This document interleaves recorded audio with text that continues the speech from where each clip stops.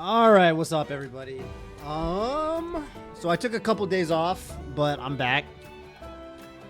Shay Rhea, what's up? Yeah, I took the weekend off, but I'm back, and we're back. Cheers, everybody. Happy Wednesday. Happy hump day.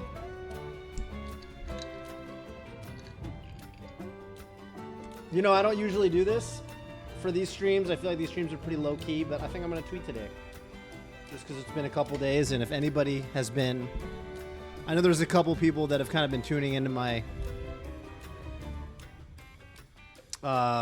this playthrough, so I feel like for those people, I just want to notify them. I'm going to put a little tweet out real quick. I love this song, by the way. This is just... Oh my god, this song's so good, bro.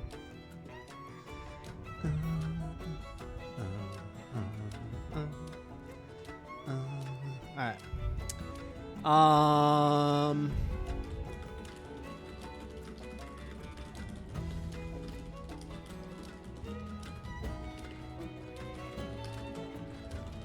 Put some emojis in that shit. They love emojis, you know what I'm saying?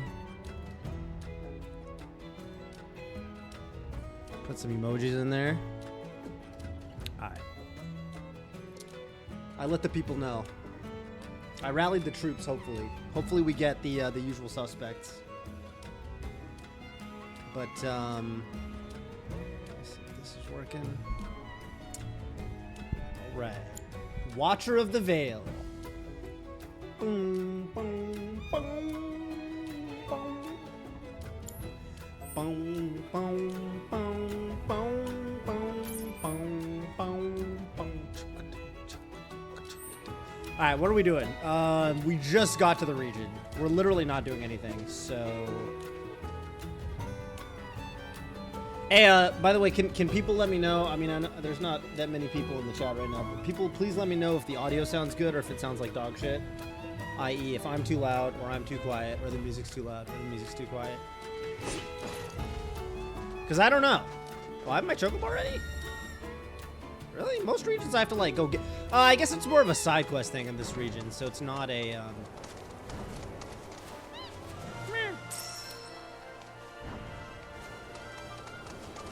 You know, it's really funny that these, like, penguin-type enemies are in this region, because they're penguins, right? Like, what are they doing in this canyon?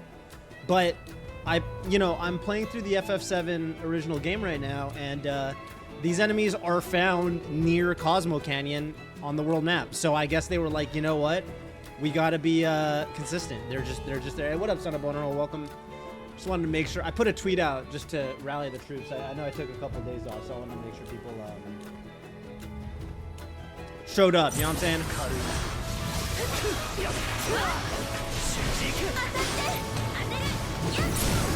Hey, so I have a question. How does this work? Like, oh, she missed. I have to be in the ward. How does ATB ward work? It's different than Remake, right? Yeah. So in Remake... So if I've been waiting for this stream, what's up, man? So in Remake, I'm pretty sure ATB ward... This reminds me, I was gonna move some settings around. ATB word in Remake, if I'm not mistaken, is when you use an ATB ability in the ward and you're not Aerith, like if you're controlling somebody else, then you steal a little bit of ATB from Aerith. I think that's how it works in Remake.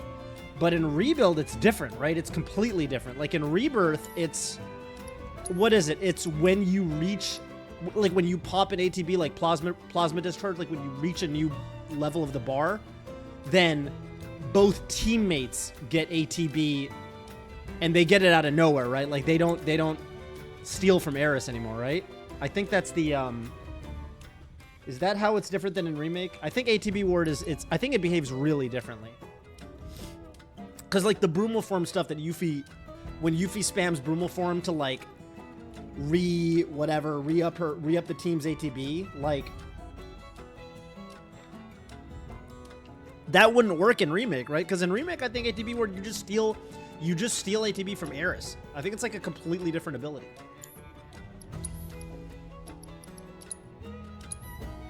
I think. I don't know.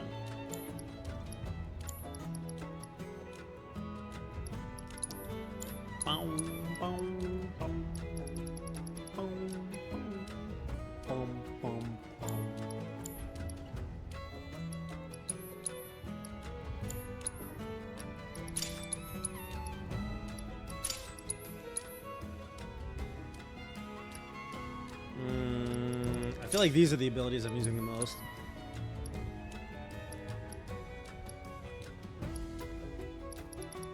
Never used Lifesaver.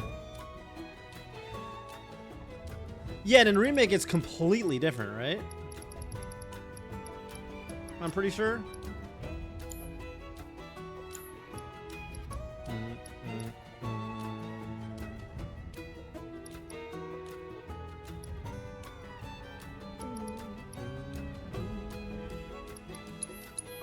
I feel like Sorcerer's Storm kind of sucks now.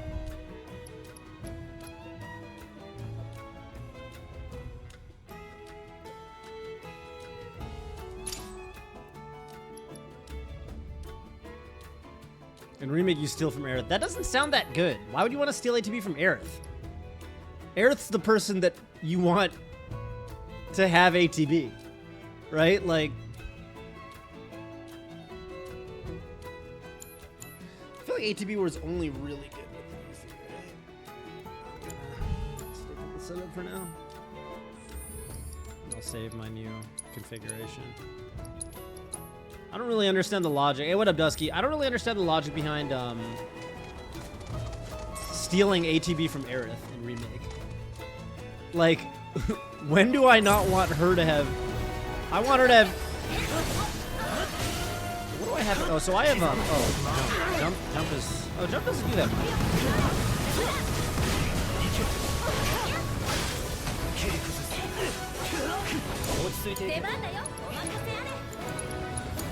I can kill him.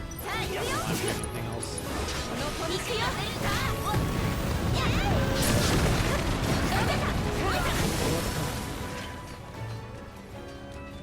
Yeah, I don't know why you would ever want to take ATB away from Aerith. Dude, I love this region. This region's really tight. This region makes me wonder, like, in some of the other regions, like in the Grasslands, Grasslands is probably the best example of this. Like, the Chocobo stops are in places where, realistically, you would expect someone to want a bus stop to exist. The Cosmo Canyon region is not like that at all. Cosmo Canyon, all the Chocobo stops are little dinky places like that. Like, what the fuck? Whoever used that in the days of the Junon Republic or whatever? Like, this one is, like, insane.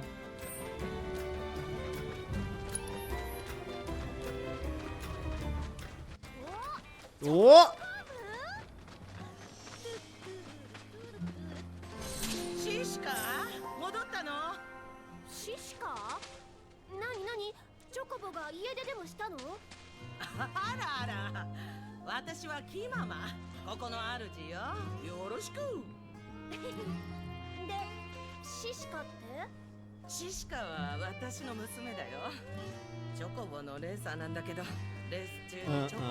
I wonder if she'll show up in the third game as a Chocobo jockey. That might happen. One of the stops here is just straight up. Yeah, that's right. Yeah, the stops in this region make no goddamn sense.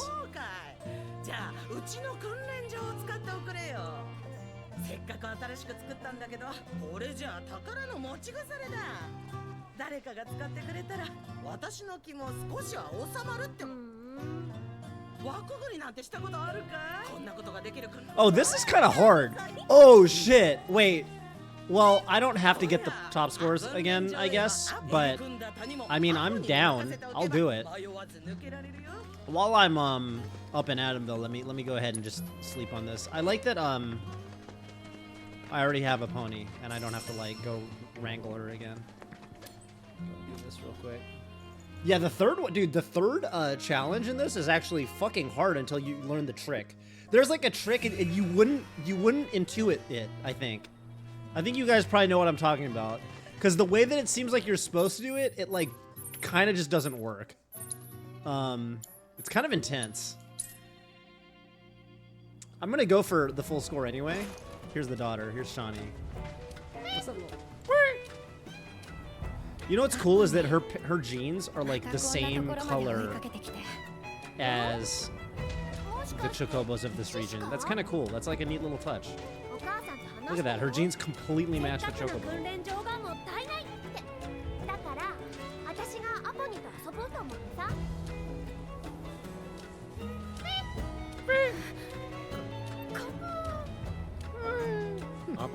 I love the chocobo noises. They tickle a specific part of my brain. The way the chocobos go, quack, and the little sad quack does. Aww. Okay, what do I do? Oh, I do this, right?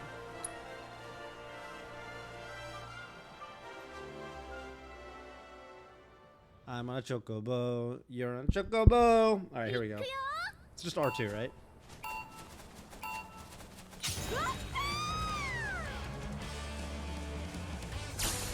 Oh, I have to hold R2. I forgot about that. Oh, shit. I've already fucked up. I forgot I have to hold R2. I forgot the controls for this shit. God damn it. Okay. My bad.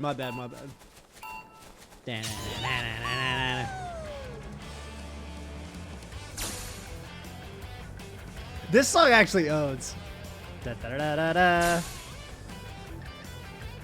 I wish this version of the Chocobo theme played during the Chocobo races. I don't think it does.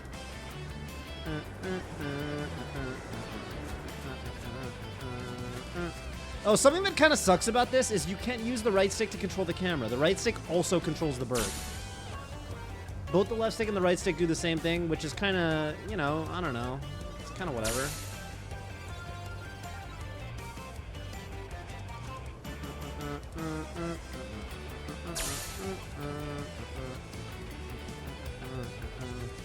I think you don't have to do too many, like, dives or whatever here. I think in this first one you can kind of just go straight, if I remember correctly. Maybe you have to dive here. No, never mind. You just kind of go for it.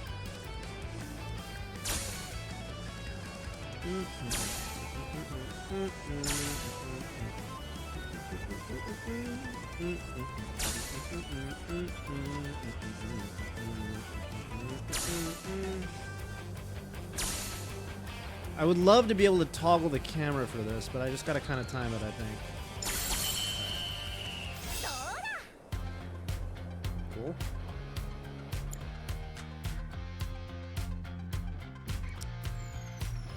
Man, I saw someone tied the world record this week for Rulers of the Outer World. I think it's like they got like a minute 21. Dude, it's crazy. Like the world record strats for all the hard challenges, it really is just ATB Ward, Brutal Form, spam Gospels. Like Gospels are still, they're still just untouchable. I feel like when it comes to speedrun. Like, I really like this dialogue right here. Cloud's an observant guy. I didn't even think about that. I was like, oh yeah. You don't get sick on a chocobo.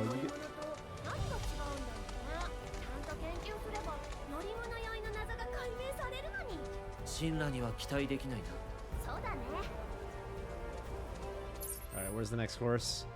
Oh, yeah. This one's kind of up here. Oh, I don't need to call it. It's just kind of automatic, I think.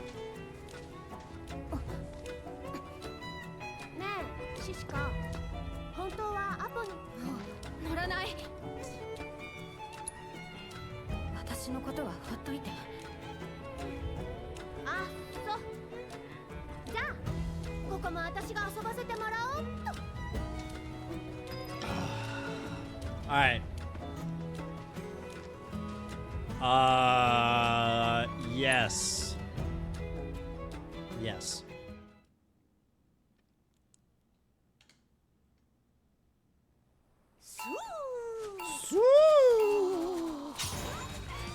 Alright, this one you gotta do some diving, I think. And there's these moving ones, which aren't too tough. You just kind of go get them. You don't really lose height for going side to side, so it doesn't really matter.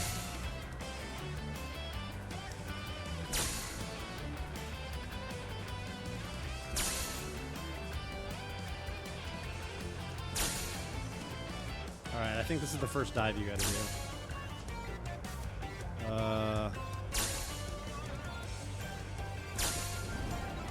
Oh! Okay, I did it.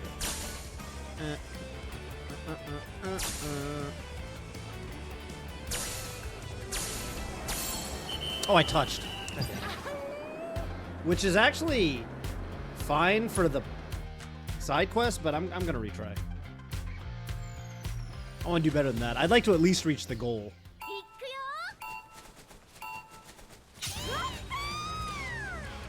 I kind of screwed that dive up because for a second I thought it was the goal. I didn't realize that's the one thing about this minigame. I wish the right stick controlled the camera like everywhere else in the game instead of just also controlling the bird. It just does the same thing as the left stick, which is kind of pointless. I don't know. I don't really know why they did it that way.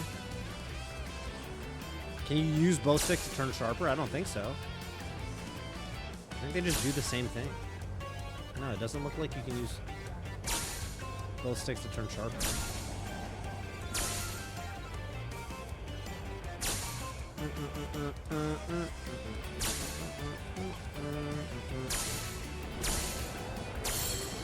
better.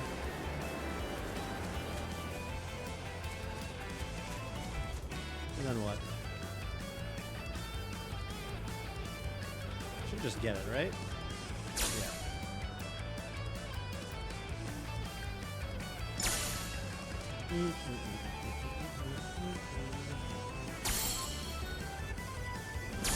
Wait, is this not the end?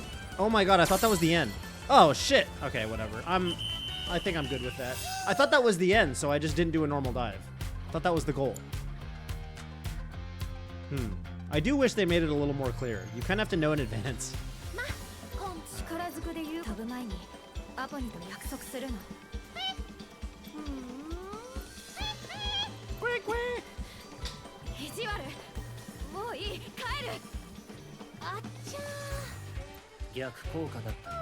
Well, fortunately, for the third course, which is harder than this course, destination, the Celestica. What the hell is the Celestica? This? What is the Celestica? Whoa. Oh, there's a cache I haven't found. Okay. I can go... It's cool that they mark that in hard mode. What the hell is the Celestica?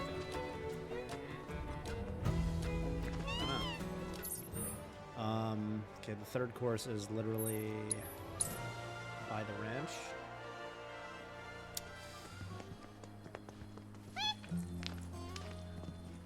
Fortunately, I did this course so much that I feel like I know it really well. Even though it's objectively harder than the second course.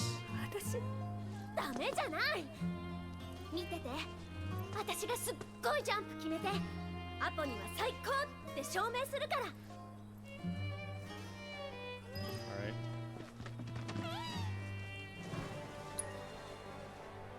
Barrier materia. Man, I don't use any of the whatever materia earrings. I don't feel like they're very good. Oh, yeah, you gotta time to start. I might have gotten it. I like to take off just as... Yeah, actually that was perfect. I like to take off just as they start to, like, diverge from each other. The two little goals there.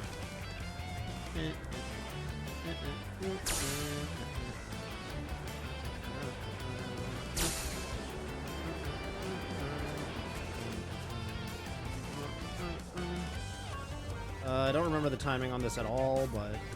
Oh, I kind of... Okay, I went way too early.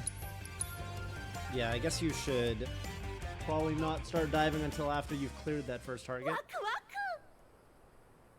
think I start here, right? I like when Yuffie says, Waku Waku! It reminds me of Spy Family. Any Spy Family enjoyers in chat? Are they working on a new season? Or I feel like they're always working on a new season of that show. I feel like that show shits out new seasons. You know who hates that show is Atrioc. Which to me is bizarre. I just can't imagine hating Spy Family. It's just not very hateable. I guess he thinks that show just kind of is mediocre. I don't know. I think I went too early. I went way too early. Dude, I keep diving way too early there.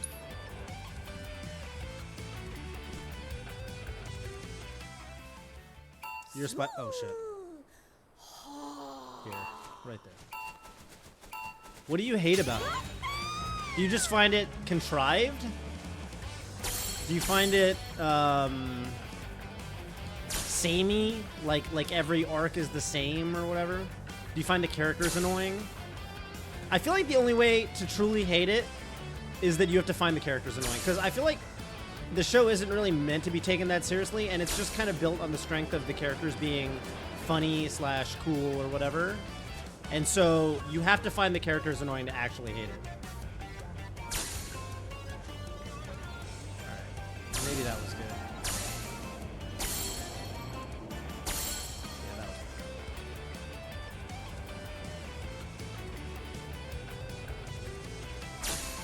Oh, I have to dive again. Yeah. Alright, this is the really bizarre part of this shit, right? You have to, like... First of all, I think you just go straight, and you basically get these. Oh, you do little dips, right? Am I gonna reach the fans? I do. That's nice. Alright, that worked out. I was a little worried there. So, all I remember is, you go here, and you do this really bizarre thing that you wouldn't expect that you have to do, which is you get these 500s, and then the problem is you actually lost a little bit of height going for those 500s because they're kind of out of the way. So to get the perfect dive, it's actually incredibly annoying unless you double back to the fans so you can hit the perfect line. And then you come back. I don't even know if I'm going to get it first try. And then there's a way you line it up with your camera that I actually forget. So I'm probably just going to miss this. I think the 300 is almost off your camera, and then you start diving. And there's a fucking monster right there, which is crazy. And then you... Oh, and I went too... So, yeah, that shit's annoying. Okay, so I thought I was going to trigger it, but I didn't. But... Whatever. Okay, so that was the idea. But man, I struggled so hard with this challenge until I learned the trick of doubling back. And you can see I almost got it first try there, so... It's overly cutesy in a boring way. There's no tension or progression from what I want. Yeah, I get that.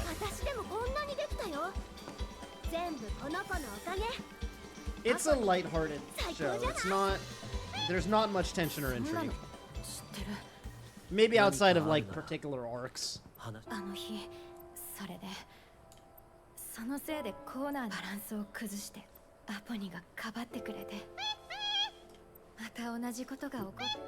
That was actually a pretty good first attempt for that third course. That third course is pretty hard. I feel like I would have gotten it pretty quickly if I kept doing it. But okay, I've already gotten it, so there's no point. There's no reward. Why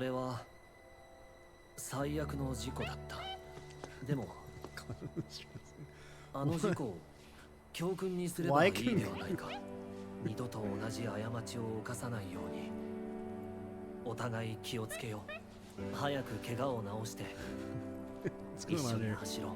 Why can Cloud speak Chocobo? Red can speak chicken. Cloud can speak Chocobo? Is that like... Has that always been a thing?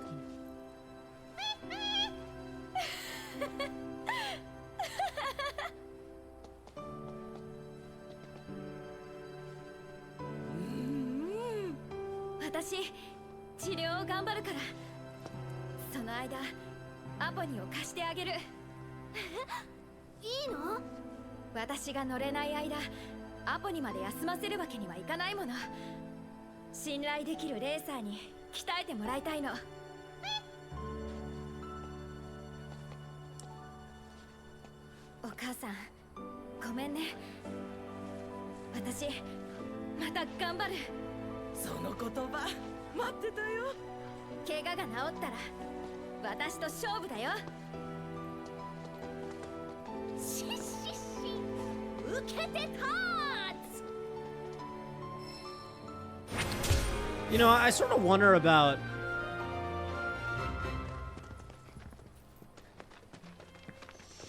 Sometimes I wonder about the economy of... Whoa, he really... That was a tough landing for Cloud. He really had a lot of landing like there. I wonder about the economy of this world. Like, what do these guys do for money? This Chocobo Ranch.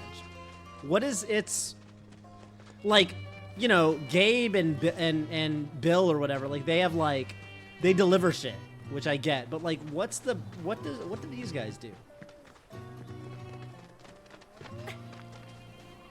What's their, like, I mean, they got this little shop. That can't be all that's keeping them afloat. I gotta get this thing.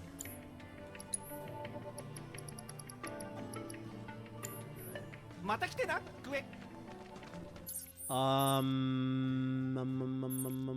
want to go here. I'm assuming this is the way to get there? It sounds like it's the, it says Capital Ruins, so. I mean, I'm in some ruins right now, so I'm assuming that's it. Guys, get out of the way. I'm assuming it's up here? Maybe? How have I not been up here? Hey. Is this not it? Looks like this is it. Where's the cache? Am I standing on the wall? Kind of. Aha! It's a really small cache. Wow, it's a tiny cache. No wonder I didn't find it.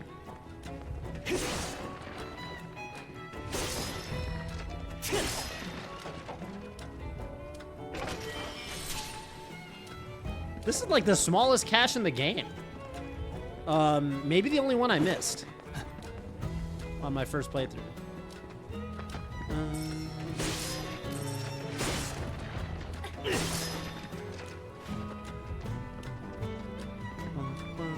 What's this way? Is this the way to the summon? It is. So I guess I was just following that owl. And I must have been so excited following the owl that I, Yo, is that what I think it is? Oh yeah, that's where the Jabberwock. I'm gonna fight the Jabberwock. The Jabberwock's a fun fight. I feel like the Jabberwock is a relatively easy fight. Maybe not. I'm gonna eat my words. Weak to fire, right?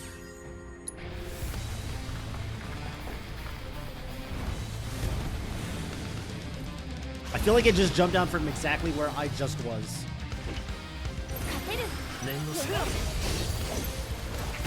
Oh, I went Punisher mode to,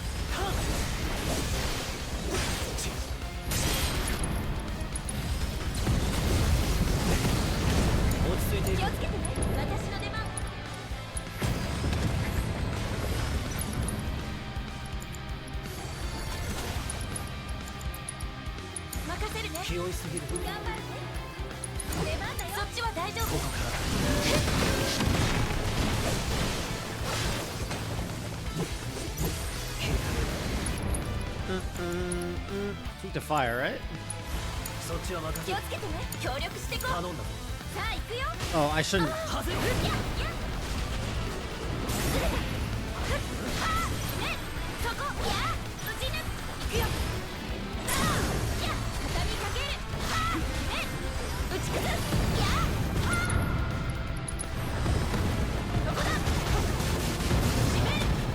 That is a fun fight. And it is kind of an easy fight. I was right. Dude, Star Shower has to be one of the coolest moves in the game. Yeah, I can't move. Okay. I feel like Star Shower, I don't use it very often. I feel like I used it a lot in Remake. I feel like I use it less. But, man, that move is dope. Was it better in Remake? Is that my imagination? Why do I feel like Star Shower is... I feel like Star Shower is better in Remake, but I also feel like maybe I just understood the game engine less. And I just thought it was better because it felt better because I didn't know what else to do. And maybe in reality, it was always kind of a slow move. Like, it's kind of like her version of, like, Infinity End. You, like, sort of use it on staggered enemies, but usually she's got better things she can be doing to staggered enemies. Like True Strike or Omni Strike. So... And now I realize that Dive Kick is just broken and you should just be spamming Dive Kick at every opportunity.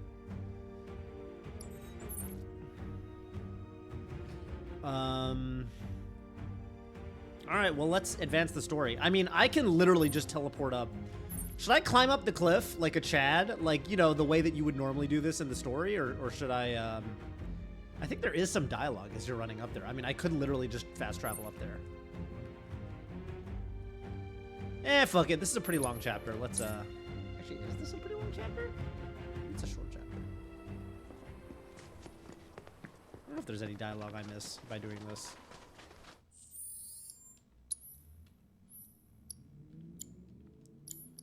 Man, this is going to be a Barrett Red 13 chapter, huh? God damn it. I just realized this is an annoying one. But I've been watching some Barrett videos on YouTube from some pro gamers, and I feel like I understand a little bit more about Barrett now than I used to. Oh, fucking goated song right here. This track is so sick.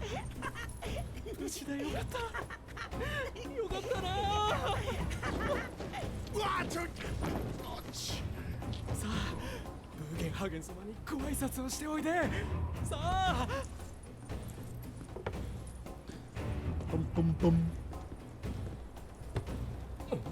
あの人たちにはほんのちょっと世話になったんだ。悪い人たちじゃないから入れてあげてよ。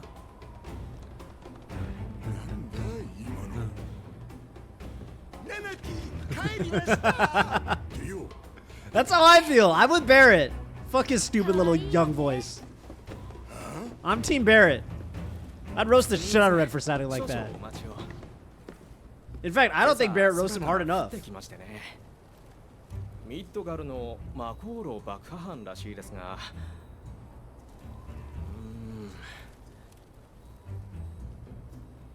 あなたたちは関係なさそうですね。七木の紹介もあるし、問題ありません。I mean, here's the thing. Nice job, Kate said. Here's the thing, though. Isn't it Cosmo Canyon? What do they care? This is like a hippie commune, right? I feel like they're anti-Shinra. Maybe they're anti-violence too, though. I don't know.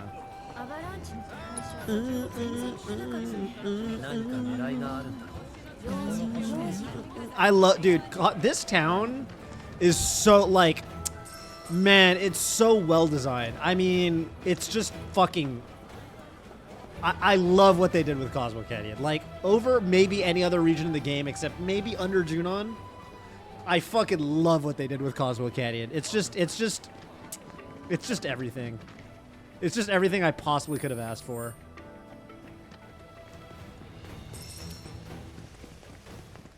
I love this, the Sildra Inn. Sildra Inn, I think, was the name of the... Dude, I always wondered why there's a fucking suitcase right here. Who left their suitcase right here? Come on, bro. This is the pianist, I think, and his husband or something. I think they got married.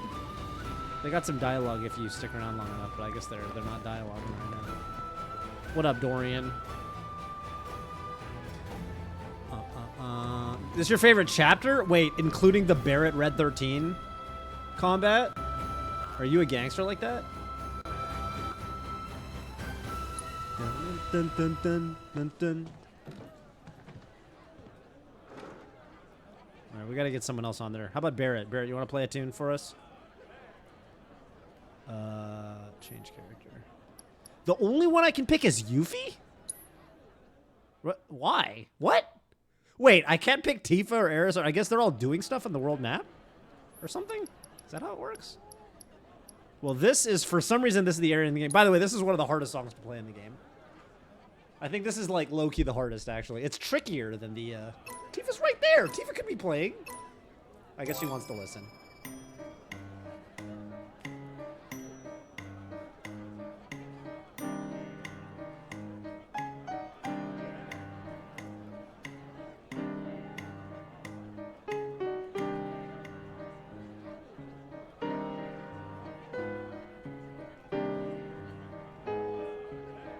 This is, you guys know this is like one of my favorite songs in all of Final Fantasy VII.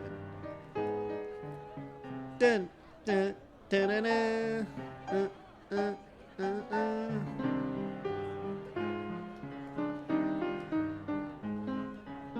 I just realized I didn't turn the speed up, and I really should have.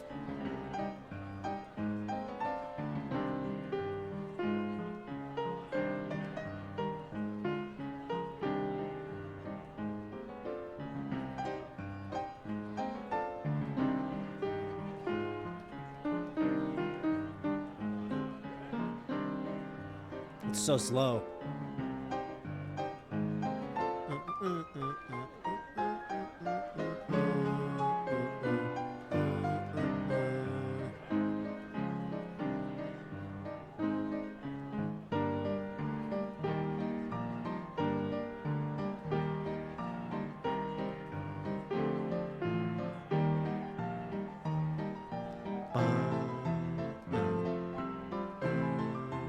I want to learn this on the piano too.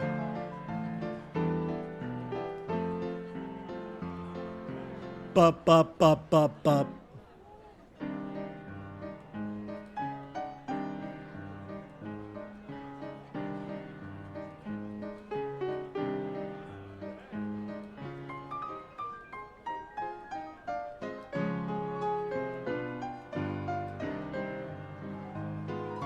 Dun, dun, dun, dun. Perfect. Everyone says that's like one of the hardest songs. In fact, it's rated. It's the second highest rated. This is technically harder, I guess. Good job, Yuffie. Oh shit, I didn't mean to switch to Cloud. I meant to get off the piano. My bad. Oh, maybe you have to switch to Cloud to get off the piano. Maybe that's like how it works.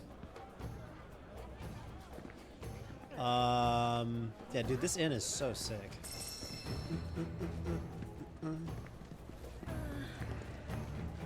Son of Bonerol, I'm surprised that you... I feel like people really have a tough time with Barrett Red 13. I know I do. Dude, I love that this hippie commune has, like, not one but 2 bars.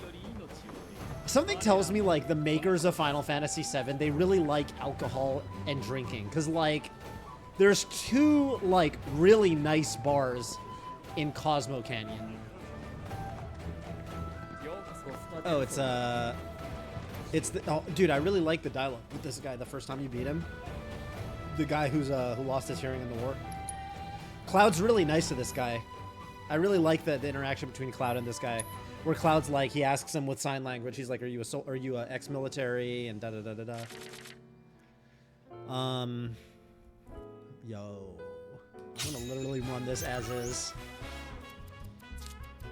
I get to do my Turk start. All right, if I can draw Alina, I'm gonna go for the full Turk setup. I'm going for it. I'm gonna go for Sang early. I should really put Cloud here, but I'm gonna put Sang here for the memes. Cloud's way better in that slot. Way, way, way better. Like, I might lose now. The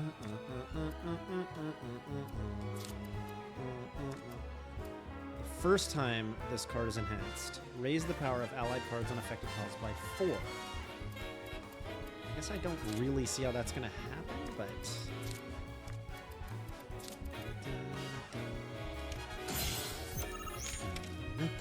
That means that if there isn't something already on that... Are you gonna destroy Rude? Oh, you son of a... That's fine. That's fine. That's fine. I'm not mad. I'm not owned. Ba-ba.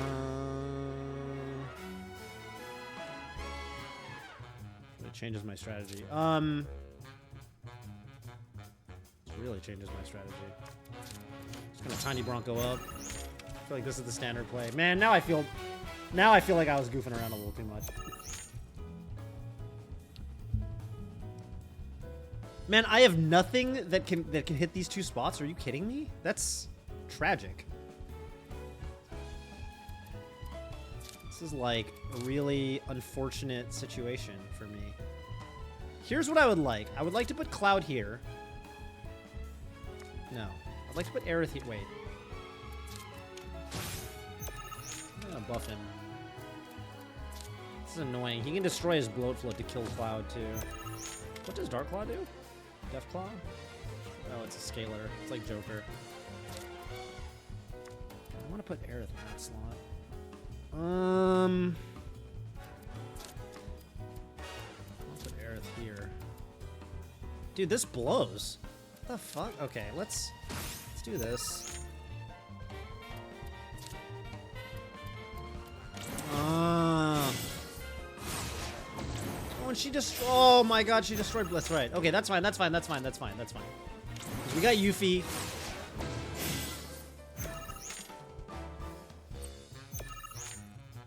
Okay, they skip, which is how do I feel about them skipping?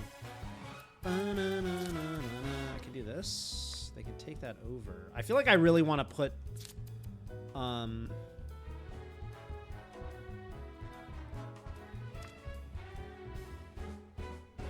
yes, I want to put something. I want to put Alina here. Yeah, I want to take that spot up. Okay, they still think nothing bad is going to happen to them. I'm going to show them the folly of their ways. Could go Emerald Witch. Let's go Dio. No, I want to take no. We want to take these squares away, right?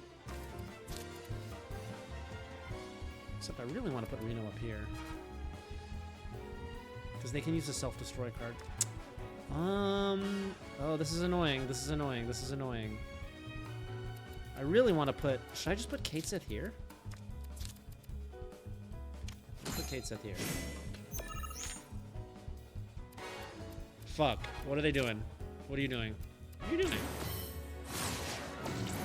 How dare you? In fact. Oh, shit. No, that's okay. That's okay. Dio's gonna come in clutch for me late game.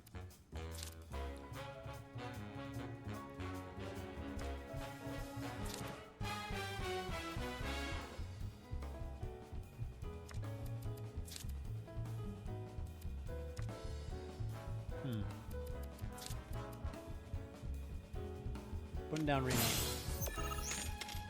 Putting down Reno. Oh my god, dude, stop! Fucking try hard, bro!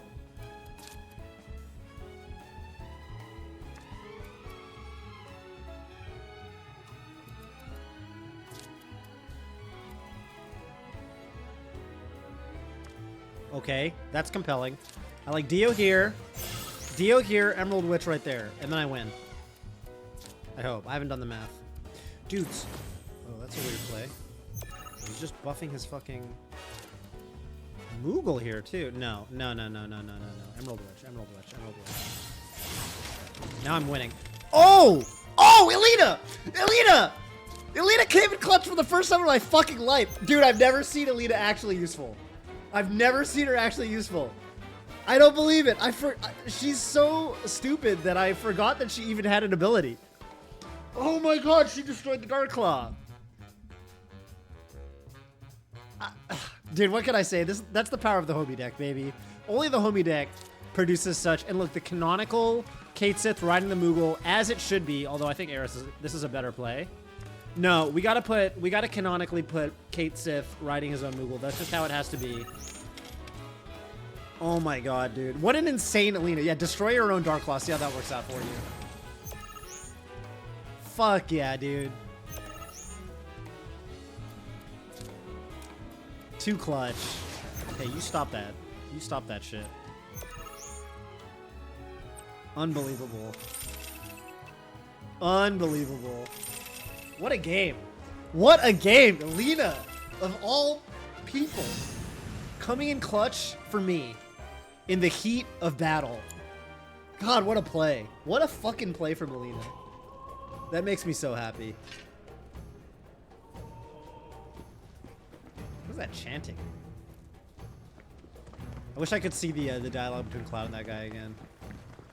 Can you reset the Queen's Blood quest? You can't, can you? It's just completed. All right, how do we get up? How do we? What up, Chadley? Oh, we go this way. This is how do you use this elevator? She's not gonna let me use it right now anyway. Dude, I swear I've come back here though, like, and the lady's not here anymore, and it's no longer undergoing maintenance, and like I can't actually ride the elevator. Like it doesn't let me hit the switch or something. I feel like it's like bugged or something.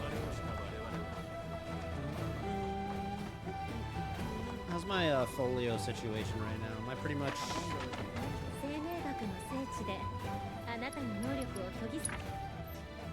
If you need anything, max HP. Oh, I might as well spend with Yuffie. Yuffie can unlock something right now. Don't really know what to unlock. Maybe max HP. Maybe United Refocus. Faithful Thief. Is Faithful Thief good for anything? Man, you know I don't use Kate Sith for shit. Dude, you know I did that Kate Sith solo challenge, Kate Sith versus the Abominable. I watched how the pros do it on YouTube. Holy shit, dude. I did not realize how strong Moogle Kaboom is. Moogle Kaboom is apparently just goated. You do a lot of Moogle Kabooming. You do Moogle Knuckle, Moogle Kaboom.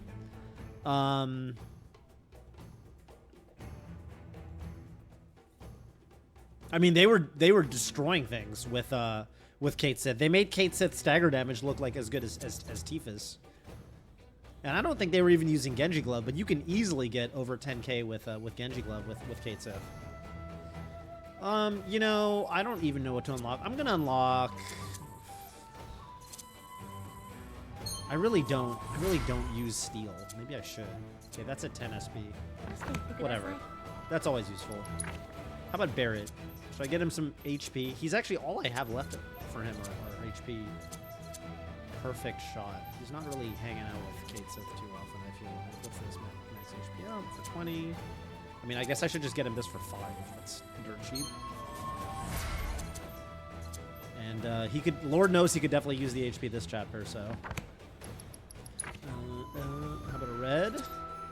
Anything valuable? Max HP up, maybe? I don't really understand that. I guess I'll get that next. It seems good. Man, I have like no synergy abilities with Kate Sith. I just don't use Kate Sith that much. I don't know what to tell you.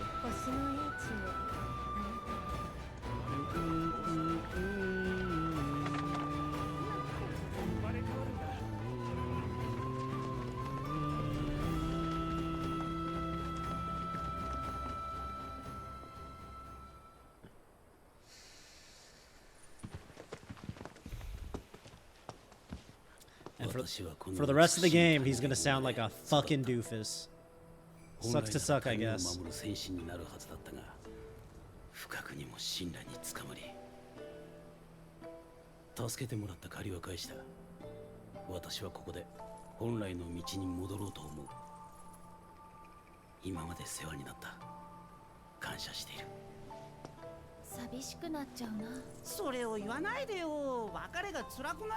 Dude.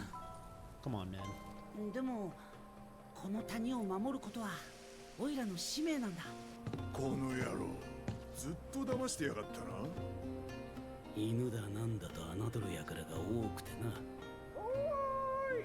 Why doesn't he roast him more? Maybe Barrett should be roasting him more. Maybe Barrett should be like, hey, you sound like a fucking imbecile. Stop talking like that. That's what I would do.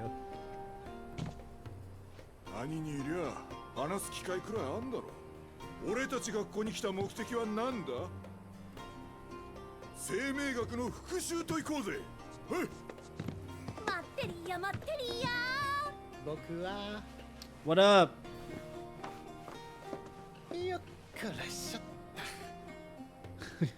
Reeve is not interested. Reeve is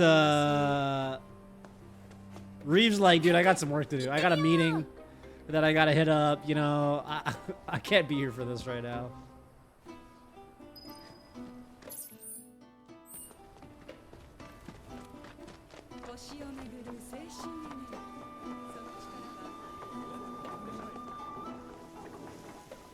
I guess we're falling red.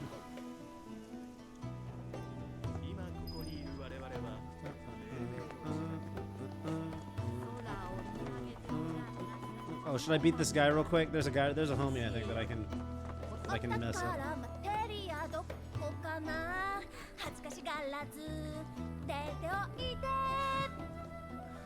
Nice. Dude, everyone's got a little riff on the Chakoma theme, man. Everyone's got a little riff.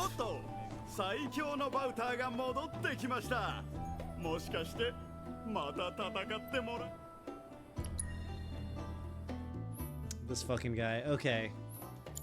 When first enfeebled, lower the power. Reaper Tail's a 1-cost card? Wow, dude, I don't remember that at all. Lower the power of enemy cards unaffected. Reaper Tail's pretty good. You just get him kind of late in the game. But like, if you're using a self-enfeeble deck, like, hang on. I've got a self-enfeeble deck. Like, I could put Reaper Tail in this deck. It's just, I guess it's just not as good as anything in here. I could put him in over the Capper Wire, theoretically. Capper Wire's probably a little better, though. Alright. Oh, I'm using my Enfeeble deck. Alright, fine, I'll use my Enfeeble deck. Fuck it. I didn't mean to, but... I was just kind of looking at it. Yeah, I like Rictus.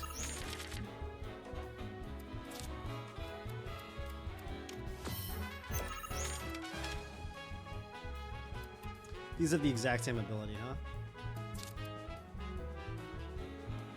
Yeah, let's get Shadow Blood Queen down. Oh, they're also doing an Enfeeble deck. That makes sense. I mean, that makes sense because they use Reaper Tail, so... The difference is I've got Red 13. Man, it's gonna feel so liberating using a non-meme deck. Now that I'm actually playing a fucking decent deck for once. Watch me lose now that I said that. Yeah, this is actually a little bit awkward. Okay, I'm gonna go here. I need to start enfeebling my cards, though. I haven't enfeebled anything. Because they're gonna take that spot.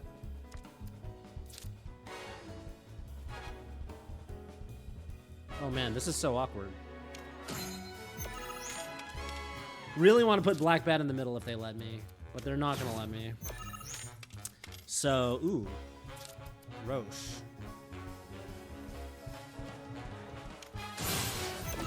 Forgot about Roche. Roche is kind of a good card, especially in this deck.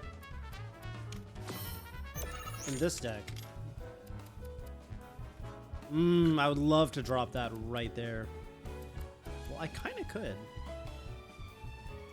But I have to destroy my Shadow Blood Queen to do that, which is totally not worth it. Although this is kind of a good play. I like this. I like this play. But first, let's... The question is, do I think they can put something here that will take this spot? Because if I do think that, then I should play Yin Yang right now. And if not, I should put something here. Are they running Valron? If they're running Valron, then I should put something here now. Otherwise, I can get away with this.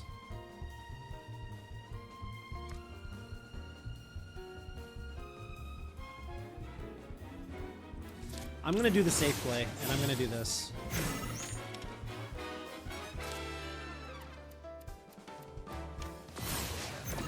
Okay, that's kind of a misplay from them, to be perfectly honest.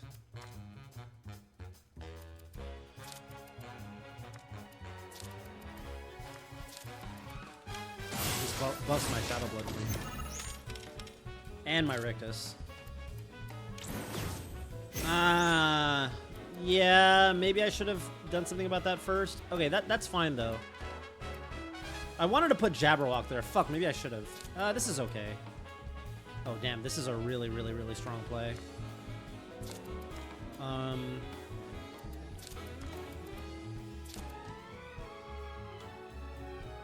can buff my Roche by playing this and then... Or no, I can put...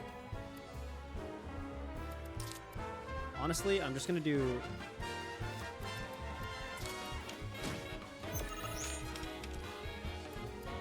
And then I can Geen attack. Oh, I'm being way too cavalier about this. I forgot that he can use like a self-destroy card to like claim this tile if he wants. Yeah, I'm being a little bit I should play this now.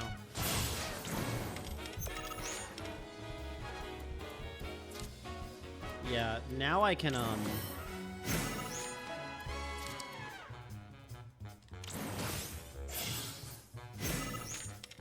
that did weaken my Shadow Blood Queen. I don't know how worth it that was. What is that? Chimera, reduce power by 2 for... Ooh. Each enfeebled enemy card. Wow, that kind of count... Oh, this is the classic. This is how you beat the Shadow Blood Queen. You run the Chimera card. Oh my god, they're countering my fucking Shadow Blood Queen the way that I... Oh, you motherfucker. You little... Hang on. I might have a massive Yuffie play right here.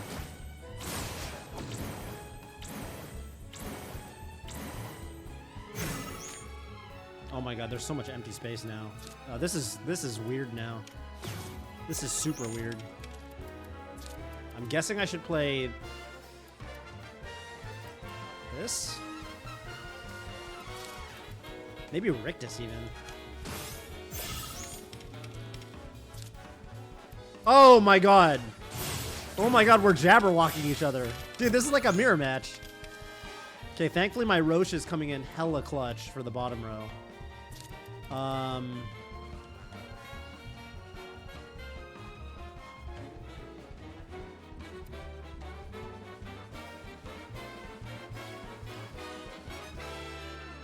I'm gonna put red here, and then I'm gonna use black bat to enfeeble him.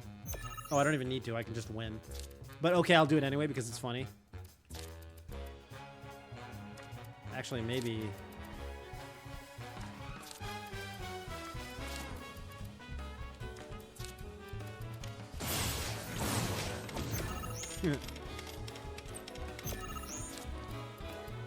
Wow, I'm out of cards.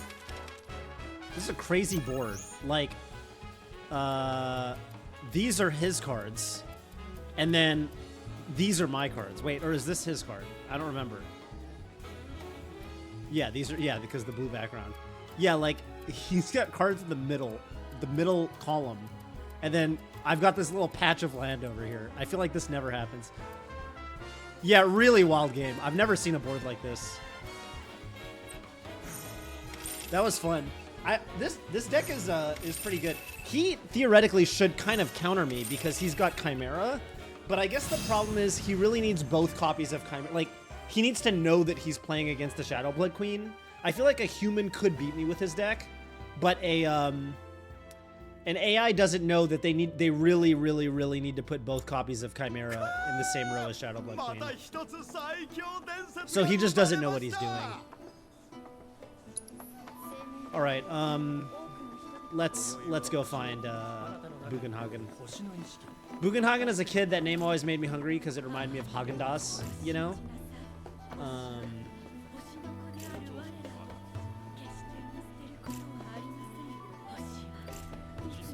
It occurred to me that don't you never even like this view right here? Don't you never go over there?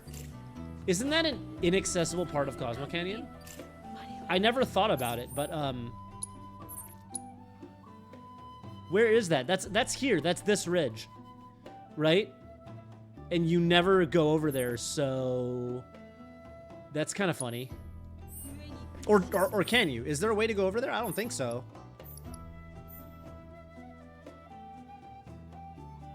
Flight of Vagrancy. Can you get up there? Because I haven't. Wait. I don't see, like, people. But maybe they don't load in until you're closer? I don't really know how that works. Wait, can you get over there? Does anybody know? Son of Bonerhole, do you know?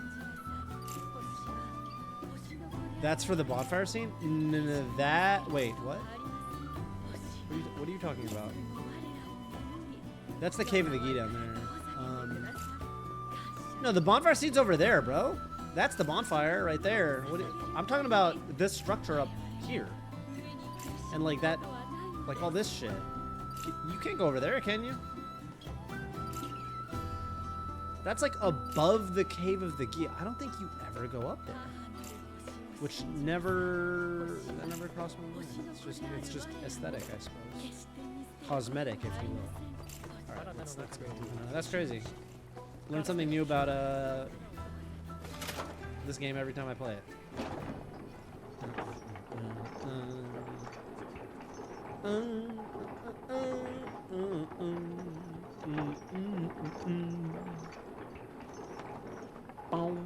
The best version of this song plays after the bonfire scene, I believe. That's when it's like the closest to the original. The original FF7 version. Hang on, I gotta drop this. I gotta drop this. Okay, not that one though. I want the big barrel. Shit, I'm hitting it the wrong way. Alright, come on, Cloud. And fuck. Oh man. This is hard. No! No, this is so unsatisfied. Cloud! No, it's it's glitching out. Hang on, maybe it'll oh, it's completely stuck. No, it's not. You can dislodge itself. Okay. Maybe I'll just bring it to Boonhagen.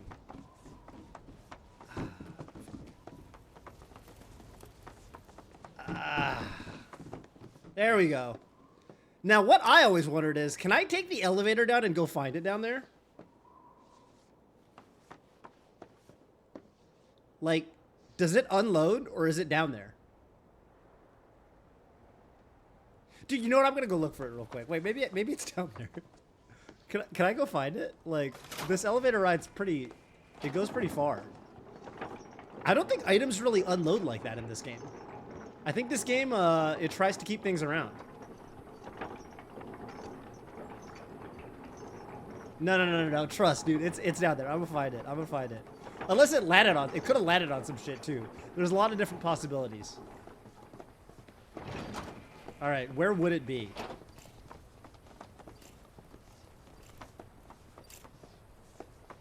There it is! Dude, what did I tell you? What did I tell you? You didn't believe me. Look at that. Look at that. Perfectly on the walkway, too. Dude, good thing, too, because if it fell down there, I don't think I'm finding it. If it was down there, I mean, I think it's over. Holy shit. Okay, so by that logic, but I don't think I can push it anywhere meaningfully. That's so sick. That's so sick that that it's just down here. Look at that. It just looks like it belongs there now.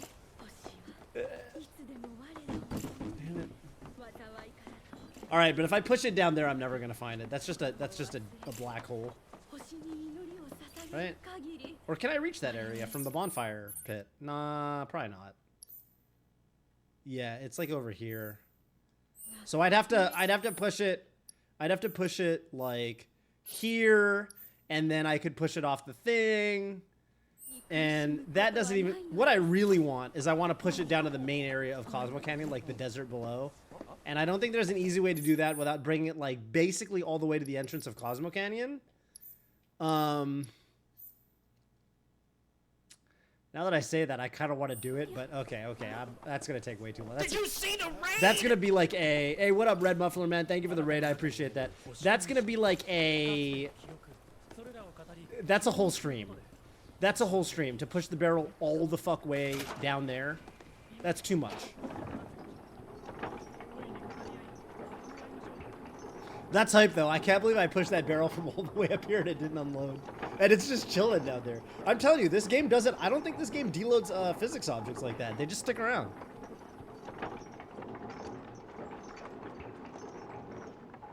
For people who just came in from the raid, welcome. We're just playing some FF7 Rebirth hard mode. I've beaten the game once. You have to beat the game once to unlock hard mode. And we were just kind of popping off because I pushed like a barrel off this rail. And it looks like it should just fall and probably deload because the fall is so far. But then I went and I found that exact barrel down there in the town area of Cosmo Canyon. So yeah, that's pretty hype. You learn something new I learn something new every time I play this game. Dude, I fucking love what they did with Cosmo Canyon, man. This area is just so beautiful. I've been to the Grand Canyon too. I mean, it's like this. There's less windmills and, you know, whatever hippie commune equipment, but all right, peace out, man. Thank you for the raid. Bugen Hagen, man, his like little dude. If you've played the original FF7, which obviously I love, man, I love what they did with Cosmo Canyon. This region in particular looks so good. 少しばかり星には詳しくてな。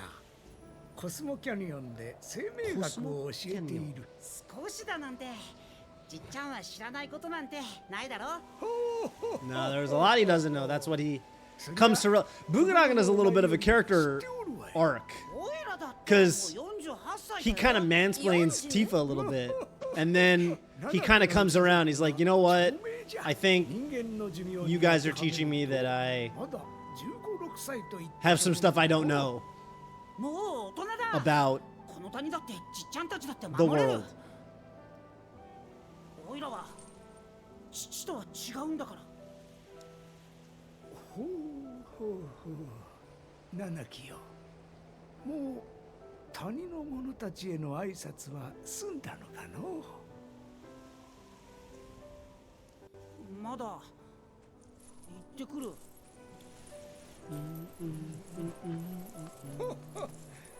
失礼したの。よければ中も見学していくといい。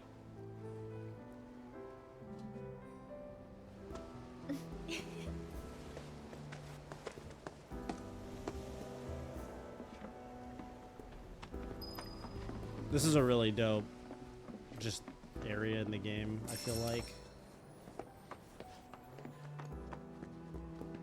ようこそ七木のご友人方。Oh, oh, oh, oh, oh.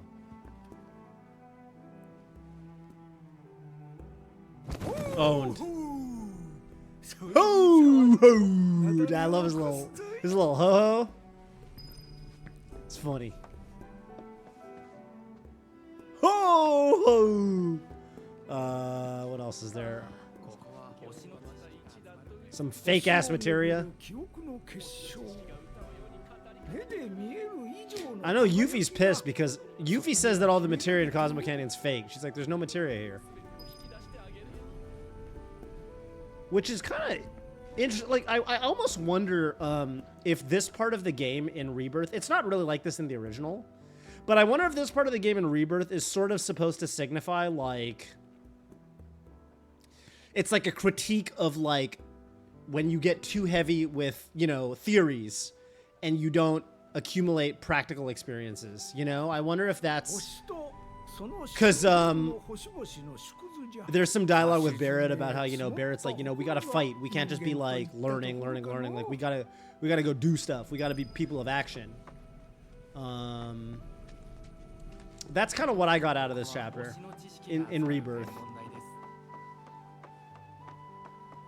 You know, it's not really like that in the original. In the original, Bugenhagen's laboratory, and I'm assuming they'll do this in this game too, but this is where they store the master materia, or the master materia. So it looks exactly the same. Is Slayer like the best character? Slayer looks broken.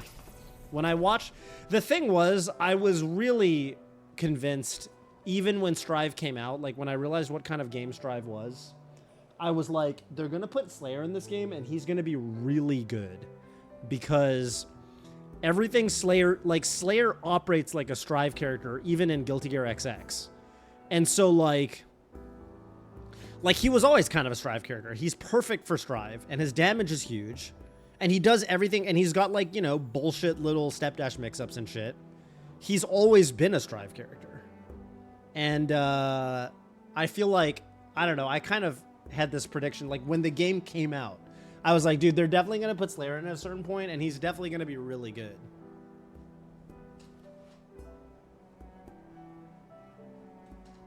Feels like his mix-ups are unreactable. I mean, I feel like that's a lot of characters in Strive. Gold Lewis is considered to be the strongest character. Man, thank fuck I don't play that game anymore. That sounds nightmarish. Dude, big body characters can never be the best. And when I say can never be the best, I mean if they're the best, the game sucks. I'll just always stand by that.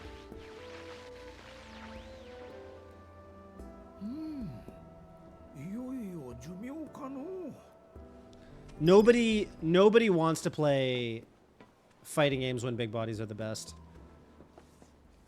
And I have a little bit of a hot take here. I think even a lot of big body mains, like the people that play big body characters, they don't usually even want their characters to be the best character in the game.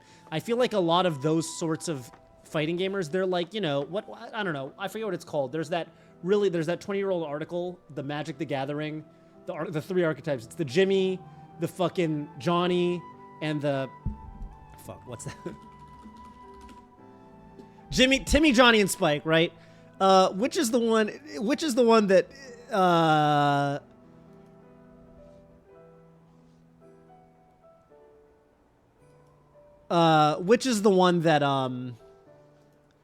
whatever. I always forget which one's which. But my point is, like, is it Timmy that's just like, oh my god, big fucking thing, or whatever? Like, big body players are typically Timmys or Johnnies. They're never Spikes. And so the reality actually is the sorts of people that like want to play big bodies, they're not really the sorts of people that want to play the best character. And what ends up happening is if there aren't any patches and the big body character is the best for a really, really, really long time, then that character's identity gets overrun with the Spikes, aka the tryhards. And then the big body enjoyers get pushed out of their own niche. It's kind of like how in Smash 4, you know, like there were these like DK mains through all of Brawl and Smash 4 or whatever, and they're like Donkey Kong enjoyers. And then all of a sudden Donkey Kong actually has a place in the top, I'm not going to say the top tier in Smash 4, but like he occupies sort of a niche where you can use him as a pocket character and he's really, really, really strong at what he does. And now the best DK players just Tweak, who uses him in tournament. And like the DK, like all the DK enjoyers, the big DK enjoyers that everyone like followed or whatever and love to watch that are doing all this goofy stuff, they're just completely irrelevant now. Because the people who actually play, I don't know. That's my take on it. And like the sorts of people that play big body characters, I feel like they want to outplay. They're the same sorts of people that go on YouTube comments and go, oh, it's not even honorable if you win with the top tier. Like if you win with the top tier character, you just won at the character select screen. But you got to outplay those characters. You know, that's how you win. Like that's how you really win. That's like what they wanted. Like that's their identity as like a gamer. So like you don't want to take that away from them by making their character top tier.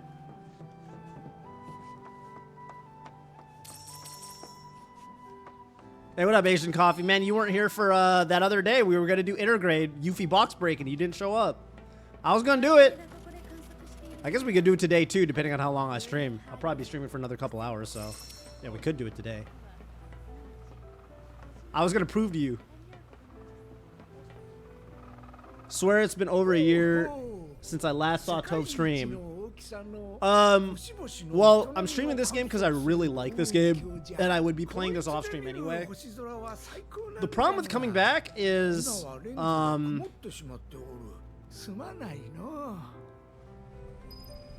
I either need to be making a lot more money than I would be just streaming Melee stuff, i.e. I need to go full fucking sellout, or I need to just fucking accept that streaming is a total hobby. And I think I was kind of in the middle for a really long time, because the reality is that, like, you know, even if you've got 10 or even if you've got like 1,000 or 2,000 subs, I live in San Francisco and I don't know if you've seen, you know, Twitch's payout structure versus the rate of inflation, but I got married and I had to think long and hard, and then Golden Guardians shut down, and I had to think long and hard about what my life would be like if I actually committed myself to streaming and content. And I realized that I'd have to get incredibly lucky and also sell out incredibly hard. Like, I'd have to do both for even a chance at having it be a sustainable thing. Like, if me and Karen have a kid, I can't be a full-time streamer. So I think it's going to be a hobby, and I think it's going to be a hobby that I do for a really long time, but I think it's probably only going to be a hobby. You know what I'm saying? Can I ask you a stupid question about a Japanese line? Yeah, sure. Yeah, hit me.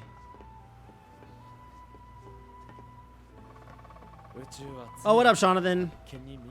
Yeah, well, you know, it's just, it's tough with Melee, is the thing. It's tough with the shit that I like to do. I actually think my best chance of being a streamer, doing what I actually enjoy. Okay, guys, I just want to be real. Can I keep it real with you guys real quick? You know how it probably feels to everybody? Like, I've been just kind of talking to the chat and running in circles for the last 30 seconds or so while saying my thoughts about streaming and stuff. And I'm just kind of doing this aimlessly while I talk. That's actually not the case. I'm looking for the staircase to go down, and I can't find it.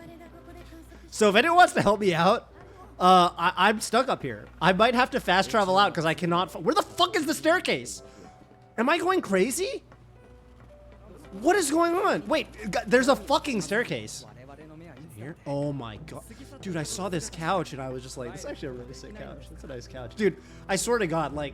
I want whoever did the backgrounds for this game, sorry to keep bouncing between topics, whoever like did the fucking layouts of just the environments in this game, I want them, like if I'm ever a billionaire, I'm gonna figure out who designed the backgrounds for this game and just hire them to decorate my house. Like, I don't know, man, it's just so like, everything feels so,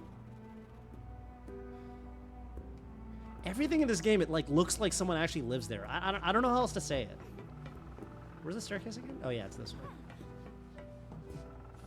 Near the smelloscope. Majikansha. That just means they're really thankful, you know?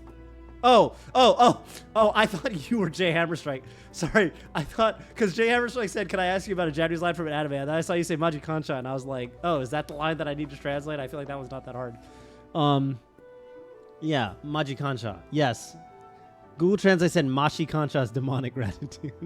Yeah, Maji. Maji means like hella. Maji. Yeah. Maji. It's usually written in I usually see Maji written in katakana. But I guess now that I say it out loud, there probably are kanji for Maji, huh? It's probably the what is the kanji for Maji? Or does it stand for something? I don't know the etymology here at all, actually. It probably has... It's a colloquialism. Where did it come from?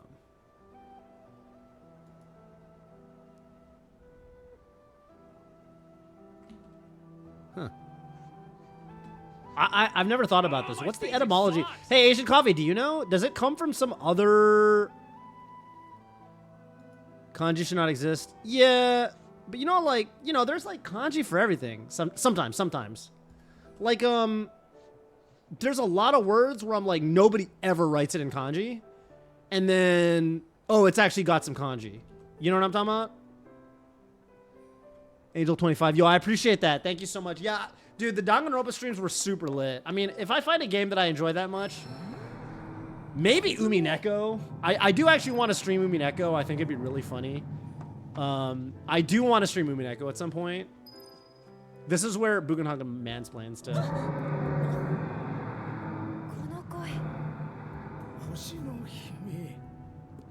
I think my plan is whenever I'm feeling inspired, I'm going to make YouTube videos, but it's going to be hard for me to be a regular-ass streamer.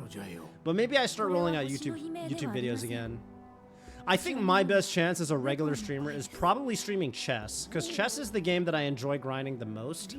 The only problem is I'm not that good at chess in the grand scheme of things. Like, I don't have the skill aspect at all with chess. I mean, I kind of do, and I know there's some pretty decent content creators that are, like, not actually that high rated.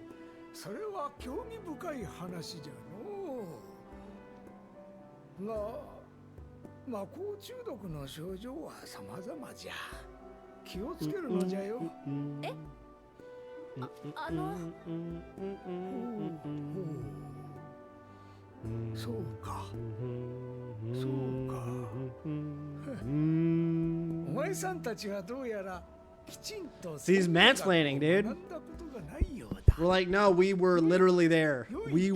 She was swallowed by a weapon. She was in the belly of the beast in the most literal manner one can imagine. And he's like, oh, you guys don't know anything. It's like, dude, come on. But he comes around. Props to Bugenhagen. Within the span of 24 hours, he comes around. Like, you're leaving this room, if I remember correctly. Like, he does his little spiel, which, by the way, this is a very beautiful cutscene. But, like, after this cutscene, if you talk to him by the staircase, if I remember, he's like, you know, maybe I'm too old school. 最新型が死んだ本社にあるらしいが、これは Way too long with long lulls. オリジナルじゃ。 Yeah, that's a decent point. では始めよう。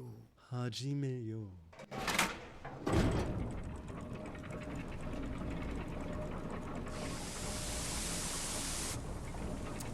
Yeah, the thing about Danganronpa's got 3 unique things going for it. 1, it's batshit insane.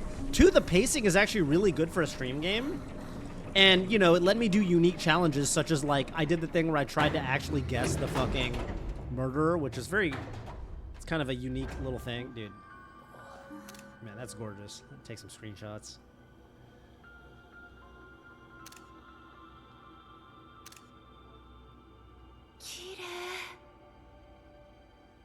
Oh! 驚くのはまだ That's 早 pretty い。 funny. 流れ星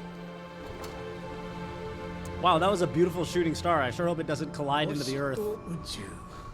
そこに Summoned by the black materia. その仕組み。命の流れを知ることは生命学の基本じゃ。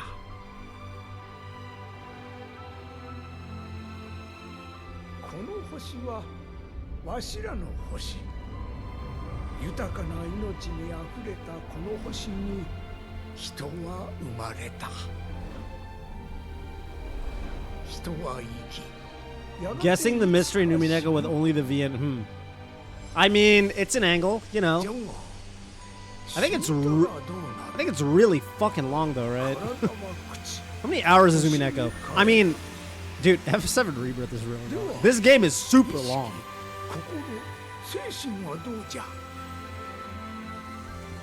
This game, like, I think the fastest anyone has platinumed FF7 Rebirth is 90 hours. Anyone. That's the record. I think on average, if you're a completionist, it's 150 to 200 hours. I leave my console on more than I should, so my hour count is like getting into the deep 200s, but... Yeah, bro, like... I think you can't 100% speedrun this game. I think you physically can't. I'm pretty sure. This game is so much fucking content. Like, this game really, really, truly... It does boggle my mind. I really can't wait to see what they do with the third game. Like, I cannot even begin to explain how impressive this game is. There's so much fucking content in this game. Umineko's the longest? Longer than Fate Stay Night. I know Fate Stay Night's pretty damn long.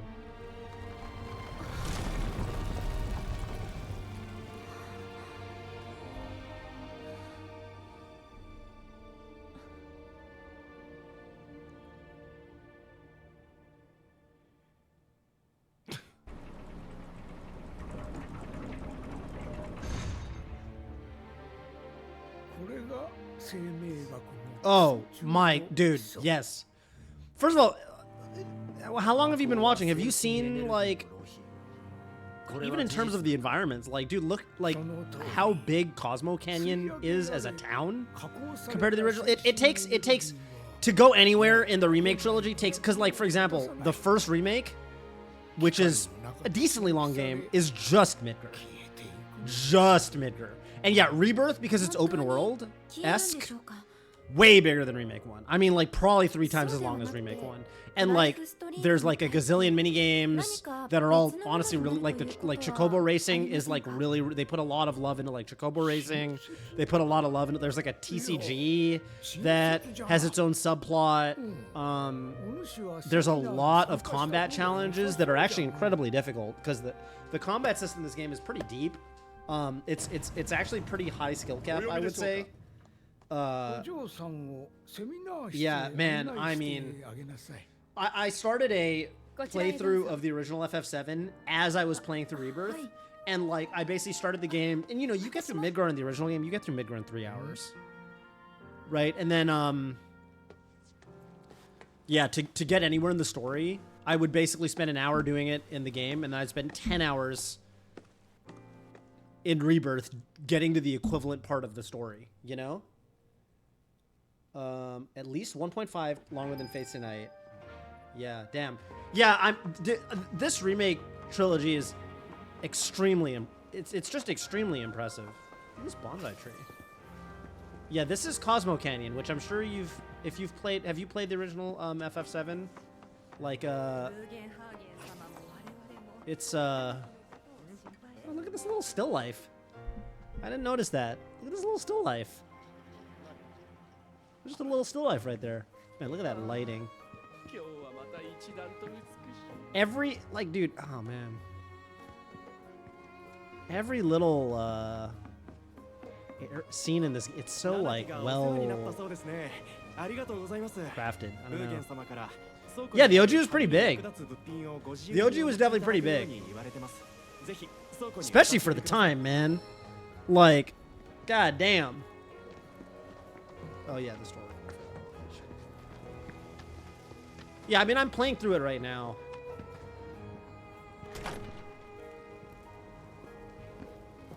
Banana scene. Is Melee alive and well still? Yeah, Melee's doing fine, I would say. It's just, it's got a little bit less money. Because, like, there's no more Beyond the Summit, which sucks. And, you know, a lot of esports teams imploded, like Golden Guardians and CLG, which has nothing to, that actually had nothing to do with Melee. It was just all a, actually, even Beyond the Summit had nothing to do with Melee. Like, Beyond the Summit imploded because of Valve. Valve selling the rights to streaming certain things for Dota. When they'd historically gone with Beyond the Summit, they went with another organization. Golden Guardians imploded because the Golden State Warriors wanted to pull out of the LCS because League has been on a decline. League of Legends, CLG same way. So, yeah, I mean, I would say the scene's been, it's been rough if you're, like, trying to make a living doing it, quote unquote. But, like, it's not Melee's fault. Melee just kind of got caught in the crossfire, if you will. You know what I'm saying? Melee itself is doing great. I would say that the level of play is higher than ever, and the top players are just as hungry as they've ever been. But, you know, it's gonna be a lot harder, I think, for people to pretend that they are gonna comfortably support themselves with just Melee, which was sort of a dream that we had for, you know, most of the 2010s, I suppose. Most of the Evo years, let's say. Thanks to various circumstances. I'm not gonna lie, I don't really know what the word co-op means. Like, what does it mean that they became a co-op?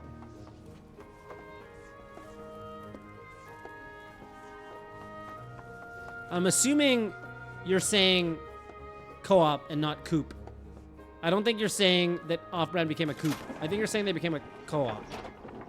Employees own the business and make the decisions.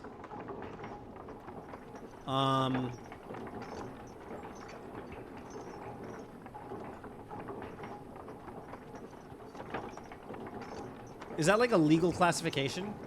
I actually don't know how those work.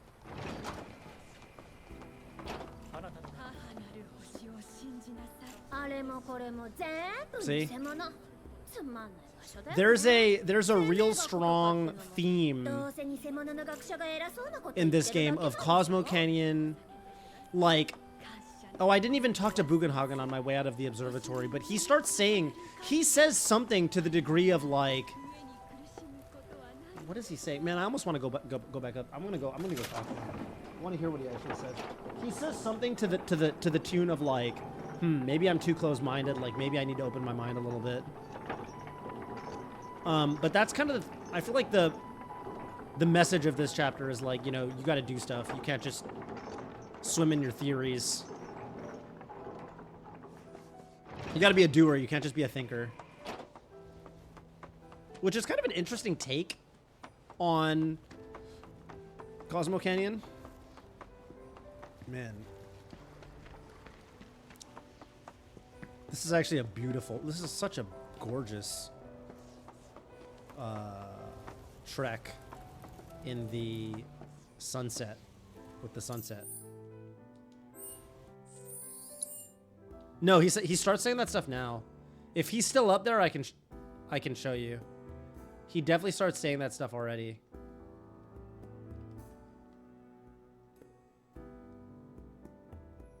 Take a little photo for the, you know what I'm saying? I gotta hide the, do like that. Got some little photos.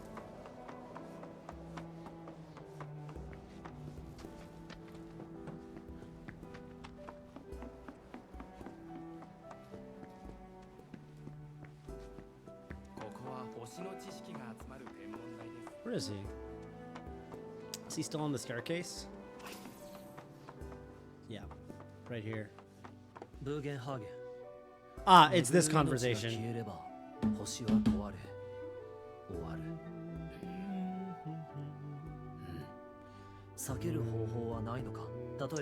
Well, I can fast travel. Do I have to walk through all that landscape? Depends. Depends if you want to. A lot of stuff is just for side quests. So if you're just making a beeline through the... See what I'm saying? If you want to make a beeline for just the main story, then yeah, you definitely can just not... You can skip a lot of stuff. But I've explored every region fully. Again, I'm on hard mode, so I've beaten the game once.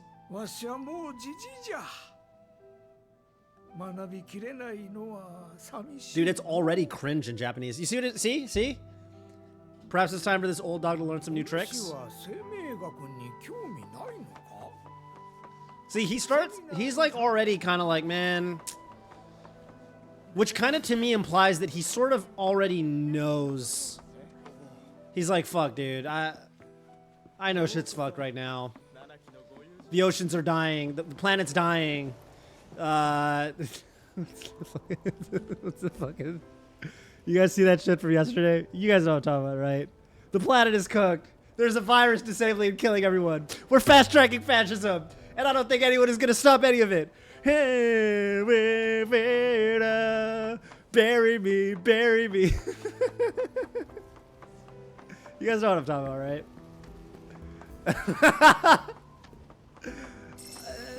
The better version of that is the Northern Line one. Northern Line's like, bury me, bury me. What is that song? That song's kind of tight. The animals are leaving.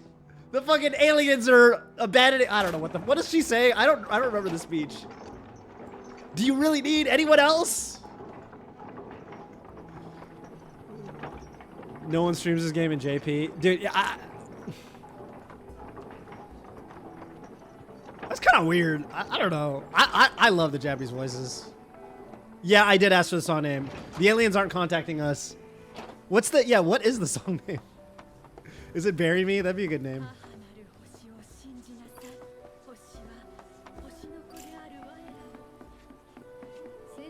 The kill by 30 seconds to Mars. Alright. Cool. Now I know.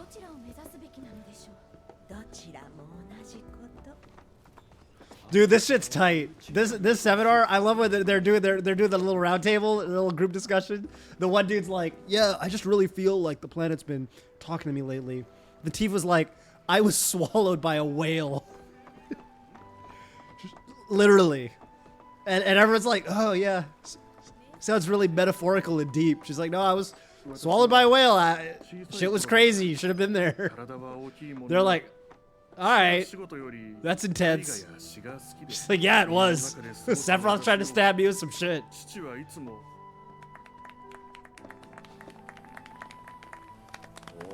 This scene really made me like appreciate Tifa.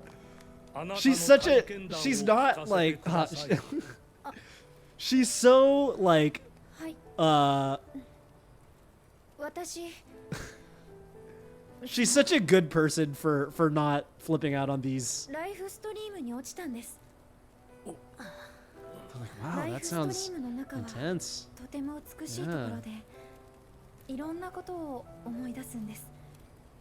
誰かに優しい気持ちになれたり So Cloud is going to fall into the live stream in the third. Hey, I have a remember. Remember? Why did I say it like that? I have a question about the because I don't remember. I have a question about the original FF7 because I don't remember this part of the game. When Cloud falls into the live stream, is that what makes him remember the truth, or is that the end of when he's catatonic, or is that the beginning of when he's catatonic? Because I remember there's a bit where he's like in a fucking wheelchair and shit. Is it falling to the live stream that snaps him out of that? Or is it falling to the live stream that puts him into that state in the first place? Does anyone remember? Like, does anyone remember the plot of FF7 better than I do? Because I remember the events that happened. I just don't remember the order they happened in. You know what I'm saying?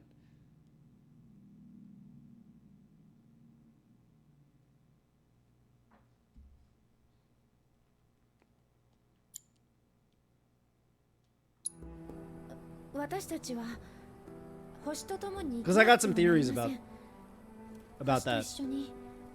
Do you guys remember? 立ち向かうべきなんです。でも戦い方がまだわかりません。ここでわかると思ったんですけど。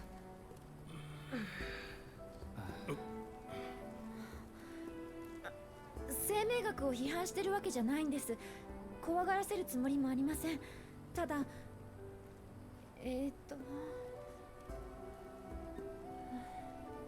ごめんなさい。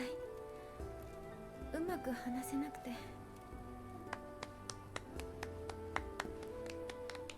I did listen to 30 Seconds of Mars back in the day. Son of Boner Rolls played FF7. Somebody, come on, somebody help me out. I know like 2 of you motherfuckers have played this game. When I say this game, I mean the original FF7.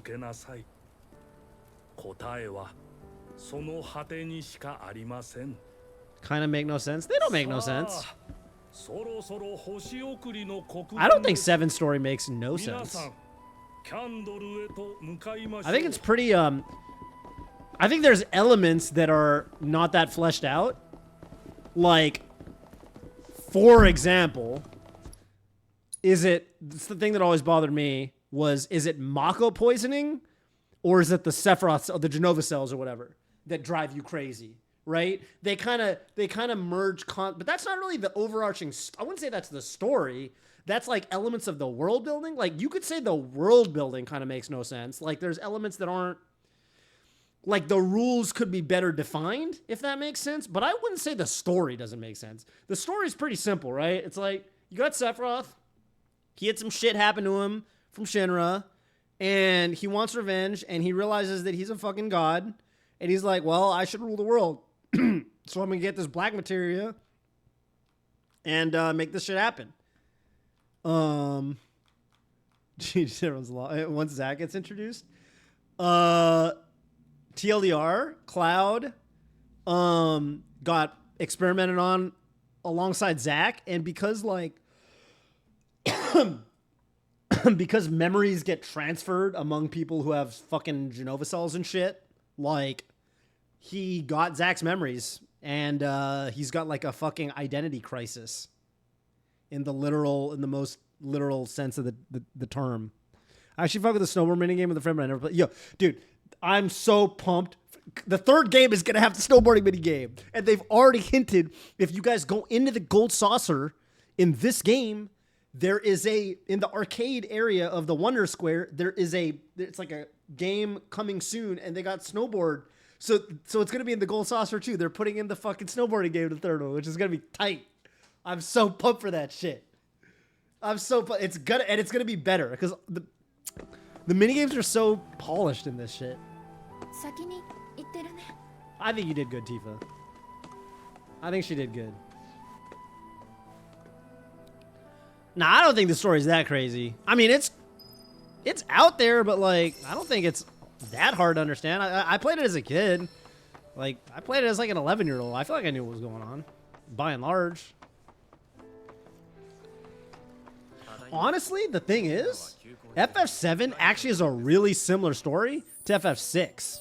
6 and 7, because like the parallel is like you got the Empire, which is Shinra, and you got the Emperor, which is President Shinra, and then you got Sephiroth, who's Kefka, and they go around their superior basically, and while the Empire or Shinra is trying to get the power to fucking control the world, the rogue agent, which is Sephiroth or Kefka, they get some godlike power from, you know, whatever the source of that power is in their respective universe. And they, you know, basically try to take over the world. And Kefka gets a little bit further in his plan than Sephiroth does. But, you know what I'm saying? Convoluted. Convoluted is a good word for sure. But, hey, man, where the fuck is... Nobody answered my question. Has anyone played FF7 recently? This is like established. Cloud goes catatonic at one point. They got to push him around in a wheelchair. I'm just wondering, does that happen before or after he falls in the live stream? That's my question. Because it's like, that's it. Those are two things that happen. And I'm just wondering which one happens before the other. Does anyone remember? I mean, if you don't, you don't. I just was hoping somebody did. Maybe I'll look it up later. Or I'll get to that part of FF7 eventually. You know what I'm saying?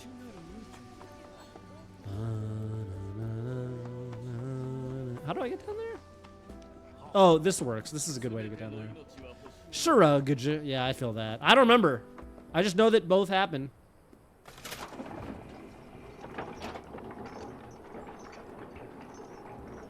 Cloud falls in the live stream with Tifa when Ultima Weapon attacks him with the... Oh, yeah.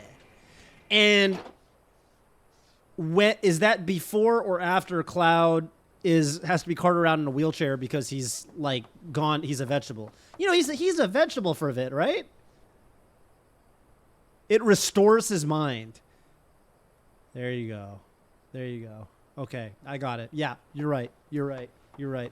So yeah. So the Tifa font in the live stream in this game is kind of a shout out to that. It's a nod to that. Like the fact that when you're in the live stream, you get hit with like fucking memories and shit. Like it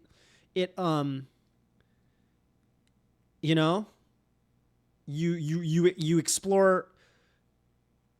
It's like I got to imagine it's just like mushrooms or whatever. I've never done mushrooms, but people talk about them. I've heard people talk about psilocybin or whatever. Like if your brain is like an ocean. I've heard this phrasing from somebody. Your brain's like an ocean and there's all this water. And when you take mushrooms, which I've never done, but I'd like to, but I've never done it. It's like it drains all the water out and you can walk around on the floor of the ocean in your mind. That's how it's been described to me. That's how it's been described to me. And I'd like to think the live stream's kind of like that. You're walking around on the floor of your mind. You know what I mean? And I feel like for Cloud, that's what snapped him out of Seth Puppet. Going to live stream and seeing his memory shows him that he's a real person too. Right, yeah. See, and thematically that makes sense. That's cool. That's cool.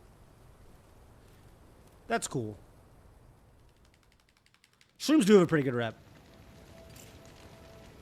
There was one time in my life I was going to do shrooms. Beautiful scenery right here, by the way. There was one time in my life, it was in college. I had them in my I had them in my refrigerator. And there was a Smash player who I'm just trying to figure out how to tell this story without throwing shade at anybody. Well, there was a Melee player who stole them. There was a Melee player in my local scene at the time who raided my refrigerator and stole them, and I think sold them. So that was pretty fucked up of him. So I never got to do them. That's the story. I was pretty pissed. I think he falls in the live stream once. I'm pretty sure. I don't think he falls in the live stream after the Northern Crater. Unless he does.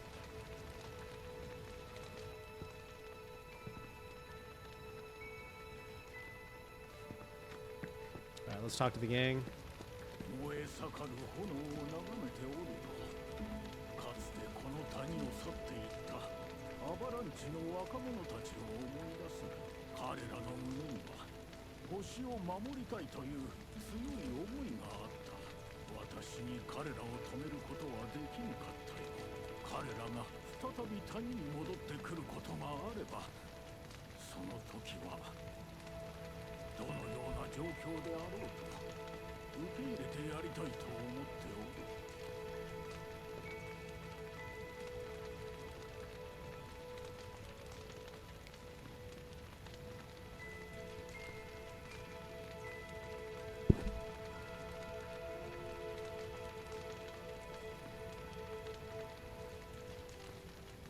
燃え盛る炎を眺めておると、かつてこの谷を去っていったアバランチの若者たちを思い出す。彼らの胸には星を守りたいという強い思いがあった。私に彼らを止めることはできんかったよ。 Because he has Mako poisoning when he becomes wheelchair cloud, then they fall in to restore his memory. Yeah. Yes. Yes.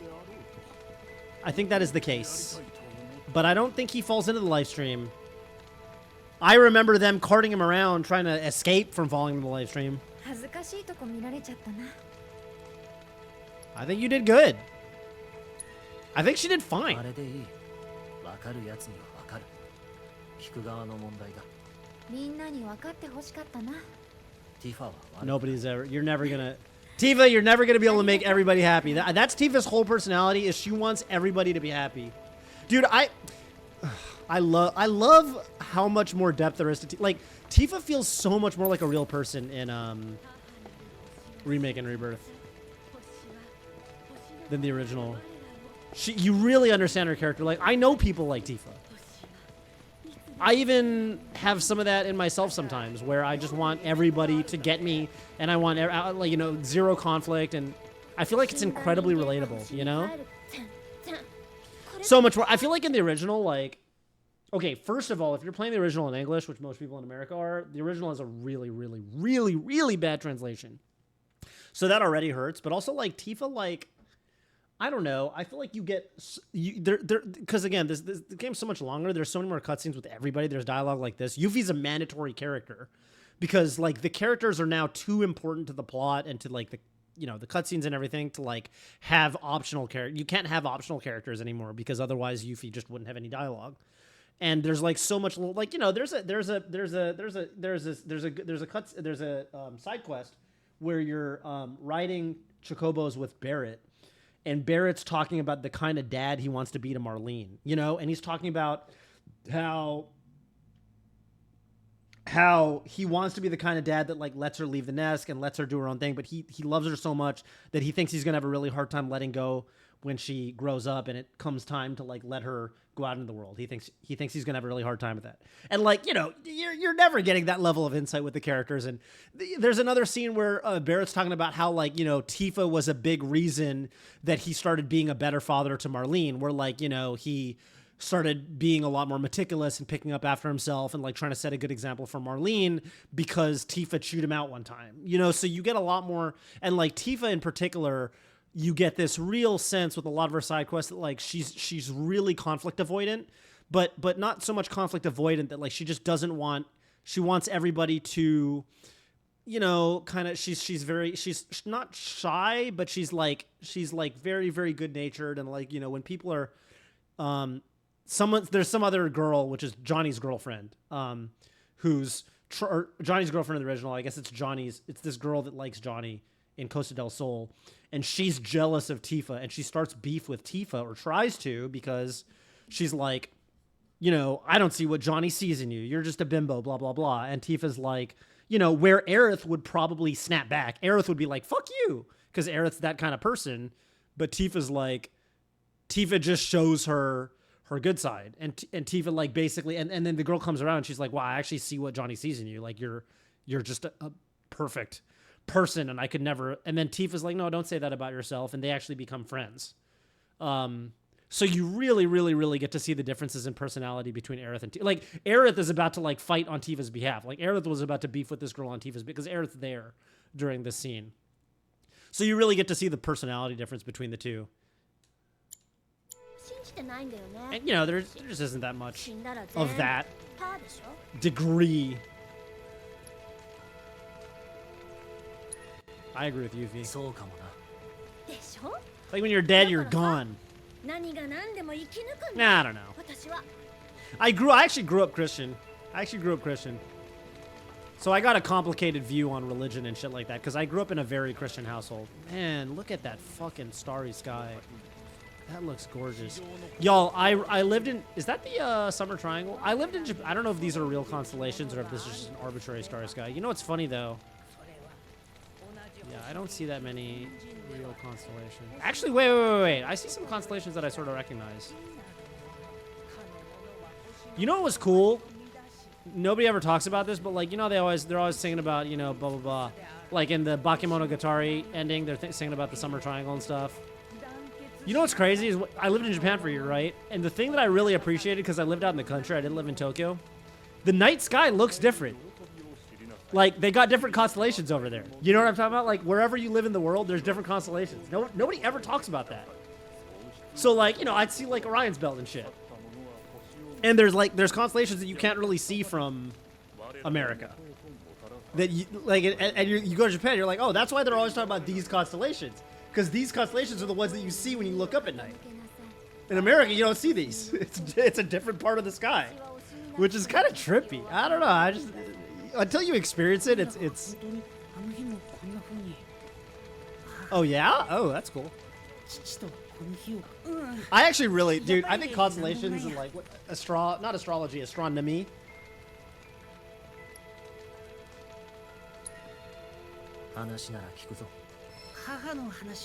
Is that the 3-star? Why didn't I have any? Did you guys see did I not talk to Red the first time? Maybe I didn't. Maybe I didn't talk to him.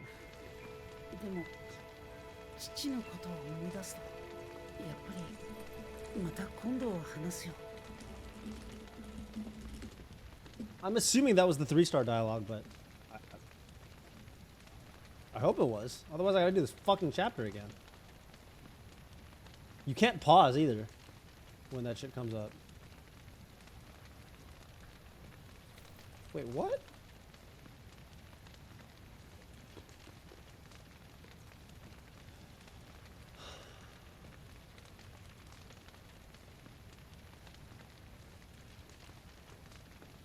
That must have been the 3-star dialogue. Because the other two options are don't give me that bullshit and wasn't listening. So that had to have been the 3-star answer because the other two make you sound like an asshole. Yeah, Sky, Sleep, Sky, Japan. Yeah, for real. Yeah, it's exactly like that. It's exactly like that. You know what's funny, though, is for me, like... Man. Dude, I remember I was actually like that, though. Because the thing about the whole, like, anywhere and then anywhere Japan is, like... I've been to Nebraska. I've been to Omaha, Nebraska. Omaha fucking sucks. Omaha was, like, the worst place I've ever been to. Maybe not the worst in terms of, like, wealth level, but I remember going to Chipotle because I wanted to eat something. And the ingredients they used at the Chipotle were less fresh than on the West Coast. And I had the worst Chipotle burrito I've ever had. And I was like, this is insane. Everything sucks here. I can't even go to Chipotle and get a consistent experience. And, like, the locals don't know it. The locals are like, oh, I mean, this is what Chipotle burritos taste like. I'm like, no. If you go to California or Seattle, the Chipotle burritos taste better because they're closer to, you know, shipping centers. So the food's fresher. The chicken's not all fucking dried out. And I just remember, like, all the food sucked.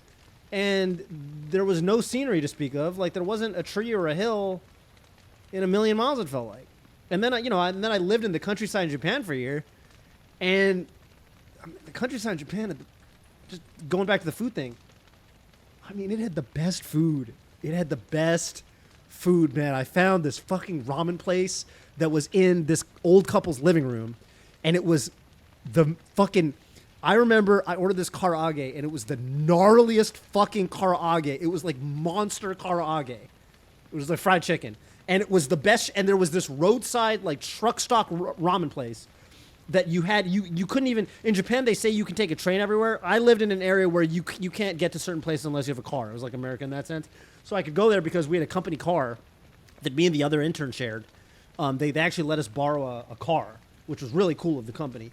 And so I could drive to places. And I went to this ramen place, and it was like... I was like, dude, this is insane.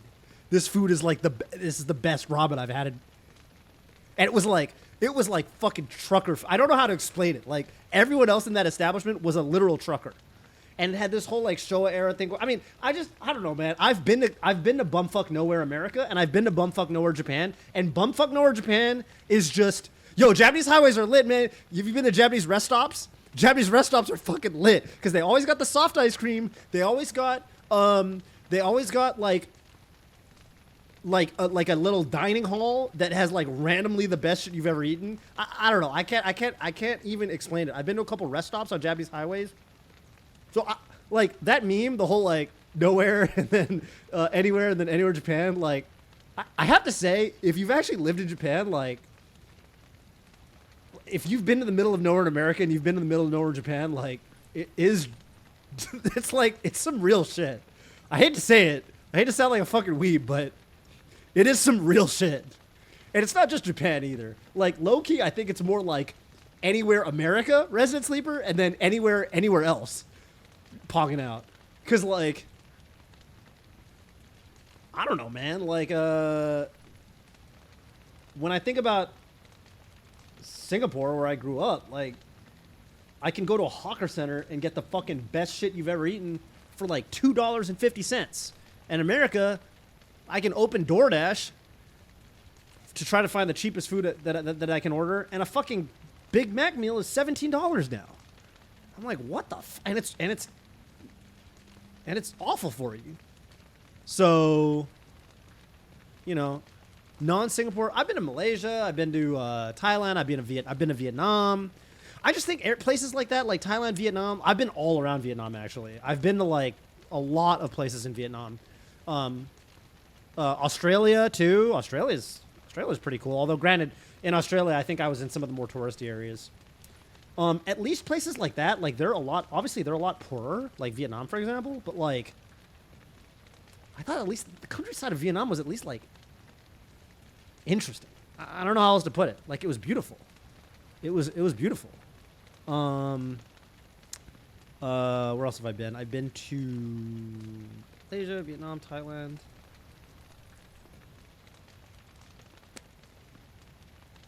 Haven't been to Indonesia. I've been to Taiwan. Taiwan was really cool.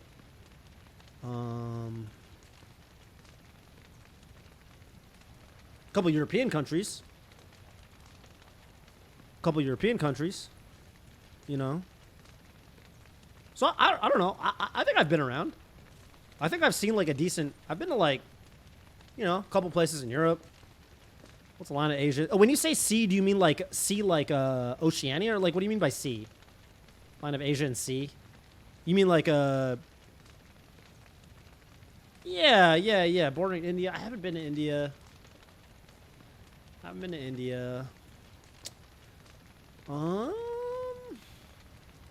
I guess Southeast Asian countries. I've been to a couple Southeast Asian countries.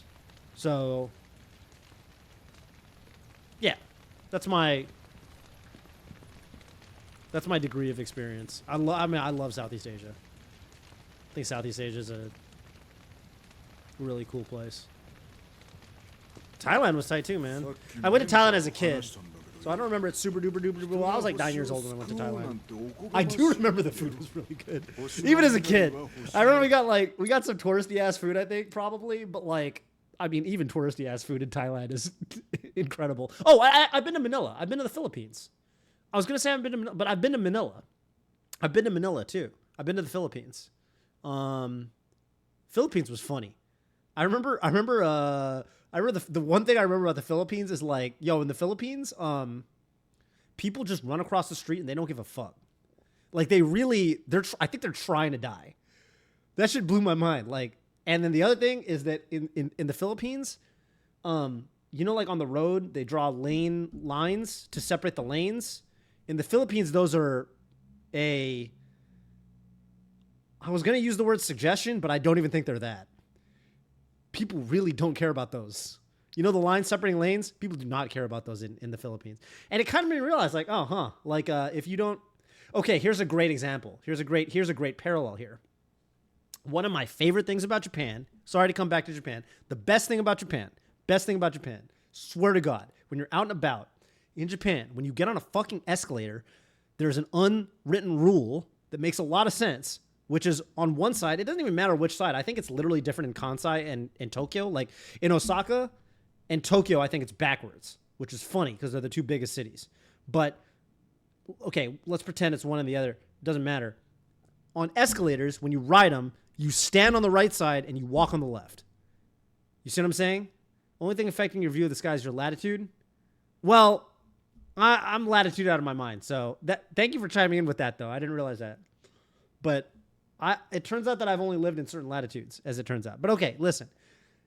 In Japan, every escalator, people always stand on one side and they walk on the other. And so you never run into this awkward situation where you got to get going somewhere and there's some, you know, like family or whatever that's hogging the middle of the escalator. And then if you really are in a rush, you have to say, excuse me. But sometimes you're only a little bit in a rush and you're like thinking to yourself like, man, is it worth saying excuse me to save these 10, 15 seconds? Or should I just tough it out because it's not that serious? You know, because sometimes it's not that serious. Okay. So in Japan, they adhere to that everywhere. And it's fantastic because you can always walk on the escalator if you need to. And otherwise, you just stand at the side. It's not that big a deal. I wish they did that in America. But just like how that rule just doesn't, you know, and you can't start that rule. Like no one's gonna, I don't know how that rule started, but it's very, very hard to start a cultural moray like that, let's say, right? Like who's gonna start that? I don't know how to start that to where everyone observes that. And when I was in the Philippines and I was on the road, I realized like, oh, you need like culturally, you know, for lane lines to work, people have to agree that they work. You know, like if people just don't observe them and just drive like, you know, it's a 3-lane road, but there's 5 rows of cars and that's how everyone drives. How do you start the cultural change to get people to adhere to, you know what I mean? So I just thought that was kind of fascinating. And I really liked Manila. Manila was really, really cool. And again, common theme here, the food was fucking really good. So, yeah, I went to this like really big, I remember when I was in Manila, I went to this really big like shopping mall that was, and that was awesome.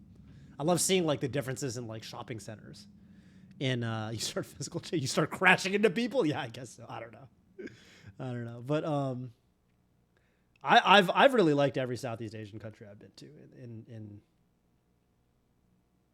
I want to go to Indonesia one day. Indonesia would be cool.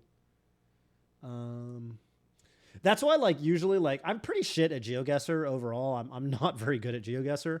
But the one thing I will say is that if Southeast Asia pops up, and granted, it kind of doesn't pop up that often because I feel like at least the last time I played GeoGuessr, there just isn't as much coverage in Asia compared to, like, I guess Europe and America and whatnot. And what's to do in Indonesia? I mean, the big one is Bali. Like, a lot of people go to Bali to vacation. Isn't Bali in Indonesia? Am I tripping? Am I like talking out of my? Isn't Bali in Indonesia? Bali's like a province, right?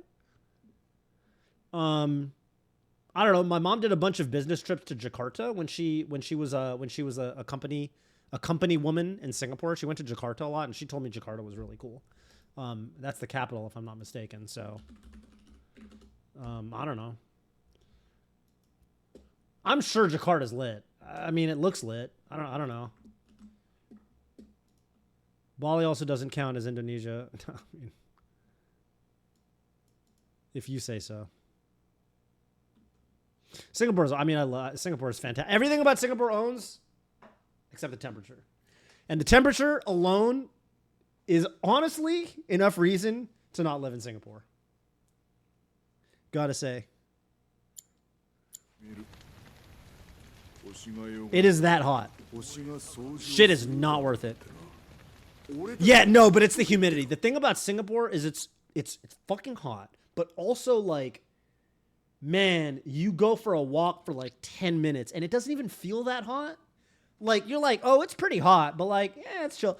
And it's so humid that you were immediately covered, and you can feel the layer of moisture immediately bond to your skin. That's the only way I can describe it. And it's everywhere, and it's all the time. Like, you walk for 5-10 minutes and you're sweating. And you're like, what? I'm not even... It's just, man, like, I've experienced Vegas heat, like desert heat, and I've experienced Singapore heat. And even if it's hotter in the desert, it takes a lot longer to get sweaty because of the humidity level. Man, that Singapore heat, the humidity is a killer. It's a killer.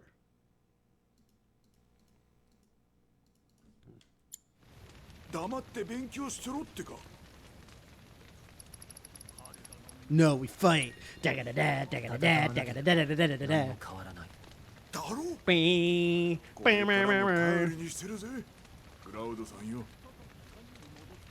Barrett's so sick. I fucking love Barrett.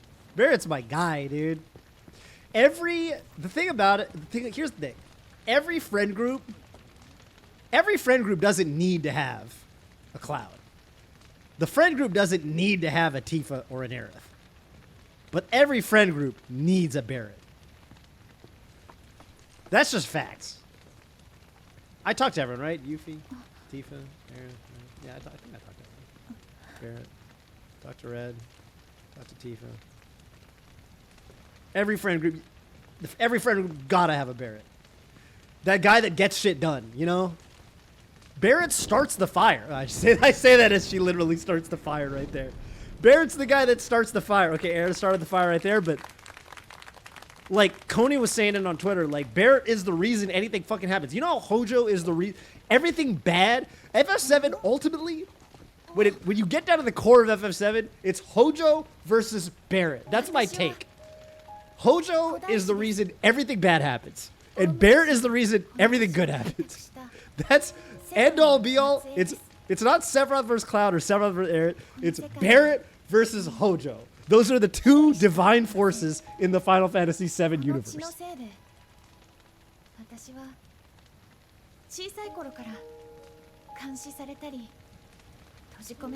Love Barrett. I loved him as a kid, and I love him even more playing through the remakes.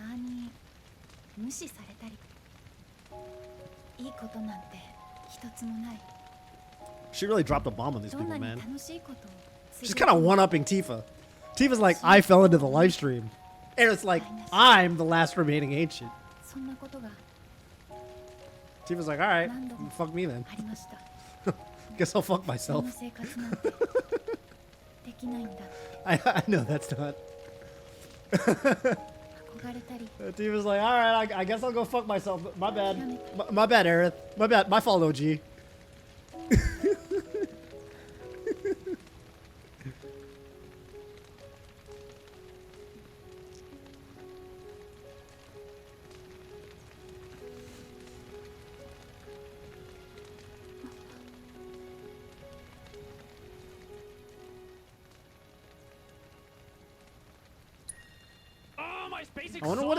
I wonder what happens if... I actually want to look this up on YouTube later. I can't even imagine what Cloud would do when he says, if you try to stop her? Like, what, he shakes his head or something? Man, you gotta be such an asshole to do that. Colin, thank you for the Prime. I really appreciate that. Thank you. I know I'm not the most consistent streamer these days, but I do really, really appreciate that. Thank you for teaching me about latitudes and attitudes. You teach me about latitude, I'll teach you about attitude. How's that? It's called equivalent exchange right there. You know what I'm saying? Because if there's one thing I understand, it's attitude. And gratitude. Okay? I'll teach you about some gratitude. Be thankful. I could be a rapper. I think I could be a rapper. I think I could do it. I think I could spit. I feel like if I grinded for like 2 weeks, I can get good at freestyling. I feel like I could.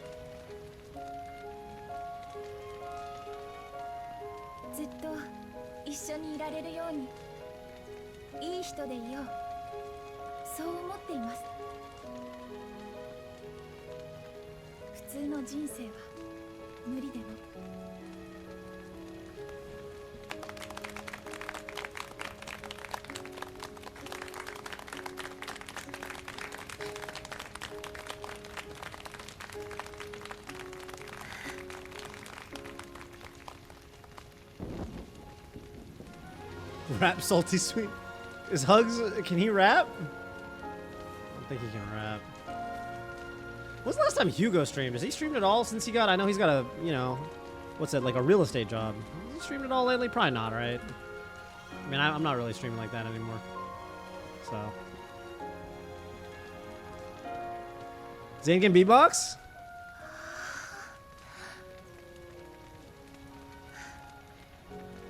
I feel like Hugo was on the way out of the streaming game for a really, really long time.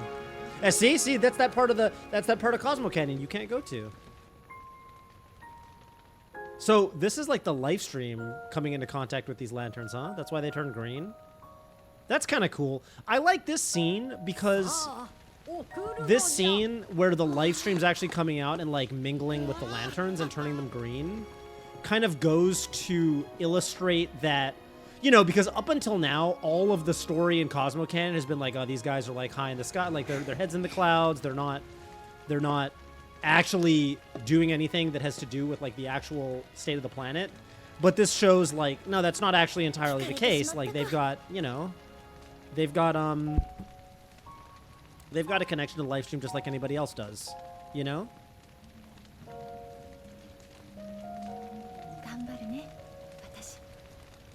Yeah, I mean, if I challenge him to a rap battle, I guess he probably would.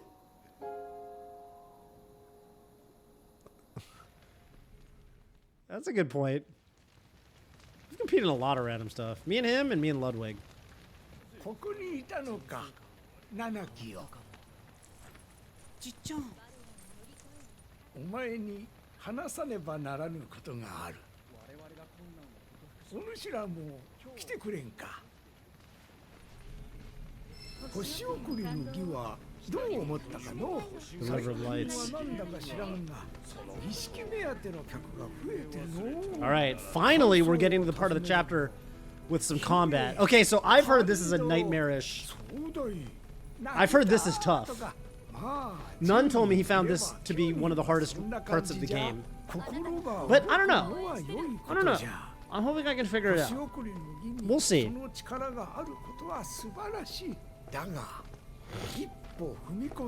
Dude, I watched people on YouTube fight the next level Dark Souls. I watched some people on YouTube fight the Mithril Golem. Man, people make short fucking work of that thing when they know what they're doing. Holy shit. First of all, I didn't realize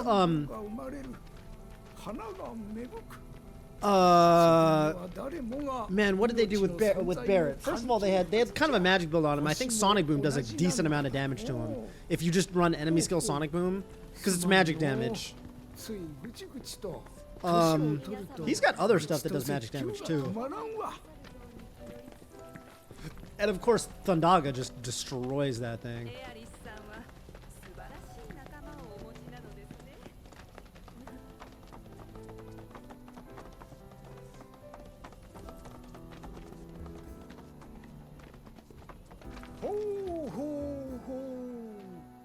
The first hard boss. Uh-oh. Uh-oh. That's bad news. You're saying on hard mode. That's bad news for me, because I had a tough time with certain fights already, like Genova. But I only had a tough time with Genova because I didn't know about that laser attack, the undodgeable laser attack. And you got to just know what to do against that. So that's just knowledge acquisition. So maybe I'll be fine. Endurance suppressor was pretty easy. The Gongaga bosses were pretty easy. Alright, let's see what happens. Let's go, baby. Let's go, baby! I'm gonna have to gear my Barrett up. And my red.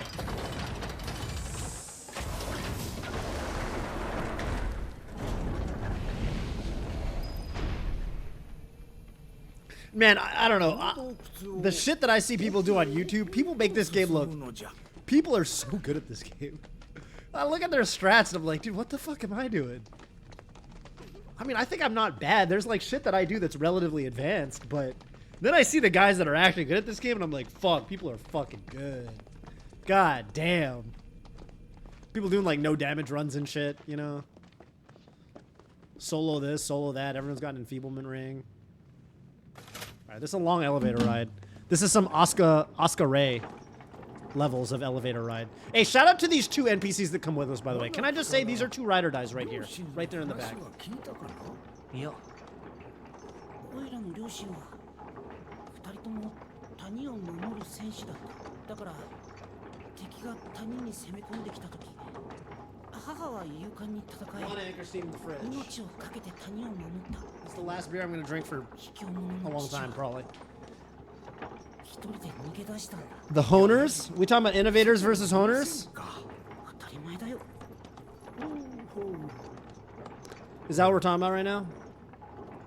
Dude, I found out that I'm a pretty good day one gamer. Like when a new game, because we did a combo breaker like 2 years ago. We did a round robin tournament in the hotel room for the Kill La Kill IF fighting game. Kill La Kill IF. Did I talk about this in that video? I'm not sure. Maybe I did. Well, if I'm telling this story, if you've heard this story already, feel free to stop it. But basically, we did a round robin tournament, and it came down to me and Laudandus. Oh, and the rule was you can't look up the gameplay on your phone. Everybody plays everybody. Round robin. Me, Laudandus, Zeodine, and our other homie who you guys probably haven't heard of. Yeah, Kill La Kill If. And Sneaky Urkel was the 4th guy, if anyone knows Sneaky Urkel. And we did a round robin. Me and Laudandus met in finals. And by met in finals, I mean coincidentally, we 2-0'd everybody else. And we met in finals, and we had a very, very, very close Game 3 last round match. And it was insane because, first of all, the whole thing was your character lock. So you have to pick your character. I was Ryuko. I think Laudandus was... I don't remember. He might have been... Who the fuck was he? Was he Satsuki? He might have even been Satsuki, which would have been incredibly appropriate. Was he Satsuki? No, he was Mako. I think he was Mako. Yeah. And I was Ryuko. He was Mako. And the thing that was crazy was the PS3 started, I think it's PS3, right? It started super duper duper overheating during the final round of our match. So like I was winning in the final round, and then the frame rate slowed to like 10 FPS. And then we had to adapt to the frame rate slow to 10 FPS. And he kind of out-adapted. And like, you know, when you're playing the Kill La Kill IF fighting game in a round robin, and the rules are it's everyone's first time playing, you're not allowed to Google anything, including inputs. You're not allowed to Google anything. So you have to figure everything out, just raw gameplay. In that context, if the PS3 starts overheating, that's just part of the game. You know what I'm saying? And he clutched me out in that situation, but it was incredibly close. And we realized that we're actually excellent day one fighting gamers because we figured a lot of stuff out. You know, just kind of freeballing it, and it was fun.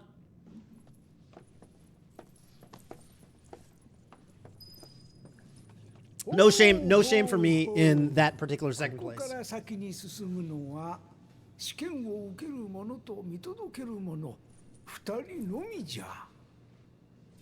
じゃあオイラと俺が行く。ほうほうほう。お主では七期の修行にならん。そうじゃのう。 He's like, Cloud, you're too cracked. 私が適任じゃな。 You should go because you're a gigantic, fucking 300-pound all-muscle dude with a gun for an arm. You're not gonna carry him at all. しっかりな。 Barrett's like, what the?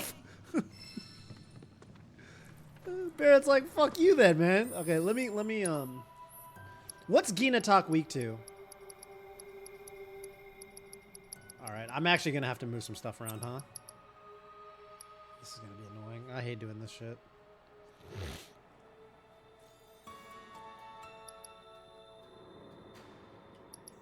Well, over here, subversion warning. Yeah.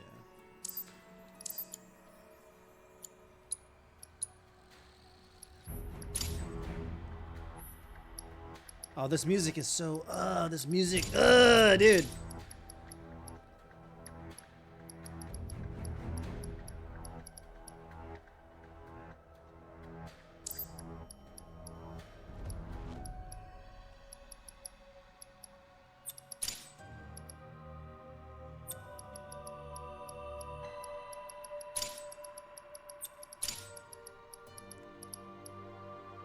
think they probably both want revival materia.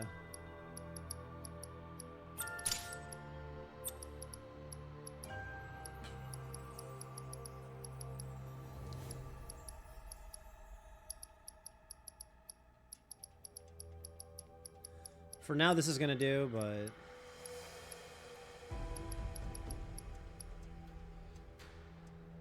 what's everything in here weak to? Fire?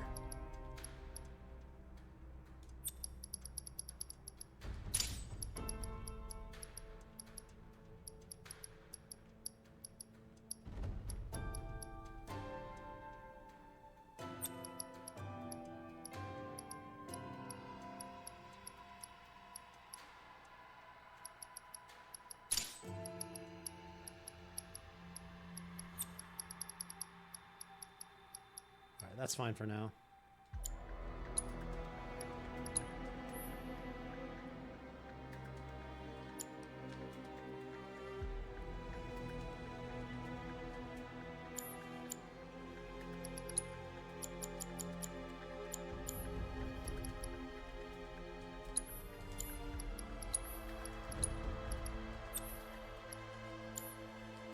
I'm gonna do this.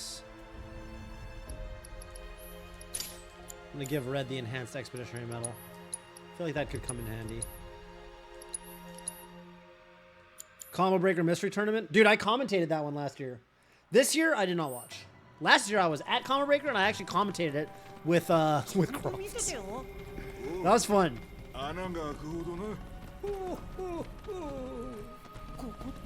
You know what I want to do? I want to do this. I want Barrett, you're driving. I want Barrett to drive. So what? I said Barrett is. Oh, my bad.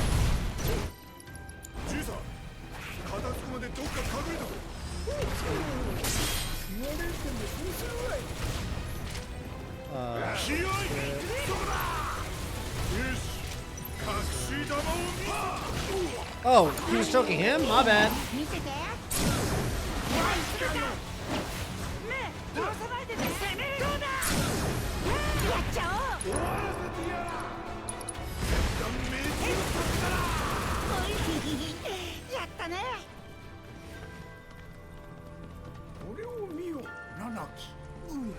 Does Ginatak use Petrify?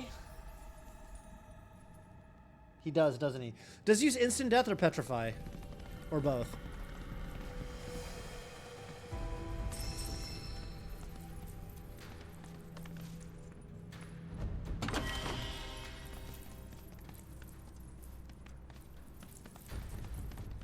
Yeah, I'm actually scared of this chapter. This chapter's scary, man. Fucking ghosts and shit. You know what I'm saying? I don't deal with no ghosts. Red hit him with the you know what I'm saying? He did a hit. Red did the Yun shoulder tackle. That's the Yun shoulder tackle. Right? That's the Yun. You know what I'm talking about? You guys know what I'm talking about.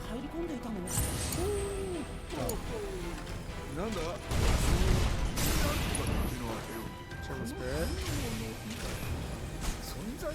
Oh, I meant to do but I meant to do bonus. I'm learning my shortcuts.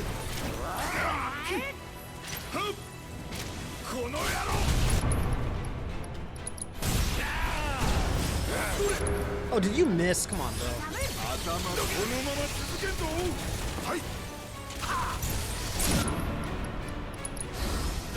Stop missing, bro. Come on, man. They keep jumping up in the air, and then Barrett's missing his Sonic Boom. Oh, Barrett, if I'm doing what I'm doing, Barrett should honestly probably have a more well-rounded weapon. Because the magic stat on this thing says, I think I'm gonna give him Gatling gun. Let me check the weapon abilities. Well, there's certain aspects to this that are pretty good.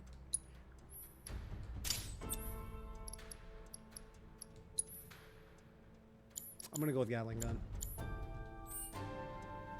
Summon skulls that instant death you? What? Summon skull? Fucking Yu-Gi-Oh? Oh shit.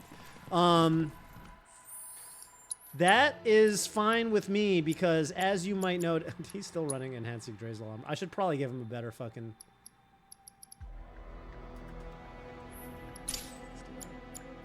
At least. I've got Enhanced Karmic Hell on him, so that's gonna be chill. What about Petrify though? Does he run a Petrify?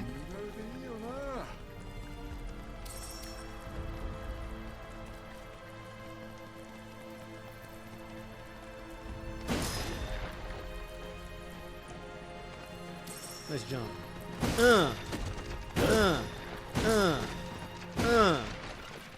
Hit him with that shoulder tackle. No. Going this round. Hey. Oh, I didn't even see the Nidhogg next to me. Whoops.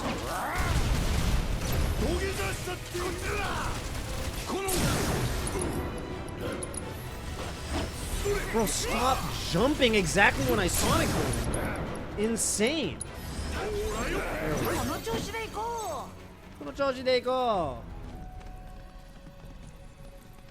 Do I gotta do some crazy stuff? Or?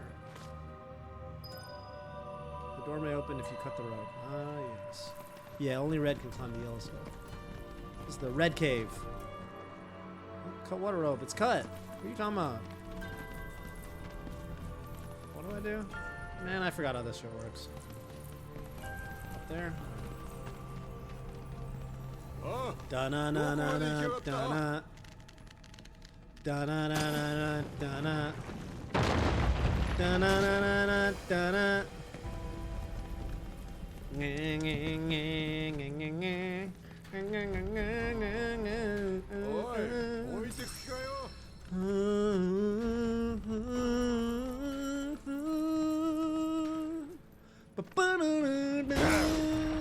know what I'm saying? You guys know what I'm saying. Look at that shoulder tackle. I gotta hit him with that. You know what I'm saying?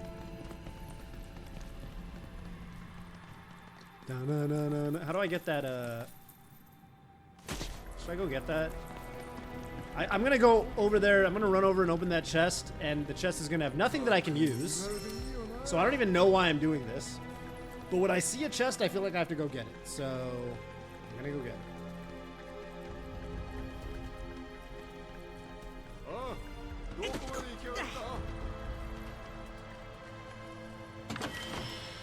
Celestial. Oh! Was I just saying that there was no reason for me to open that? What? That's like the one item in the game I actually could really use. Holy shit. Oh, I tried to parry it.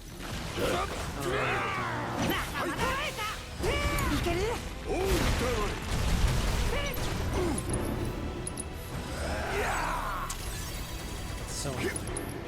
Alright, you're on the ground now, right? Oh, whoops, I didn't mean that.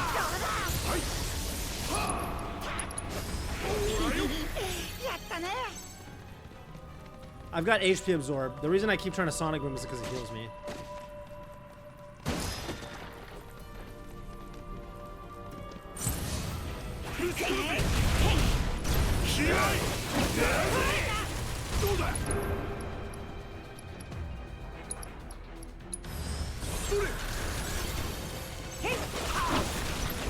Oh, it's hard to time that for some reason.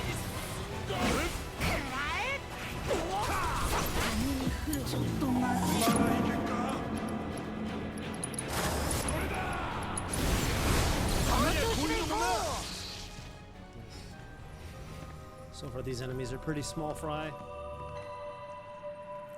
What was it? Celestial Bangle. It's like an actual good piece of... Celestial Bangle is way better than... Because, look, I have Cetron Bracer, Hades Armlet, right? Cetron Armlet, Celestial Bangle, Valkyrian Bangle. And then from there, everything else sucks. The next best thing is Enhanced Yggdrasil Armlet if you want 6 materia slots, which you do, then you know, you want at least a Celestial Bangle. And now that I picked up another Celestial Bangle, if I pick up one more, then I can get Kate Sith off this shitty... In fact, I already can, I suppose. No, I can't. But now basically everyone can... I didn't realize that. You can get more than one... You can get multiple Celestial Bangles. That's actually really good. Because this is actually a great piece of equipment. Valkyrian Bangle's a little better, but, you know. But the one thing is, I think I want these to be connected. So I got to do this. But okay, beyond that, very happy to pick up another Celestial Bangle. I can't believe I was shit-talking that chest and saying, I'm running over here for no reason. There's a chest that... This is why you gotta open every chest. That's the only item in the game. Besides that and Valkyrie... Where's the Valkyrian armlet? And can you get another copy of them? I'm sure you can't get another copy of these, right? These are too good. Probably. But maybe you can get another copy of the Valkyrian dangle. I do want more... You can spoil... I don't care about armor stuff. Yeah, tell me about all the armor stuff. Of course I want more materia slots. I'm just lazy right now, so I don't feel like equipping red with my Cetron armlet. But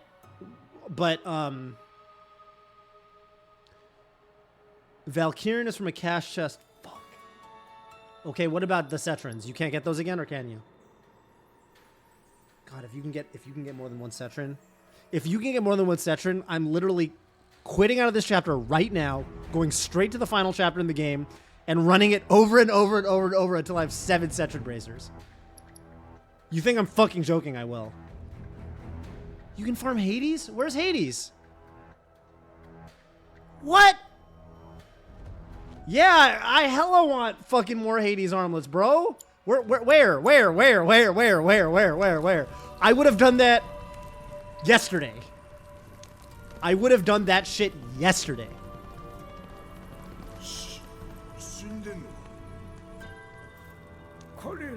Ooh, that's deep into chapter. I will farm that. I will farm it off stream. Damn, that's such a good... Oh my god.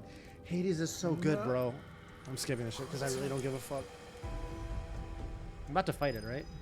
Oh, I gotta pick the thing up. Is it worth doing this?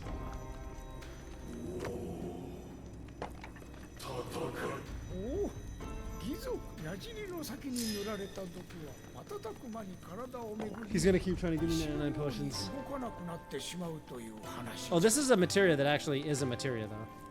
Is anything here good?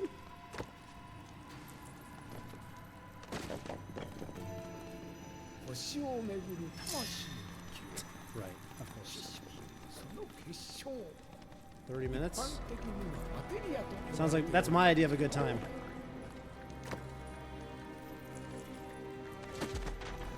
How far into the cat rolling is the Hades? Is it towards the beginning or towards the end?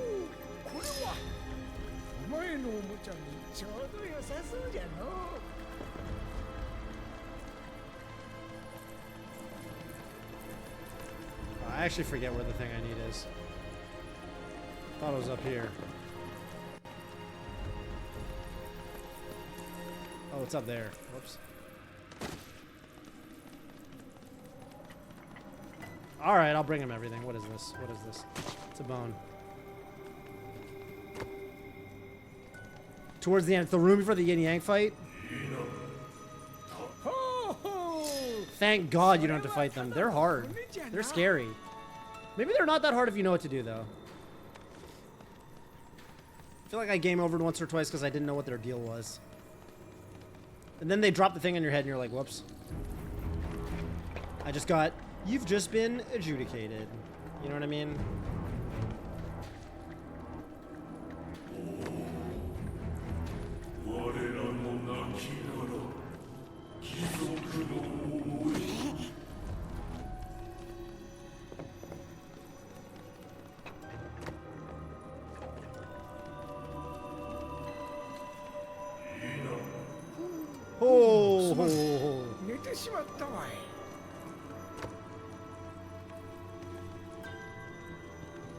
Man, it's, you should tell the series he starts walking slow.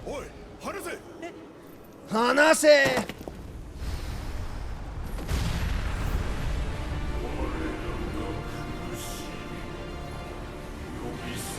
Yeah, yeah, yeah. You ain't shit. Oh yeah, they parry your stuff, right? 任せた。今度け削り取ってやる。こっちはどうだ。いや頑張るよ。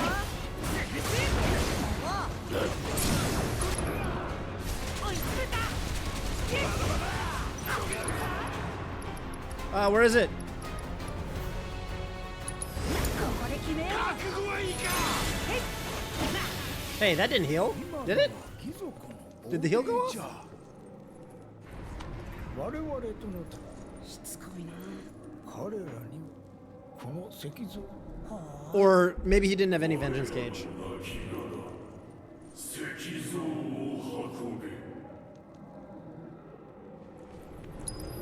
Man, I didn't get any health from that shit. I guess I didn't have any vengeance gauge. Oh well.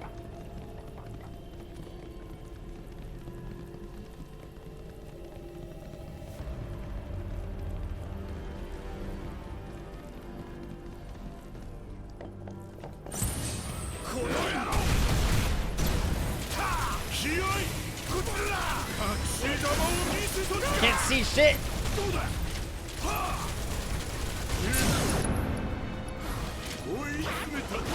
I'm so bad at timing that. I got it the first time and then I haven't gotten it since. Let me get some vengeance. Oh, actually the battle's over, isn't it? Where's the thingy? I need the thingy. Here's the thingy. Oh, a chest. Hey, it could be a good item. It probably isn't. It probably isn't, but you never know. As I've learned, can't ignore chests. So they don't let you farm Valkyrian, huh? I wish they let you farm Cetrin. See, Cetrin would be nice because there's 2 of them. Dude, what was the max materia slots on armor in Remake? Wasn't it like 4? Like, I don't even think you could get 6 materia slots under armor, right? You can. I think you only get 4. It's like some pathetic amount. Now that I've played Rebirth, I feel like I'm so spoiled. 4 is insane, but I guess there's fewer materia. That's not even true though, because you would love to run more copies of like parry and steadfast block. なかなか面白い見立てじゃのう。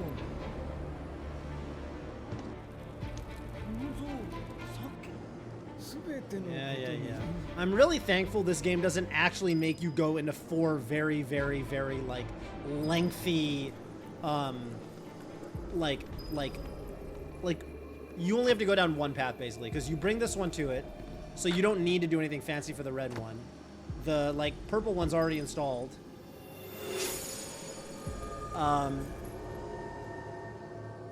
Like when I saw this, I was like, man, I'm gonna have to go down 3 separate pathways and. It's gonna be super annoying. And one of them's right here, which is awesome. Love that it's literally right. So 2 of them are literally here. One of them you bring, so you only need to go get one of them. You only need to fetch one of them, which is great. It's a pleasant surprise.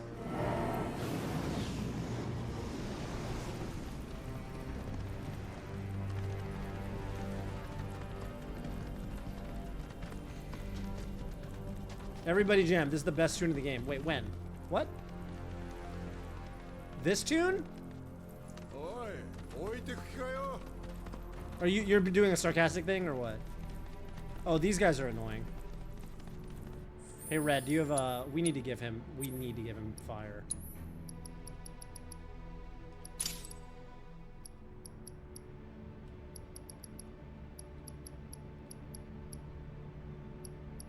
Maybe Red should have my other first strike. Fuck it. It's not that big a deal. The main chamber. Is that the live stream? I feel like that color generally means live stream, you know? I don't know. I mean, the gi can't be... Where did the gi come from? They say the gi didn't originate from the... Hey, you guys want to see something funny? Look at these boxes. Look closely.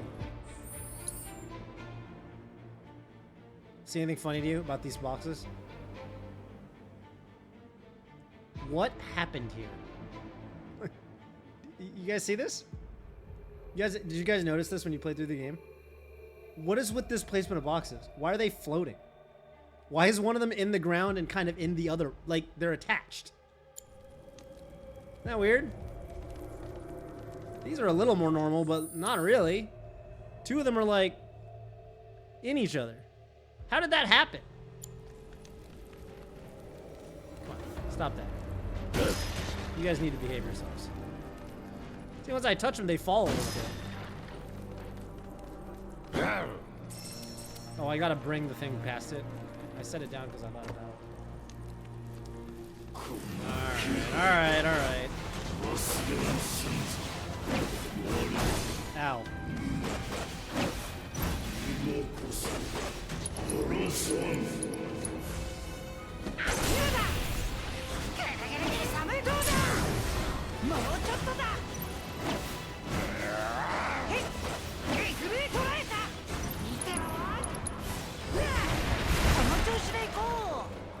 What healed me? Something just healed me. What just healed me? Why do I have healing? Is that like a weapon? Oh, is it Bloodsucker?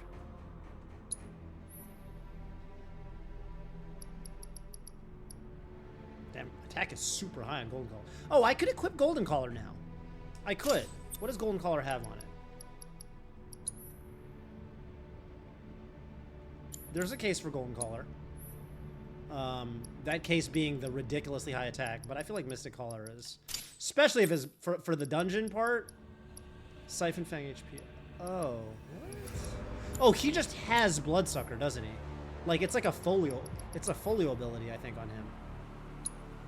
How do I check my folio abilities? Oh yeah, he's just got damn, that's hella nice. Oh, what up, Nun? Is that Usopp? Yeah, that's a really good question. Is it weird to test Cosmo Canyon?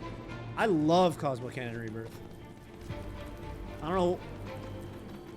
I mean, I could see hating certain parts of it. Like, they kind of made it like the whole theme of Cosmo Canyon now is like, you know, they're all these like hippies that they're just all theory and their heads in the clouds. And like Bugenhagen is like, no, I know what's going on with the planet. Like, you guys don't know anything. And then Tifa's like, bro, I fell into the live stream. Like, what the fuck are you talking? So I could see taking an issue with that. I mean, I get why they did it. It's like kind of showing like the message is like, you got to go out and touch grass. You can't just be studying all day and doing these books or whatever. This shit's hard, I guess, right? You were saying that this cave is pretty hard, so I get hating this part too. I mean, I don't like having to control Barret and Red. I would like to be able to play Cloud, Tifa, Aerith, maybe Yuffie. The region itself, though, I love the region itself. Like, the actual just, like, the world map, like, the actual just Cosmo Canyon and the town, I really enjoy it. This cave can kick rocks. But Cosmo Canyon itself is sick.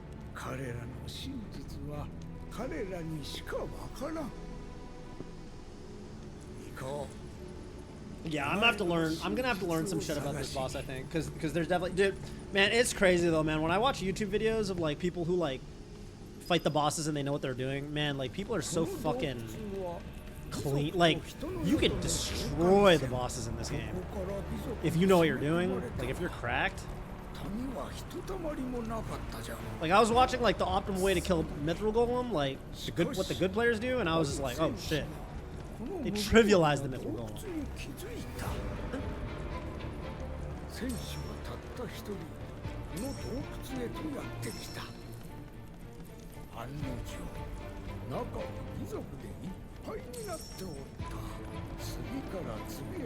What are those like bars? Oh, 2 Giga Potions that I'll never be able to use. That's not the live stream. Oh.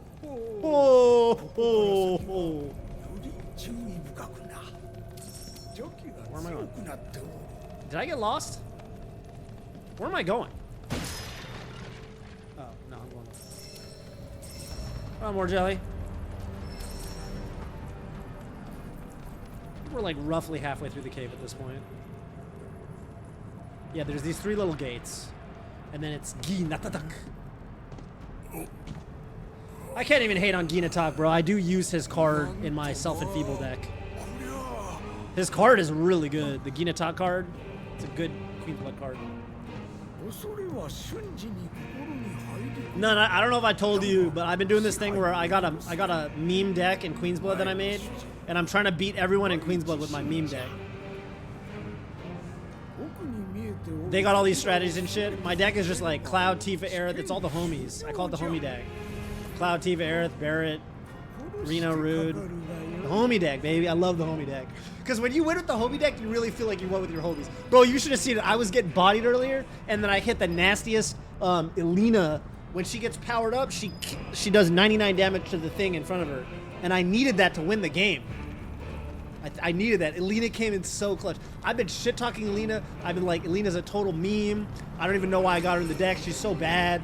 And then, that's the power of the homie deck, man. I just learn new shit about my own deck every time I play. I didn't mean to do point blank. I meant to do, oh.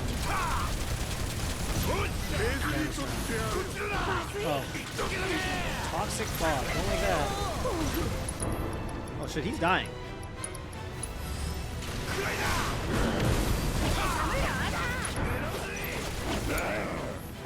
Actually, I'm gonna try to heal a little. Hey, stop.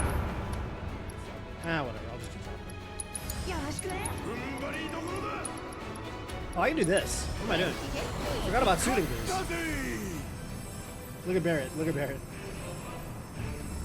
look at Barrett doing the Soothing Breeze.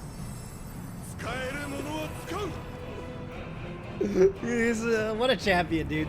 Look at his stats. He's statsed up. Rally around me. Barrett's so funny. Yo, Dunn, do you agree with my theory? My theory is this, okay? Everyone thinks FF7 is about Cloud versus Sephiroth. It's not true. FF7, at the end of the day, is a battle between Barrett and Hojo. Because think about it. Everything bad, everything evil in the storyline, Genova getting unearthed from the Northern Crater, Sephiroth, like fucking all the horrible experiments and shit, all Hojo. Hojo's the reason Sephiroth came into the world. And everything good that happens, who's the guy that's actually getting shit popping? The guy that's actually like, guys, we got to do something. We got to go here. We got to do this. But the guy who's actually calling the shots, it's Barrett. It's Barrett is the force of good. Hojo's the source of evil. That's the only thing you need to know about Final Fantasy VII story. It's not Cloud versus Sephiroth. It's Barrett versus Hojo. That's my stance. Barrett's the reason the gang does anything. Barrett gets everything started. Oh, these guys. Turbulent Spirit. Bonus round. Stop casting spells at me, bro. Let's take a gamble. Yeah, fuck it. I'll take a gamble. Let's go. Oh, actually, you know what I could do right now? I never use this attack, but I think it's not bad. You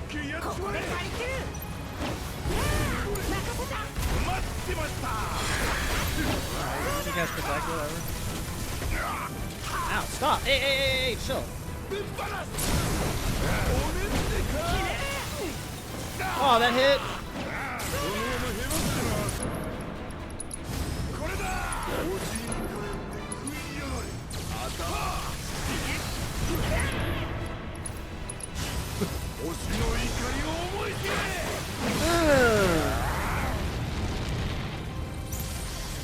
I was like, why isn't he dead? And I realized. 54 HP. Nice. Oh, I know it's 54. Because the battle ended, and if the battle ends, then he's got no more vengeance gauge. That's why it healed so little. If that went off while the battle was still going on, then he has vengeance gauge, which means it heals me for a lot.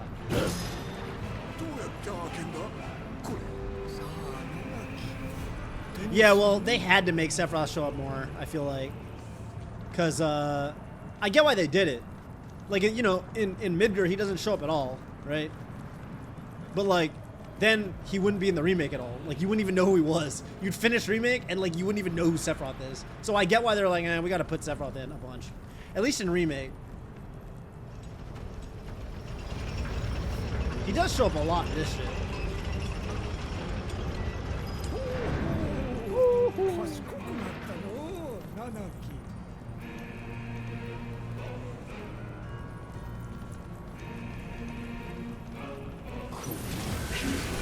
I want Turbulent Spirit.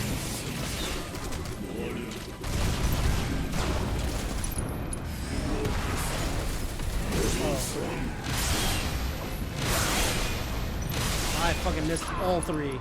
Actually, I think I got one of them. What do I want here? I want bonus round. And then I want Fyra on the...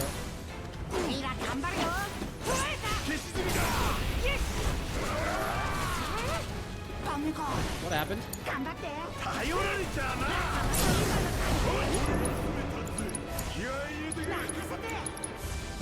Oh, I shouldn't be spending my MP on this. What am I doing? I'm in hard mode. I can't heal it.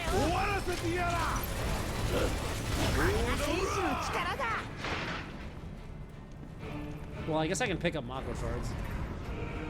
I don't know why I'm using fire on these. You know why I'm using fire on these guys? You guys literally know. You guys know why? Because when I see Guy Archer and Sodabodro knows why. Because when I see Guy Archer and Guy Lancer, I think I'm back doing the Kate Sith VR challenge, Kate Sith versus the Abominable. And so I'm like, oh, Fyra. That's what I do. That's my strat. Oh my god, dude, I'm an idiot. I'm spending MP. Alright, maybe I won't need to use that much MP against, Also, I can use MP Absorb. So, like, Red's got full MP because of MP Absorb. So I guess I can give Barrett MP Absorb for a little bit before I get my MP back. Yeah, I can do that. The next fight with the Gi... You know what, I'm just gonna do it right now. Just in case I need it.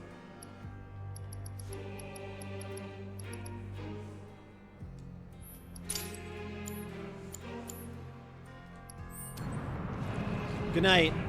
Thank you.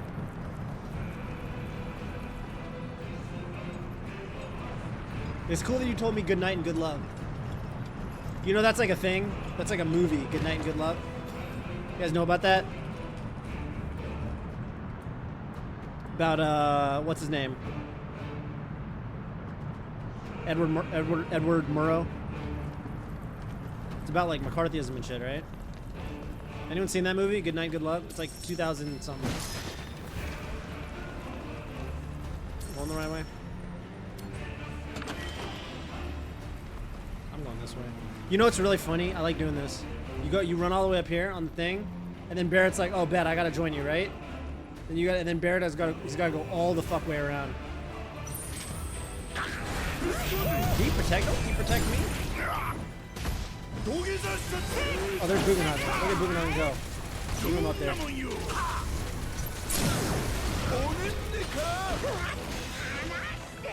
Hey, stop. Stop casting. Oh yeah, I was gonna do this. This should heal.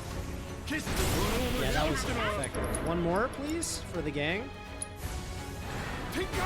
Oh, it's effective damage. Which, oh god. Wait, is he pet? No, he's just.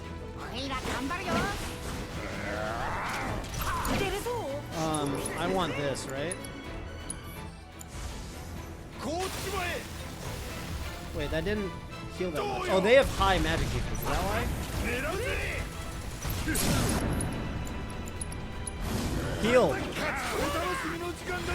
No, that didn't do it.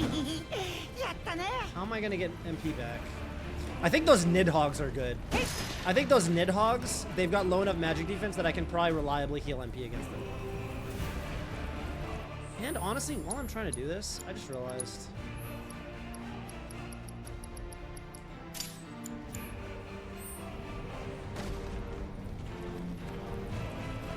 What do I do here? I gotta get this thing? Or wait, what am I doing?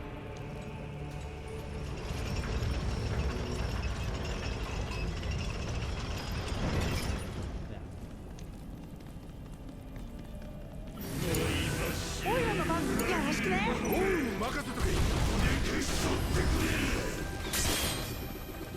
Oh, you gotta get the geese sorcerer. Wait, I wanna, no, where's the archer? Why can't I target the archer? That's the one I want. Oh my god, bro.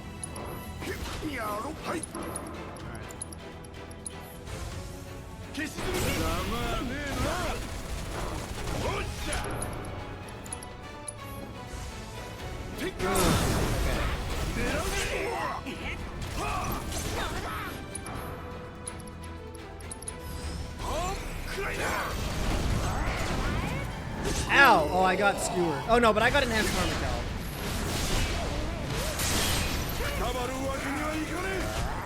I don't care about my HP right now. What I care about is my magic. I'm trying to heal some MP. Stop shooting me, bro.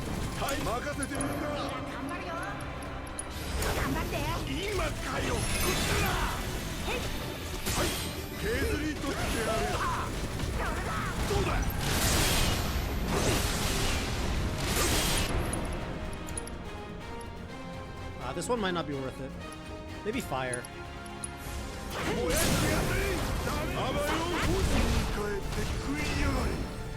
I got some MP back, I think.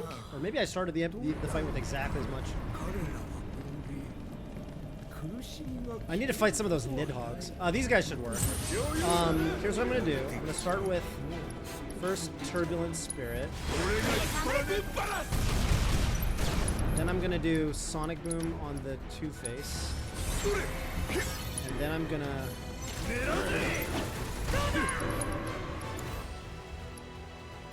Hopefully this heals me a bunch. Still exactly 49. Yeah, that sucks.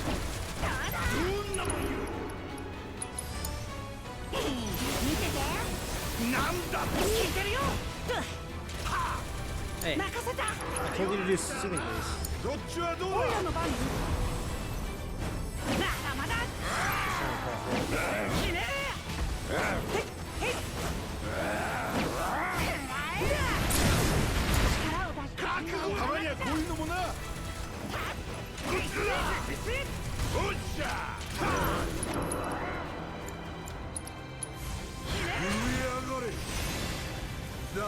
I healed 1 MP from that blizzard. I healed 1. So you go up here, then Bear's gotta run all the way. You go down. The other one's funnier. He really has to run back and forth. You can watch him do it. It takes him like 10 seconds to catch up to you. It's kind of a convoluted area. Where am I? Am I going the right way? I'm not going backwards.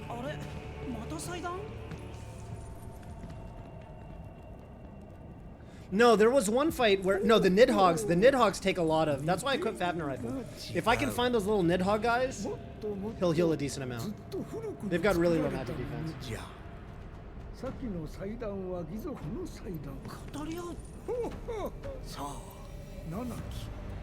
What are the Gi? They don't really explain it.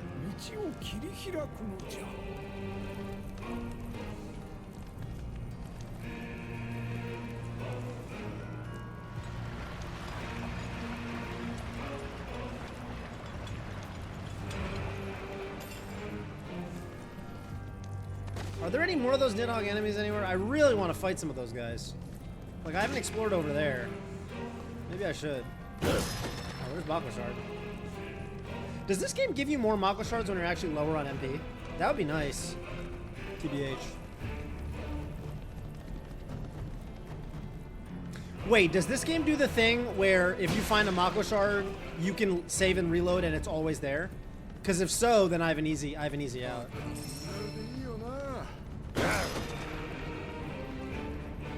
That'd be nice.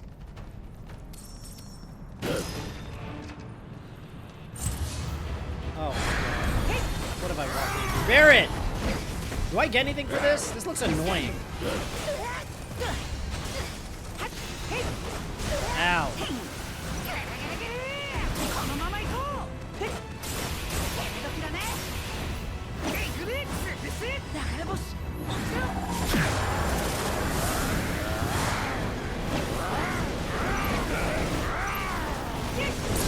like that Star Destroyer has this little vacuum effect. Really nice.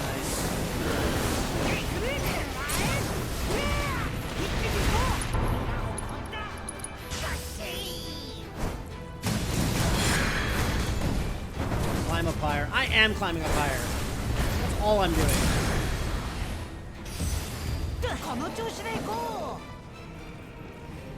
I don't remember that fight in normal mode. Did I get this shit?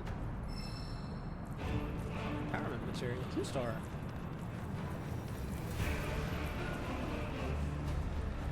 Why did it say climb up higher? Where's higher? What do you mean climb up higher? Climb up where? This is higher. Magoshard? Even if I get a Magoshard right now, Barrett's not in my party, which means it won't heal his MP.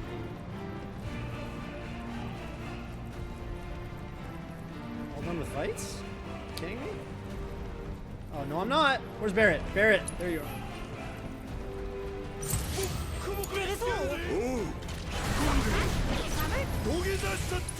You know what I can do if I get really desperate?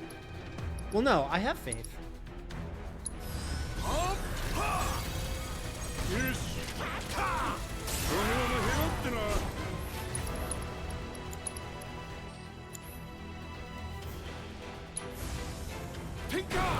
Wait, don't cast on the Two-Face.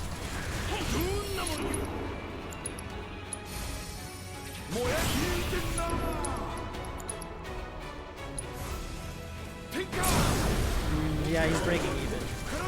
Okay, well, what I can do, though, is I can definitely...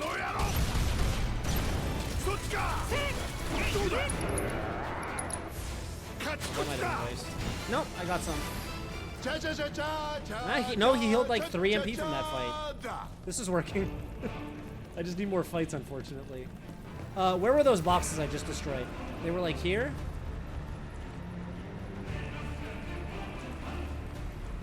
Oh, hey, a chest. Maybe it'll have a Valkyrian bangle. Nope.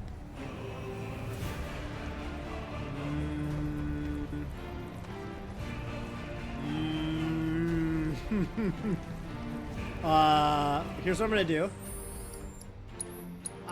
You know, just to do it, right? Just to see, because in remake this just works.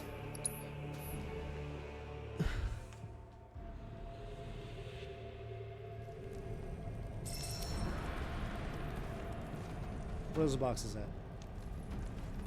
Show me the boxes. I swear there's some right here. All right. There. Oh, come back. No, it fell. Is that the one with the Magoshard? I feel like one in a Magoshard in it. Am I crazy?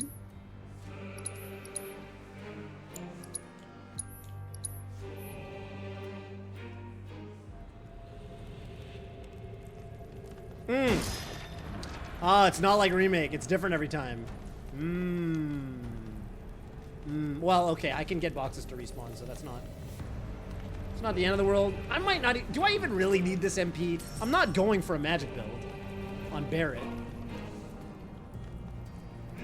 And Ginatak doesn't have an elemental weakness, right? Isn't he non-elemental?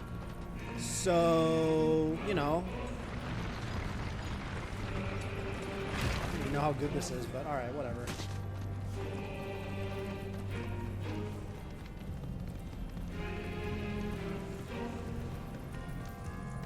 I would love to fight those homies again. There are no homies to fight. There are no tears left to cry.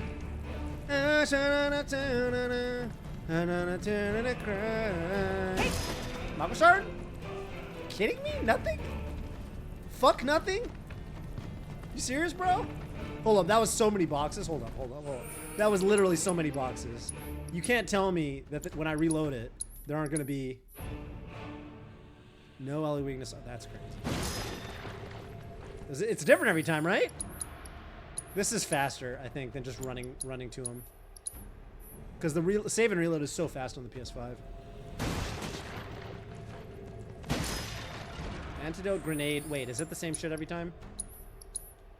Am I just farming antidote grenade? Antidote grenade. Phoenix down. know. It's a little different. Maybe some boxes have a higher like. I'm going back to the big room.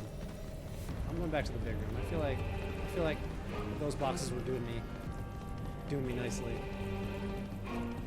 Those were hitting the spot. You know what I'm saying? These are the better boxes. The better boxes bureau. I got lunch at a place today, and they had a little sticker. It was like BBB approved. It took me a second to realize that meant Better Business Bureau, not Bobby Big Balls. So I've been thinking about the Better Business Bureau. You know, what's it gonna take to do better business? I don't know. No, Barrett's not in the party.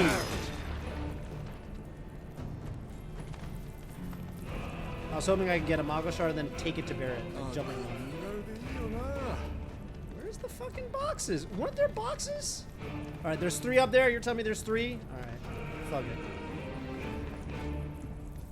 I don't see no boxes over there. Mago Shard. Motherfucker. You gotta be kidding me, man. They really do. Hey, look at that color on your username you got. Yeah, I see you. It's a nice color. It's a new one. I'm keeping track. I'm keeping score, you know? Where the fuck are the Mago Shards, bro? Come on, man. This is what you meant by the 3. How do you remember this shit? Okay, but this is a really good place to save and reload, huh? What, are you kidding me? There's no Mago Shards in the... Come on, man. This is crazy. Back to the blue. Yeah, but it's like a different shade of blue, right? I feel like it's not... It's more like a sky blue, you know? Come on. Don't do me like that. Are you kidding me? Dude, there's so many Mago Shards in Remake. My MP would be guaranteed full right now. No, there ain't no way. What is going on? This is so... What is the drop rate for Mago Shards? Why are they so rare in Rebirth? They gotta increase the rate in, They gotta increase the rate. I didn't have to do this in Remake. I did not have to farm Mago Shards. The only chapter I did for convenience was the train graveyard chapter. Because that's the only chapter where there's 2 bosses you fight and you really want to have magic for both. Why did they nerf the drops like that? They're like, I mean, they're so rare. They are unfathomably rare. Too many letters? Yeah, I feel it. Well, you could do a lighter shade of purple probably and get away with it. A lighter shade of purple, I think, would work. It's just hard to read with that many. And you know what the problem is? There's so many like L's and I's next to each other. So it kind of, if it's a dark color, they kind of bleed together. So you want a light color so they kind of pop, you know? That's what it is. But you could do like a periwinkle, you know? A whiter shade of pale. Exactly, a whiter shade of pale. Oh, man. That's a reference and a half. What's going on with me in my life right now? Is this what I've been reduced to? Fucking Mago Shard farmer? I'm gonna do 3 more saves and reloads, and if I don't find a Mago Shard, I quit. I can beat this fucking boss. I don't need magic. You kidding me? You guys see what I'm capable of? What are spider webs? I don't need fucking spider webs. How are there no Mago Shards? There was one. Okay. There was one box cluster down there that dropped one. So I'm going to go back to that one because I feel like that was my spot, you know? Okay, these boxes are gone. I got to do that. Bugenhagen just jump scared me, by the way. Actually, I don't even need to save and reload each time. I can just reload. I can reload until I actually get Mago Shards because they don't have the same items in them each time. Right? God damn, dude. Nothing? This is insane. It would actually be faster to just go fight the enemies again. Run back to the start of the dungeon, fight those, because those Nidhogg's are super weak. They were taking decent damage.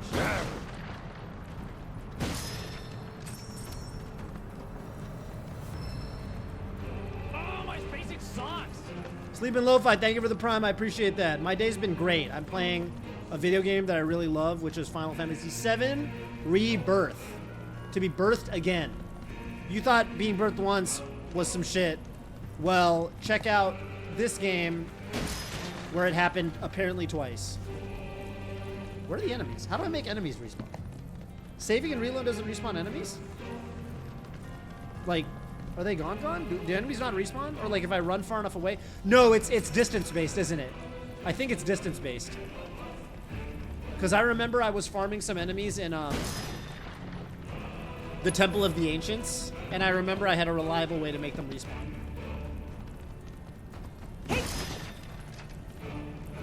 I just gotta find one of those fucking Nidhogs. Yeah, I'm definitely a movable metal streamer. Moss Agate? The fuck is a Moss Agate? Or is it Agate? Moss Agate. I'm lost, by the way. I'm literally lost. Look at all these boxes. Stop giving me fucking Moogle medals. I got so many Moogle. I got Moogle medals coming out of my ears. Where are the enemies? Somebody fight me. Somebody stop me. Where's that from? What's that a reference to, chat? What's that a reference to? What is that a reference to? What did I just refer to? Is that the mask? Is that Johnny Bravo?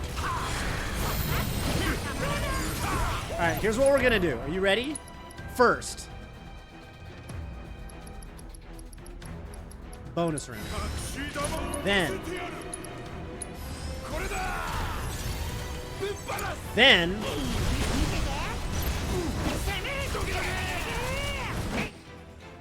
when they suggest their opponent take a camp. Oh, there we go.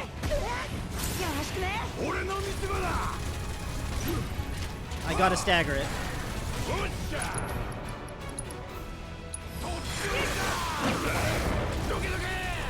Yeah, then, now that it's staggered, boom, boom, boom, boom, boom.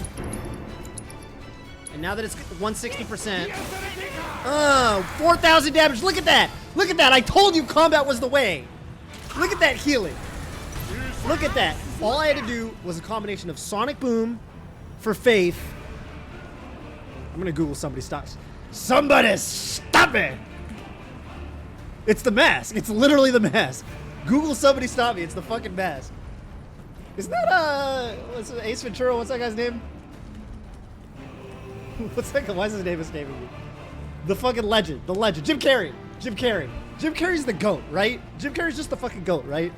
There are things Jim Carrey does in acting and comedy that I took for granted as a kid. And as an adult, I go back and look and I'm like, nobody can do this. Only Jim Carrey can. The guy was a fucking genius. Go back and watch his shit and like you'll realize Jim Carrey was a fucking genius. Also, I'm lost.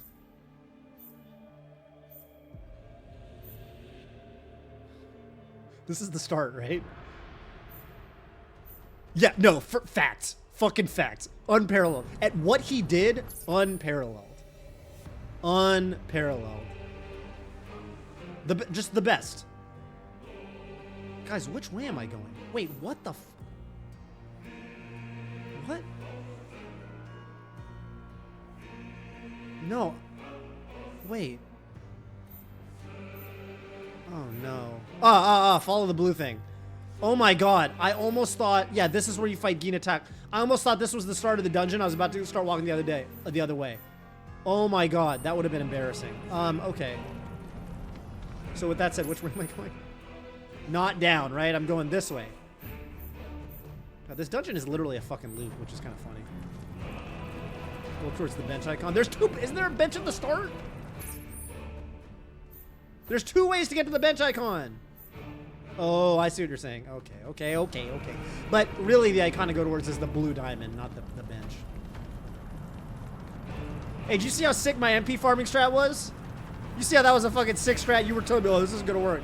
No, I just needed the right buffs, and I needed the enemy to be staggered. It's called thinking out. Oh, Nidhogg! Nidhogg! We're going to full, boys. We're going to full. Okay, here's the thing about this. We're gonna get bonus round. And then we're gonna do a bunch of the spin. Because the spin builds, it doesn't do much damage, and it builds a ton of pressure. Then we go to Barret. Sonic Boom, Nidhogg D.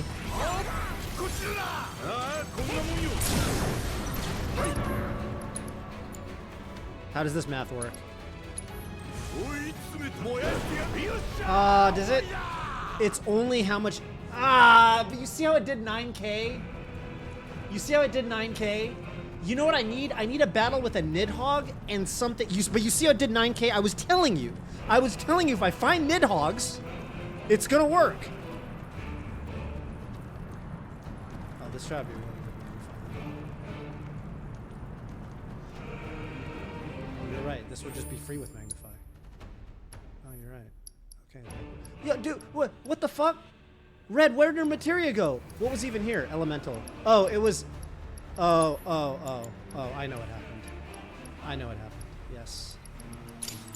This would be better with Magnify. What the fuck am I doing with my entire life? Okay, healing and revival, I'll remember that. Yeah, that would be... It'd be free then.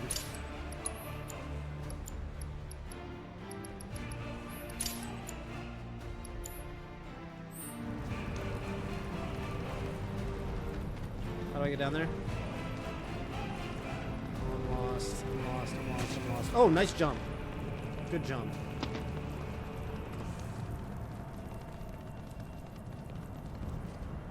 Also, I should really start every battle with Turbo. Region, perfect.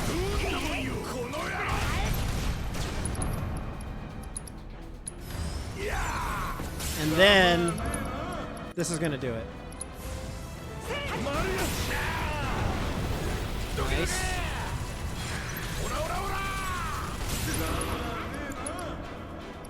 It's only Fyra, huh? Alright, you know what? That's good enough, right?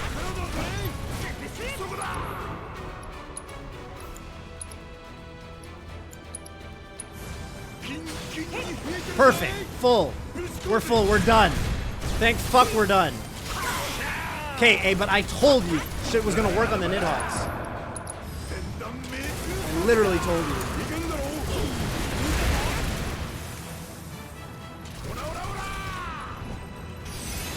I knew it. Like, I'm a gambler. Hey, that didn't heal me for shit. Yeah, I'm trying to farm MP because it's hard. But like, dude, I told you, man, that Nidhogg took 9k. That was instant full MP. If it actually had a decent amount of MP, like that was gonna work. That was gonna work. And I'm lost again. Where am I going, up or down? I'm going up. How do I go up? This way. How do I go that way? Oh, there's a staircase. Nidhoggs. Nidhoggs. My friends. My friends, but it's okay. I can skip them, alright? Full MP.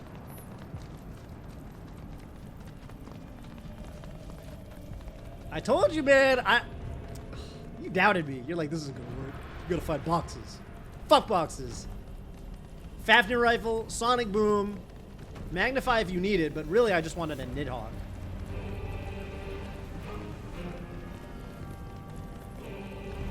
Can I sneak past these guys? I'm sneaking. Wow, I can't believe it let me. I can't believe that. I thought for sure I just ran right through the middle. That was insane.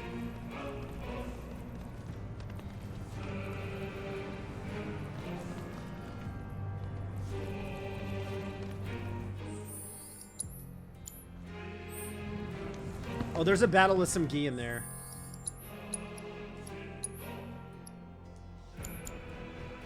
Which honestly, I think I'm gonna use. I'm gonna keep the Fyra.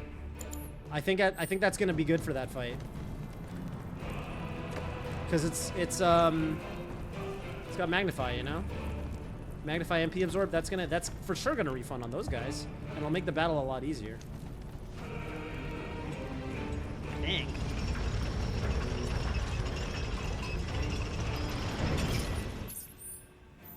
Yeah, and the attack is after the bench. Wait, am I not fighting some Gi?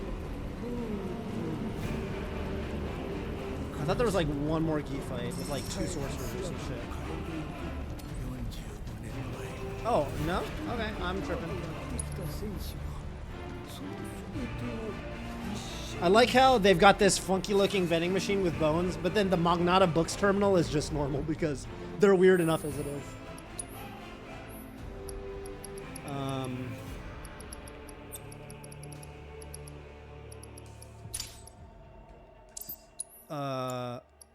I think this was just healing and revive. So wait, who is saying this is the best song in the game right here? I don't think it's the best song in the game, but yeah, you do you. I don't really need first strike anymore. Cloud, you can have your first strike back.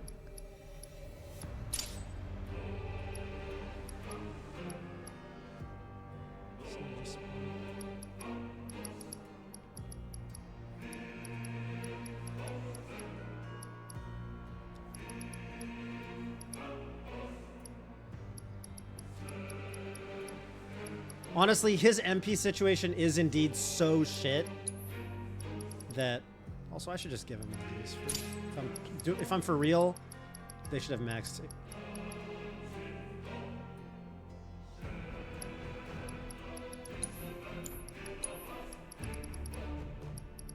it. Oh. I wish that swapped when I did that. You could have this one to level.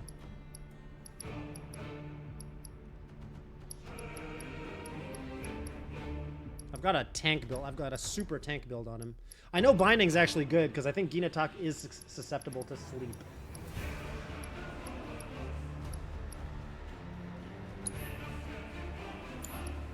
Should I have fire absorb? Bow Wow's sick. Doesn't Ginatak do fire attacks? Am I tripping, or like should I go fire and ice elemental on Is that, did I invent that in my brain?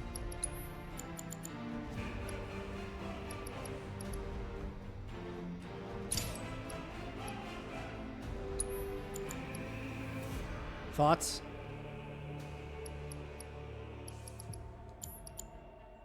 The tiny skulls do fire. Don't worry about that. All right. All right. I gotta pee real quick before we do this boss. So I'll be right back.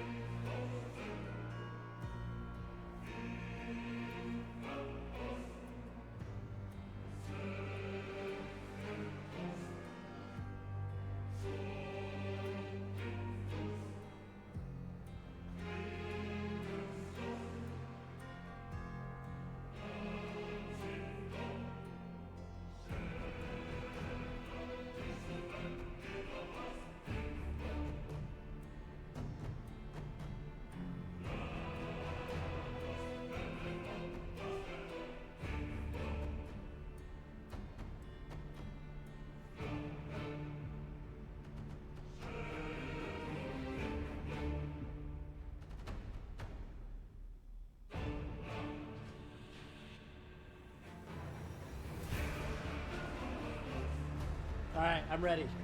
You know what's funny is that the tiny skulls doing fire is actually consistent with the old game, FF7. Because in the old game, they're not skulls, but they're little fireballs. And they do cast fire too to you. I am back! That's right, I am back. I'm glad you're so excited. I mean, I just went to go pee, you know, and now I'm back. Which is exciting, I guess. You know, because every good thing must come to an end, even taking a pee break. There's boxes? Oh, I thought there were boxes that I hallucinated. I was gone. Yeah, I barely remember that time. All right, here we go.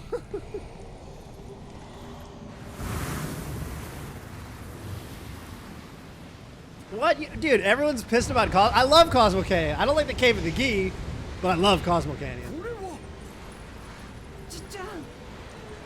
I am back. This is exciting. This is the most people have been excited for me to get back from a pee break maybe ever. I'm not underestimating this, so I'm freaking out is what's going on. Okay. Oh, that's unblockable. Alright, let's... Oh, this curse shit is... Oh, I forgot about the curse. No! How do I stagger him? Oh, inflame him. Deplete ATB.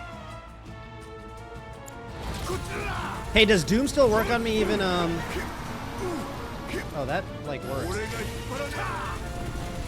I really gotta parry him, huh? I'm, like, pretty slow. I don't know what Phantasmal score. I don't know what that is. I don't know what you're doing. What's he doing? I'm gonna have to learn his attacks. Oh, no! Oh, there's a lot of these things, and they're unblockable, I think, which sucks for me. Ow, ow, stop, bro, stop. Watcher's Respite. I don't know its attacks at all. This is gonna be an uphill battle for a while. I can't see anything because it's locked onto these stupid fucking little guys. All right, we need to hit a chakra real quick. I can't see. It's so hard to see. Holy shit. I don't even know it. Okay, let's retry that. I literally, the camera is the biggest enemy right now. The camera is killing me. Holy shit, I could not see what the fuck was going on. I guess I could unlock. Yeah, you're right. Oh, I shouldn't start with overcharge. He attacks too quickly. How do I dodge Wrathful Lunge?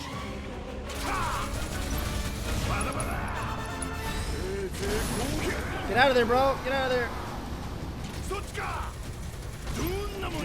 Okay, what is the deal with Phantasmal Scourge? How do I dodge this shit? This shit seems undodgeable.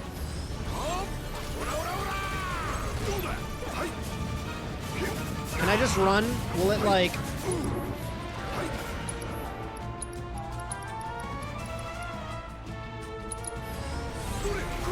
Ow, ow, ow, ow, ow, ow, ow, ow, ow.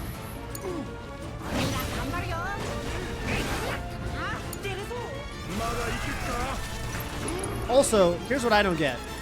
How did Red die?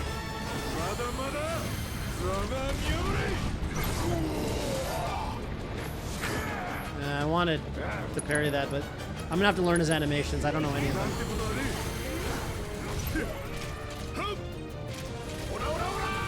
I do not have that. I gotta get out of there.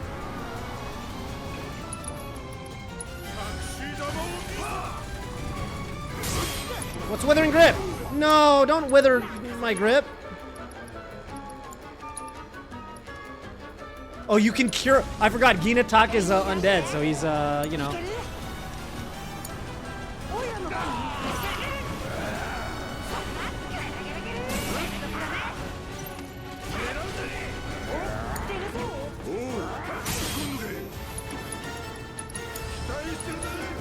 Screen's freaking out. No! You gotta be fucking kidding me. Did you guys see what just happened? That is so... Fucking Phantasmal Scourge, bro. Stagger him. No. There, come on. First of all, Sonic Boom, Ginatak. I don't even know what's optimal here.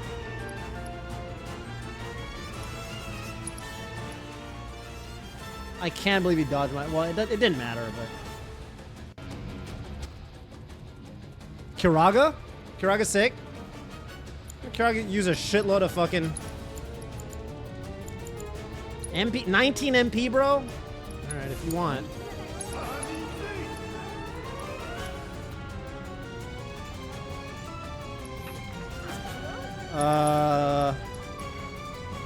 Man, if I was closer, I would point blank.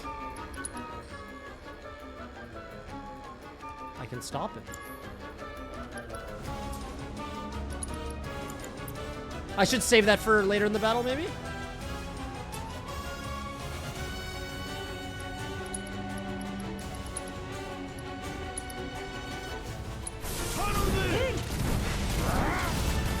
I don't know how much damage Kiraga did, by the way. Oh, I didn't mean to steal skin. Well, I can chop it now, I guess.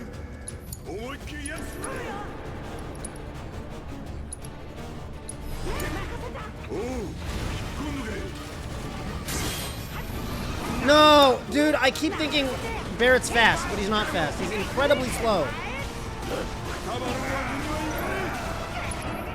I'm just gonna have to raise him. It's fine, I guess. Oh, that attack is annoying, and I gotta get his buffs up again.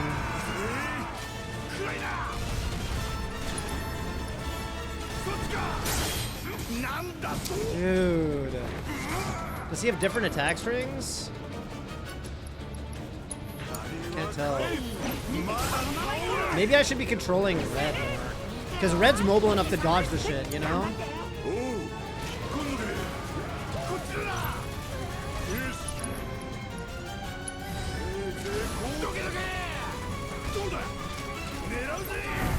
What just happened? That was scary. I got jump scared by the scene transition.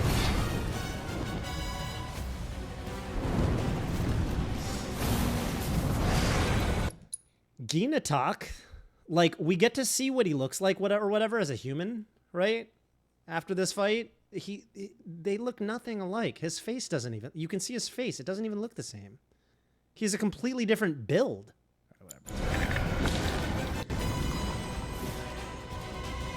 What's optimal here?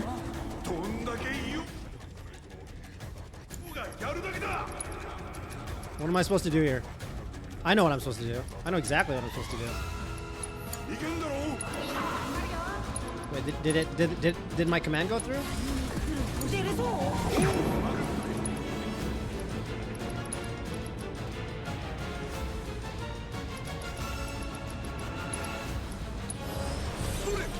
Don't miss, bro! No!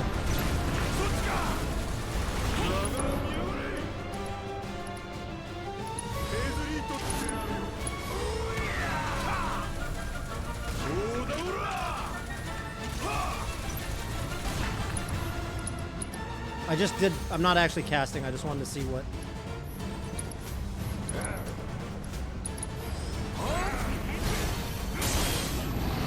Yes!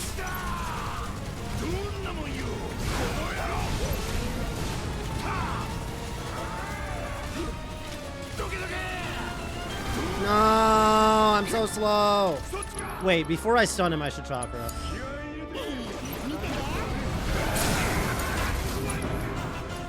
Worth limit? Is it worth doing limit?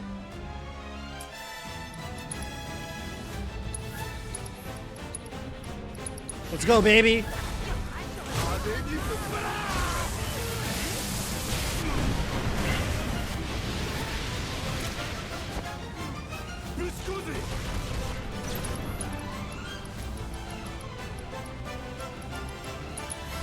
Doom! Wait, already? Whoa, whoa, whoa, whoa, whoa, whoa. I thought he does it way later. Huh? How long do I have? Oh, shit. Oh, it's ticking down right now. I'm freaking out. I'm freaking out. I'm freaking out. I'm freaking out.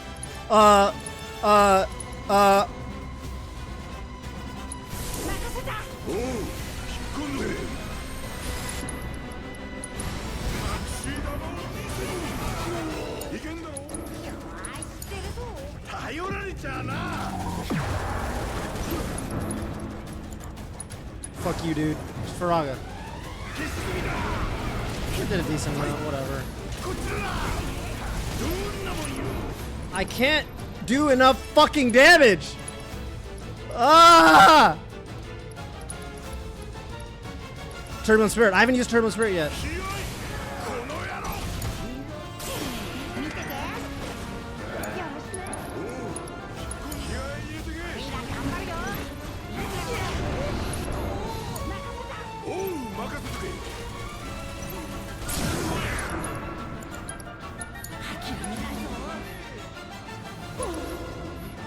Come on, man, get free. Oh, there's no time like the present.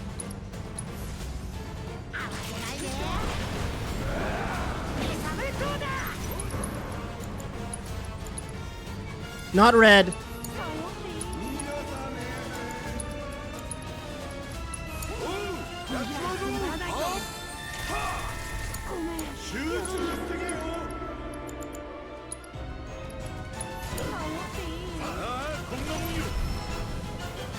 Was that first try? No. Remember, I got bodied. I got bodied in 5 seconds, and then I reset. So that was second try.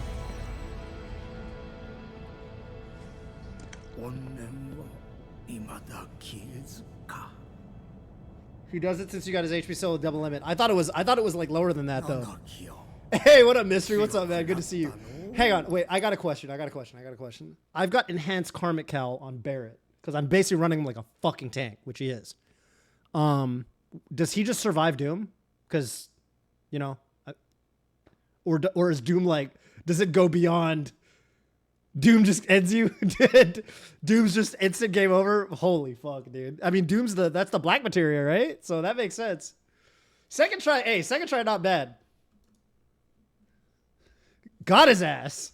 The Kiraga's a good. It didn't even hit me until after the battle because when I was doing the battle, I was like, why am I using Kiraga? This is stupid. It costs so much MP. And then after the battle, I realized, oh, it's 1 ATB. 1 ATB is pretty good. I skipped multiple mechanics with that limit nuke. I didn't have to worry about the curses at all, huh? Can you not summon? I could summon. I just didn't. I don't know. I guess I should have. It would have been cool if I'll re-raise my work. That's a good point. It'd be cool if they had actually had holy damage in this game, and like Alexander, like imagine Alexander actually did double damage to it. Wait, is that the case? Because hear me out. Do you guys know you know how to hit Rufus in Remake for weakness? Like Rufus actually has a weakness in Remake, and it's physical braver. But like the text weakness actually pops up. If you hit him with braver, it says weakness, which is really funny. So they actually did code in like unique non-elemental weaknesses. And it'd be sick if Ginatak was actually weak to Alexander because it's holy damage. Maybe I should have tried summoning Alexander. Dude, that limit nuke was hype.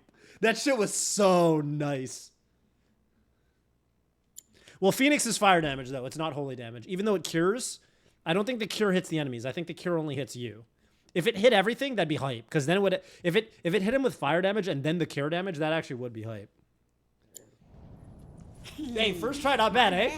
Second try, but. 戦士の試験はこれで合格？ほうほうほうわし一人じゃ決められんの。え？あの戦士の意見も聞こうではないか。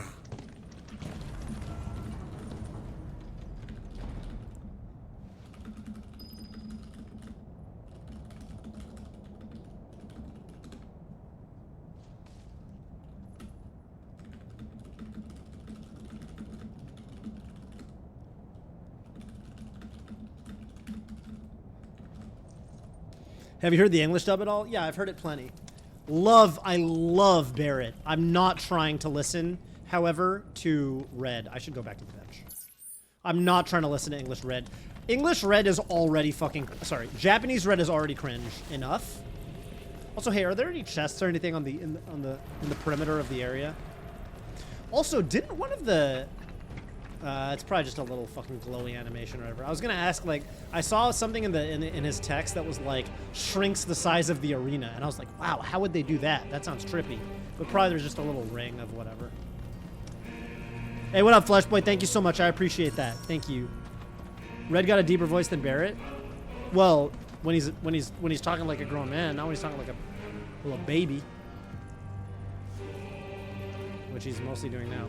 Red, you gotta sit on the bench, bro. Do you guys understand what's going? There we go. That was the hardest thing I've ever tried to do. I like how Red sits on it. He like squats on it. Man, that was fucking hard. Ish.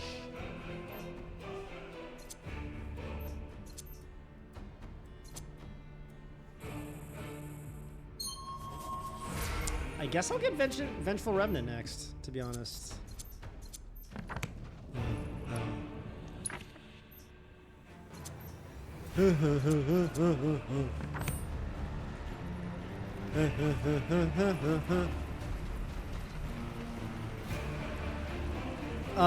Yeah, but whatever. That actually is the kind of thing they might fix between... They did a lot of those sorts of QL fixes between now and... Bro... Did you guys just... I just realized he's still got Fafnir rifle.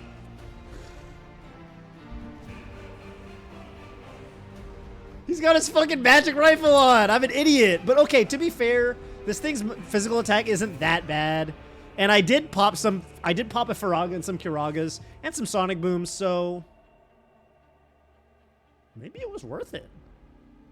Maybe that like low-key made it. I did kind of whoop him. Yeah, I did. Yeah, I did. I am kind of nice. You know, I actually am kind of nice now that you mention it. Actually, maybe I'm a little bit nice. That's a good point. I'm glad you brought that up. I wasn't really looking at it that way, but now I am, you know? Huh.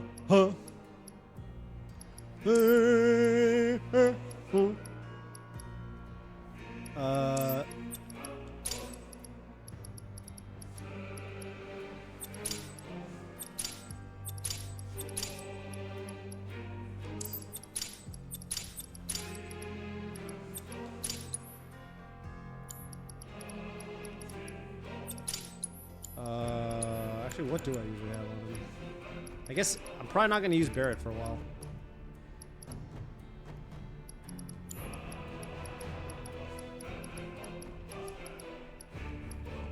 I actually kind of like having an MP up material on him. His MP is so low that he actually fucking uniquely needs it. And I think I just had some elements on him, like lightning and whatever.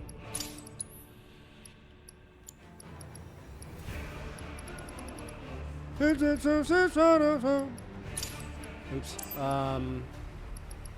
Binding, blah, blah, blah, blah, blah.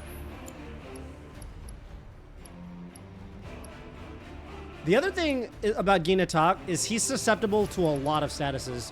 I know for a fact that sleep works on him. Stop definitely worked on him.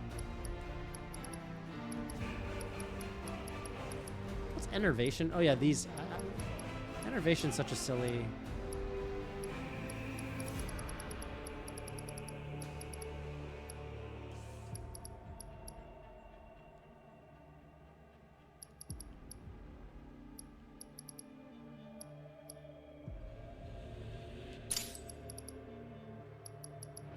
What is gravity materia? Dude, I forgot this is in the game. Are there any bosses that you can actually cast gravity on? Be cool.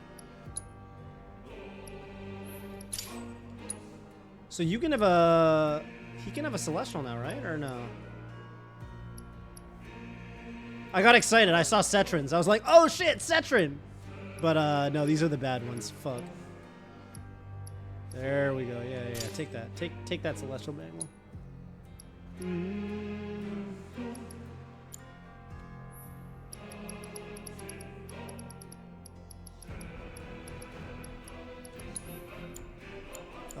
And then I usually run warding, and this is kind of a meme build, but I actually do really like. I love doing the self-destruct thing, so I'll keep running it for now until I really feel like it's. Until I really feel like I need these materia slots. Subversion and warding. And I think I had some other stuff moved around. I have an unused elemental materia right now.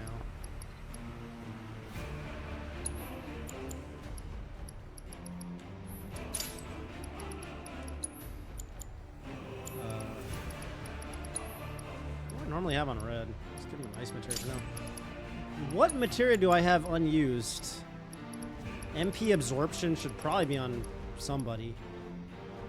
Maybe. Maybe not. Maybe you don't really need it that much.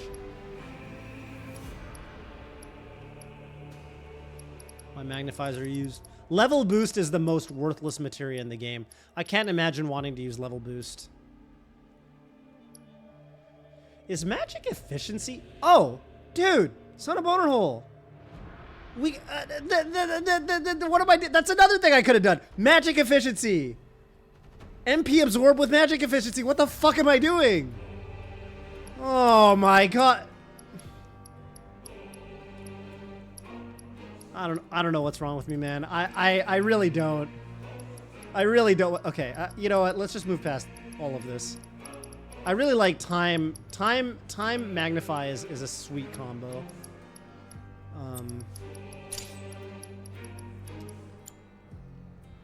I need to get, dude, I need to farm those, I might not even farm. The reality is I just want, there are 4 characters in this game. I hate to say it, there are 4 characters I care about. Cloud, Tifa, Aerith, and Yuffie.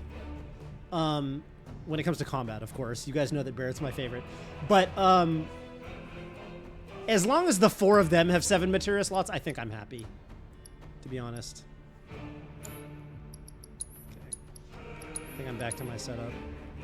Dude, I'm actually so excited to do the post-game content. What up, Grips Hard? Or Grips Hard? Grips, I guess it's Grips Shard. Because there's 2 S's. So, you know. Grips Shard. Aries not die. That's right. That's right. I am in Aries and I'm alive. You guys know that about me? You guys know I'm in Aries? What's everyone's astrology fuck? Hey, that's the elevator shaft, isn't it? Is that it? It is. I didn't notice it my first playthrough through the game, but you can see it. It's right there. That's the elevator shaft. Bro, imagine Bugenhagen's like, all right, Red, this is your trial. Red's like, all right, bet. He turns 180, walks back to the elevator, hits bottom floor. It just pulls up. All right, clear.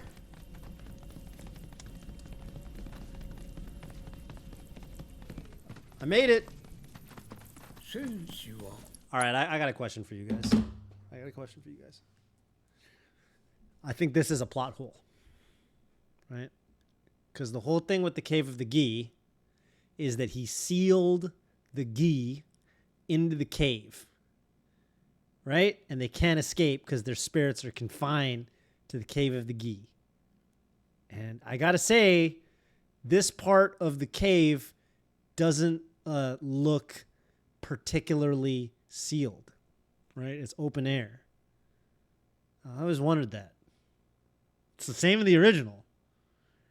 I mean, I get that they wanted to have the moon in the background and make it look very beautiful, but hey, did you guys see someone glitch the game and someone found a way to go out of bounds in Nibelheim with the Nibelheim Chocobo, and then from there they went all the way to the Cosmo Canyon region into the Cave of the Gi, and they actually got up close and personal right next to that Seto statue, and they took a photo of it, and it's actually gorgeous up close. There's so much detail on it. You would think that the game wanted you to be able to get up right next to it and look at it. Someone did. It's on Twitter. Did anyone see that? Super cool. I don't know if they're going to patch that out. I hope they don't. But there's a way you can get out of bounds. And basically you get out of bounds in Nibelheim and you can explore every region because, you know, they're all connected. It looks super duper. Here, let me link it in chat so you guys can just... I guess I could probably show it on stream, but...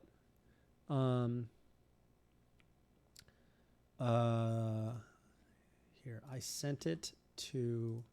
You know, I can show it.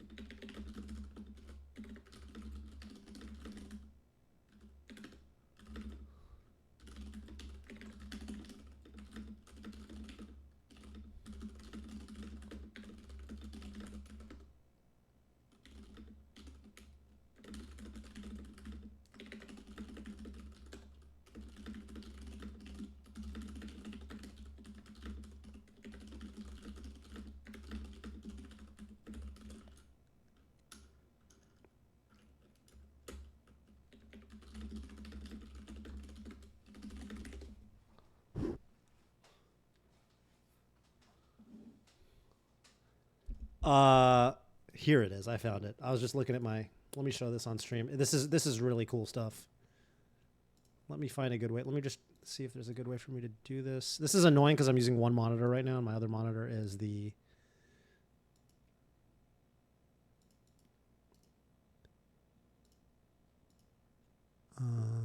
Yeah. All right, look at this. Look at this. See that? Is that beautiful or what? That is not from an FMV. That is right up close. You can kind of tell too the textures on the. I'm gonna link this to none too.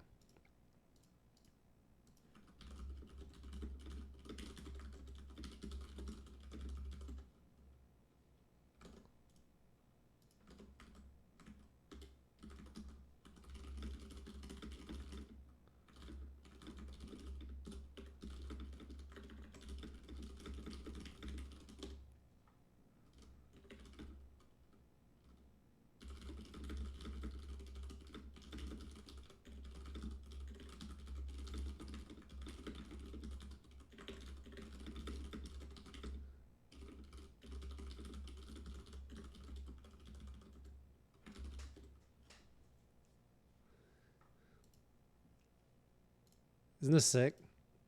Here's footage of him doing it. Here's what you got to do. You'll notice this is the Nibelheim Chocobo.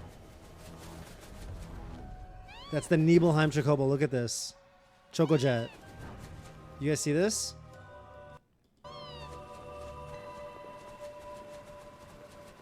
Insane. Gets there. Look at that. Look at that.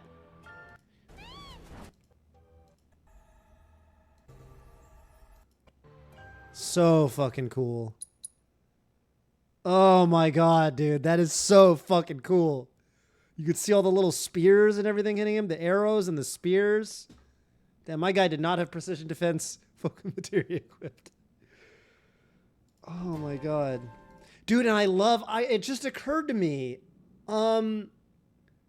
Everything's got a gameplay tie-in. Because the Gi Lancers, when they do their skewer attack, it petrifies you. Holy shit, he literally got hit by Petrify. That just hit me. Everything's got a gameplay tie-in. That just hit me. Oh my god. Anyway, you guys can check this. Delta SYN. You guys can go check this this Twitter account out, and you can find this. It's so fucking cool. Man, that just hit me though. They should sell that. Dude, it looks so good. God, they really should sell that. I mean, it looks fantastic. It's so sick that there's so much detail on it, even though they were like, well, you know, you're not supposed to. It looks just fucking awesome, man. Man. Isn't that dope? That you can get out of bounds like that, and you got that Nibelheim Chocobo in the Cave of the Key. Like, well, who would have thunk it? Now, I'm wondering, because you can go everywhere, I'm wondering if he can get to Midgar. Because Midgar's model, I'm going to tweet at him and ask him. I'm going to tweet at him and ask him if he can get to Midgar. Because why not, right? If you can go between regions, you guys know you can see Midgar from Culm. Like in the Grasslands area, you can see it in the background. It's there. It's on the map. Like the model exists.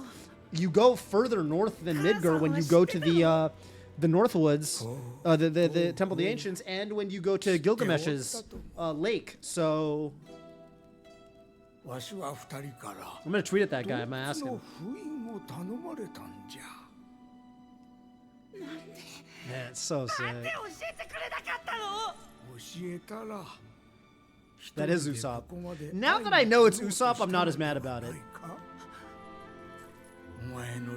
Because I actually do like Usopp as a character. Your mom. Yeah.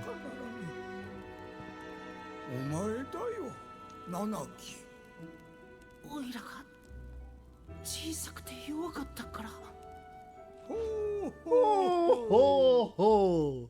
あの小さく非力だったナナキがこうして立派な戦士に成長した。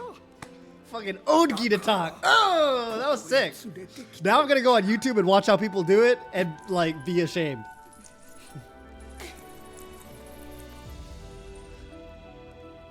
In fact, ooh, that's a great photo. Take a photo right there. That's a wallpaper right there. Look at that. Look how good this game looks. That is not an FMV. All right, hold up. You know what? Let's just, I'm so curious. I'm so curious.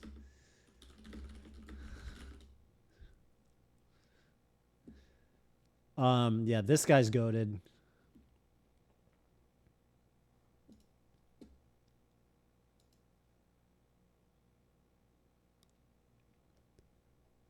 This guy's good too.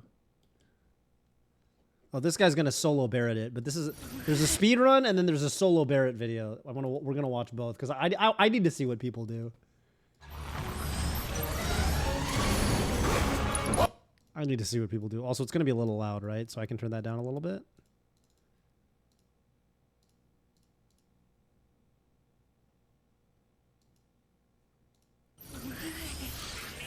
Let me know if it's too loud, you guys. Okay, hang on. What, lifeblood cannon at the start? Wait, what? What am I missing here? Wait. Okay, this is the speed run. I gotta orient myself. Stop, lifeblood cannon.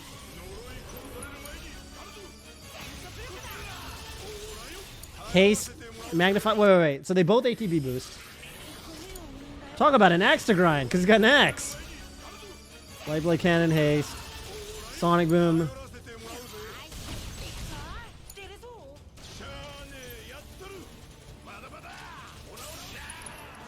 Just to get it pressured. We pop bonus round. We're gonna build up some ATB. Barrett's got no HP. They don't even care about the MP. They just HP MP switch to build up limit faster? No. He's got HP MP switch on. Why's he got no MP? I guess he doesn't need the MP. I muted by accident. I didn't mean to do that. Bonus round. Spectral Flames, which we're gonna parry. And of course we've got Catastrophe on and Barrett's got Enhanced Expeditionary Medal too. Catastrophe because it's faster than Satellite Beam? Maybe it does more stagger damage? Sends him to the second phase. Barrett's got full limit again. He parries 2. And the rest of the flames are going to hit him. And look at Barrett's limit bar. As he's doing Catastrophe. So now he's got another limit. So he's going to Satellite Beam to the second phase.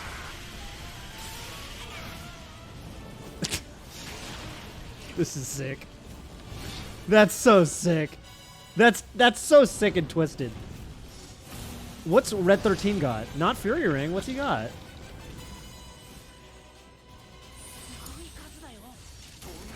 Maximum Fury. Oh, Maximum Fury kills these things. And Thundara. On Swiftcast and Magnify. There's another Catastrophe for you. That's going to send him to the third phase for sure. We pressure him.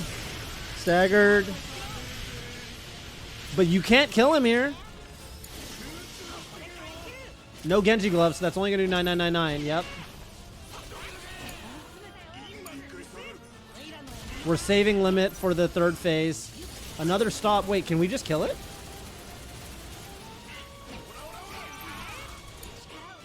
Huh?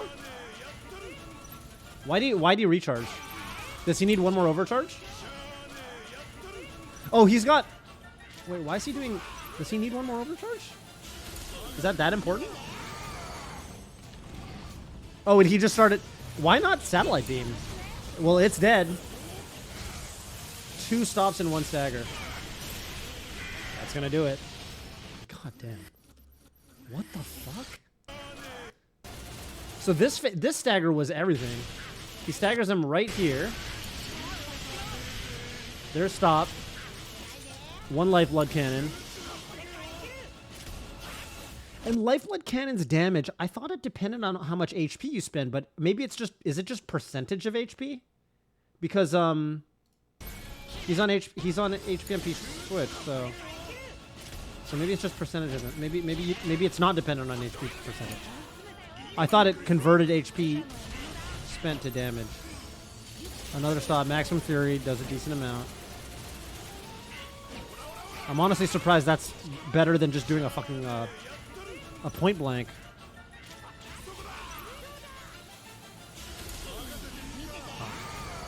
God damn. Okay, let's... How the hell is this thing pissed? That's loud.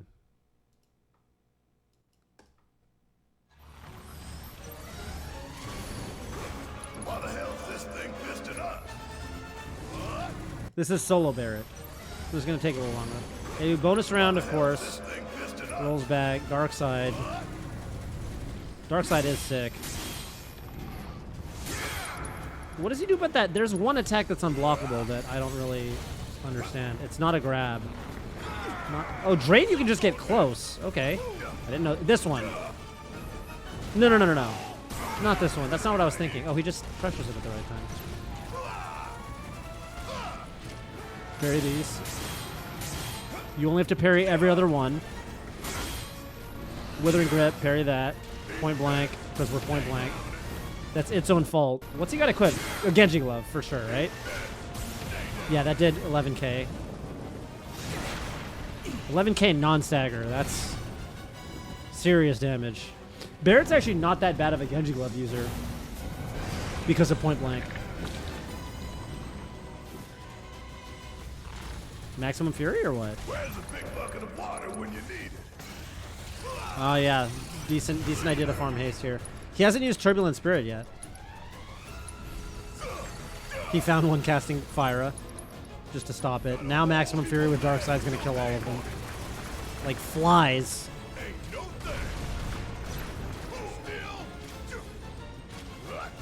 He's charging all the way up. Oh, he's got Fire Absorb. Yeah, okay, sure. Why not? It's about to stagger, especially with Precision Defense Focus. Stop. Hey, it looks like he took some damage, huh? Oh, that's dark side damage. Never mind. I'm an idiot.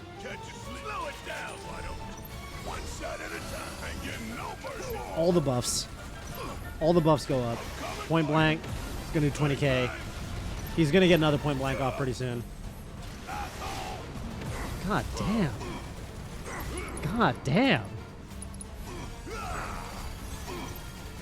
One more point blank or what? Can you do one more? Or is there an HP threshold? There might be an HP threshold. That's why he's saving. Now he's point blank for after it triggers Doom, which is going to do 11k. And pressures it. Soul Drain's MP, so it doesn't count. Soul Drain's MP, so it doesn't count as a. It doesn't. He claims no damage, and Soul Drain damages your MP, not your HP, so it's fine. Yeah, that's it. Hey, didn't he get hit right here once? He got hit. He got hit by the drain, I think. Or no?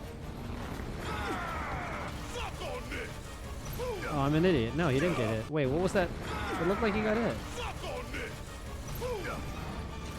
What's that little seven? Oh, that's the region healing. The 360 was dark side. Yeah, he actually no hit this. And Soul Drain doesn't count because it's not. That's insane. That's fucking insane. Holy shit. Catastrophe might be before single target damage. Satellite beam is. I got you. Gi is a damage stopper if you get him too low before he does Doom. Yeah. Dude, both of those videos were so impressive. Holy shit. This is, like, if you watch that and you haven't played this game, you wouldn't know that was a hard fight. You just be like, oh, you just do that. What's the I don't see what the problem is. What the fuck, yo? Thank you for the 12 months, 1 year, Jay Souza. Thank you. You with all-time melee ranking things like pre-UCF tournaments, chronological factoring rankings. I mean, they factor in. I just don't think about that stuff that much. Yeah, you know, everything is in the context of its own era, right? Otherwise, Armada's not, you're not going to say Armada's not the GOAT because pre-UCF doesn't count. Like, you know, come on. Or like not the GOAT. Mango's my GOAT, but in the GOAT conversation, like if they only played pre-UCF, then you know what I mean. That's kind of silly. Or like Mewtwo King or whatever.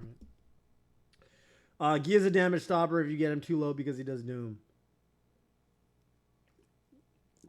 Well, the sentence still holds true. It would be silly to say that Armada was not the GOAT because of pre-UCF. You know? Did you see the HP MP swap?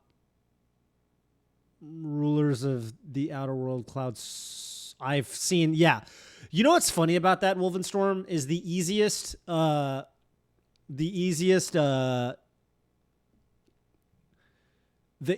character, I think, to run that strat is actually Kate Sith. because Kate Sith's limit animation lasts so long.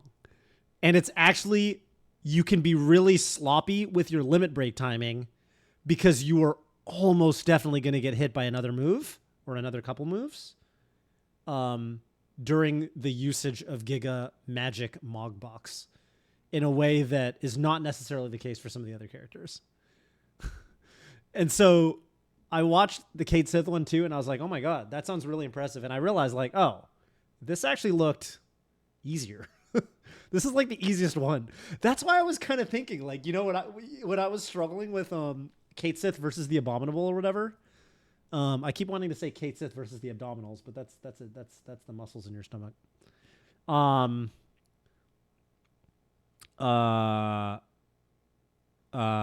Yeah, I actually genuinely think that I might have had an easier time clearing the Kate Sith solo challenge if I just used HPMP switch. I think that might have been legitimately the case. Do you think someone will do a full no damage run of the whole game on hard mode? What are that would be so sick. Is there anything there's probably some shit you can't dodge, right? Okay. For example, does Great Marlborough count? You can't not take damage against the Great Marlborough. That's not a thing.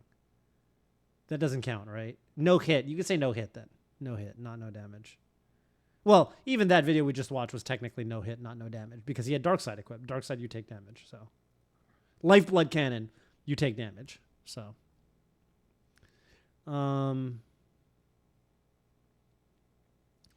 some stuff would be obnoxious. The thing about no damage runs is they usually do solo. They usually do solo characters because it's really hard to prevent your teammates from getting no damage. Like, your teammates not getting hit is almost impossible. Think about the Gargantuar fight where they literally stand in range of the Needlestorm. Now, if you're cracked enough to actually do a no damage run where you're micromanaging all three characters and you're swapping back and forth to micromanage them to not take damage, then I mean, that would be one of the most impressive things in all of gaming. That would be like some fucking all strawberries, no deaths, Celeste shit. Like, that would be on that level. You know what I mean? That would be... The other thing is the game is so long. And, like, there's so much shit in this game. Like, it would take so long. And there's so many little fights that are hard. In Remake, you literally can't. There's some fights you cannot no damage. Well, it might be different. There's certain bosses, like, for example, to no damage the Airbuster fight in Sector 1 Reactor. Is it Sector 1? Sector 1, right? That's Reactor 1. To no damage the Airbuster fight, you have to be playing on Intergrade. There's one attack it does in the third phase where it shoots not the finger lasers that stun you, but it shoots like a big array of like orange lasers out. If you want to no damage that attack, you have to have limit. I'm pretty sure.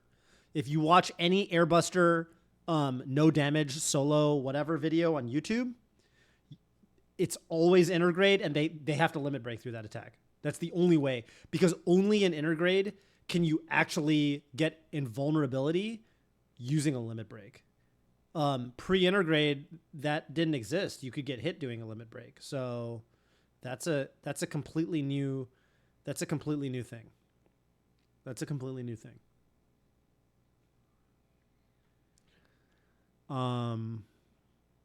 Clipping out of context. Oh, I just read that again.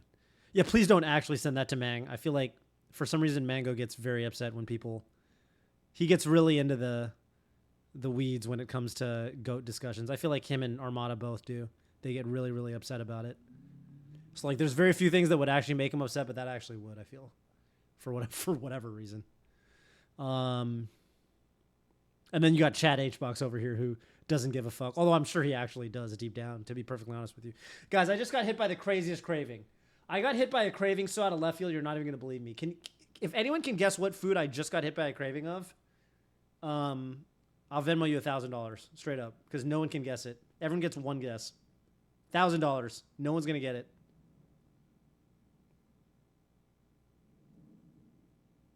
Okay, good guesses so far. Not even close. Not even close. None of these are weird enough. Flan. No, this is like a 8 months pregnant lady level craving. This is one of the, you know, apparently when you're really pregnant, you get some fucking crazy ass cravings that make no sense. This is one of those. Everyone gets one more guess. These guesses were all too normal. Do like a pickles and ice cream. Yeah. Oh, now it's too weird. It's not shit that doesn't go together. It's just like a really weird food to have a craving for, where like you just wouldn't think of it. Somewhere in between Carl's Jr. and pickles and ice cream. Okay. Although low-key, I would eat pickles and ice cream. That actually sounds dope. Also, it's funny both of you said pickle at the same time. I actually really like pickles. Curry pizza, not a bad guess. There's actually it's funny, there's a curry pizza place that opened up right near my house. It opened up like 2 weeks ago, which I'm really pumped about because it's actually fucking good. I actually have some curry pizza in my fridge right now, some leftovers that I could polish off at some point. All right, no one's going to get it, so I'm just going to say it. I just got hit by a crazy craving of crab bisque. You guys ever had crab bisque? With in the nice restaurants, they put sherry in it, a little bit of sherry, and it takes the fucking flavor to the next level. They put a little bit of sherry in it, and then the flavor fucking pops. There's like a little tang. Lobster bisque. Maybe I'm thinking lobster bisque. I mean, they're similar. Maybe I'm thinking lobster bisque. Lobster bisque, a little bit of sherry. It's good. It's fucking good as fuck. I haven't had it. The thing is, I haven't had it in like 15 years because you know why? People do brandy too. You can do sherry or you can do brandy. I think sherry and brandy are similar anyway. But hey, what's interesting sherry and brandy? Difference between sherry and brandy. They just brandy is distilled from wine or fruit juice. Sherry is a fortified wine made from white grapes, known in the sherry region of Spain. Sherry's a region? I didn't know that. Also, sherry doesn't sound like it'd be in Spain. Sherry sounds like it'd be in like Michigan. You know what I mean? Okay. Anyway, I haven't had it in a long time. The reason I haven't had it in a long... Look it up. Look up crab bisque with sherry. Google it. It comes up. It literally comes up. There's so many. There's a bunch of hits. I can't look at this fucking Google search. This is making me really hungry. Because the thing is, crab bisque like the budget version of lobster bisque. Yeah, for some reason crab bisque. But I know why I was thinking crab bisque, because when I was a kid, I used to visit my grandma, who's now passed away, unfortunately, R.I.P.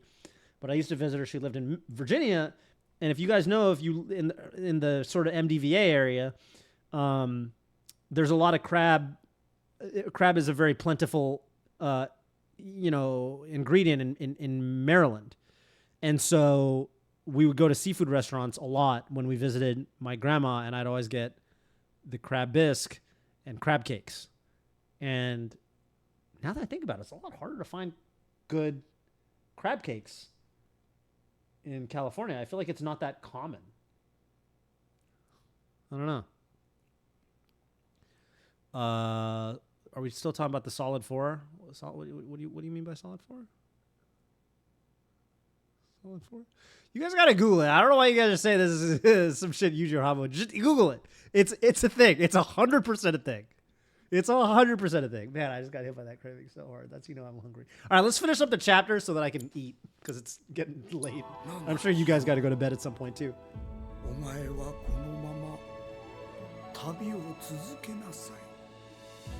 You know he's down.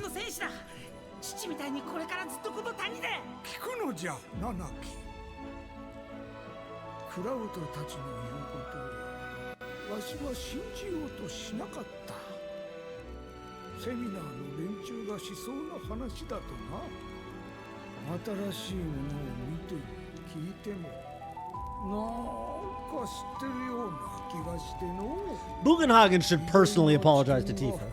I feel like he was a little bit, kind of a dick to her. But he's an old guy, I get it. Old people are like this.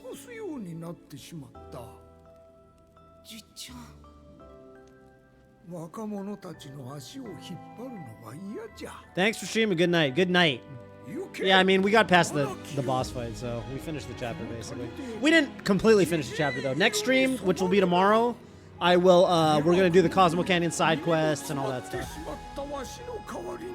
and we'll get a little bit into Nibelheim, hopefully, just a little bit.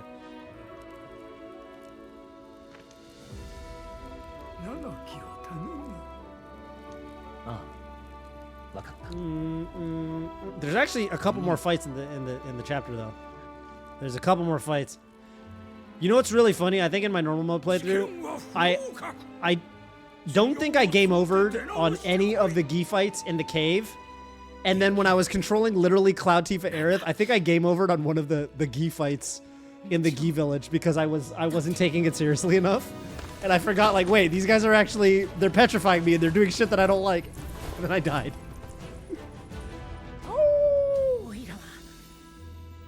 Here it is. The second most emotional howl in the game. Second to when the chicken died in Gongaga.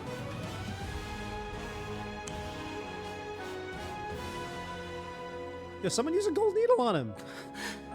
He's still alive, he's just petrified. Use a gold needle. What up, Salvo Kai? Remember when the chicken died? He goes, oh, because he learns about that's when he learns about the circle of life. The circle of life. That's when Red learns about that. All right, now Gina Tak shows up. He looks like he's 7'4", plays for the fucking what name insert whatever your Phoenix Suns, you know, whatever. And looks nothing like he did in that fight. Nothing. In that, like, look how tall his face is, his skull structure. He's got the things on his head, by the way. He looks like that who's that one dude from Hunter x Hunter? You guys know what I'm talking about? That's this guy. That's this guy. I have not seen Legally Blonde, should I? Is it hype? I'll watch it. He looks nothing like he did. The skull is a different shape. His face is like so tall now. He did not look like that in the boss fight. I swear to God he didn't look like that. I'll watch Legally Blonde.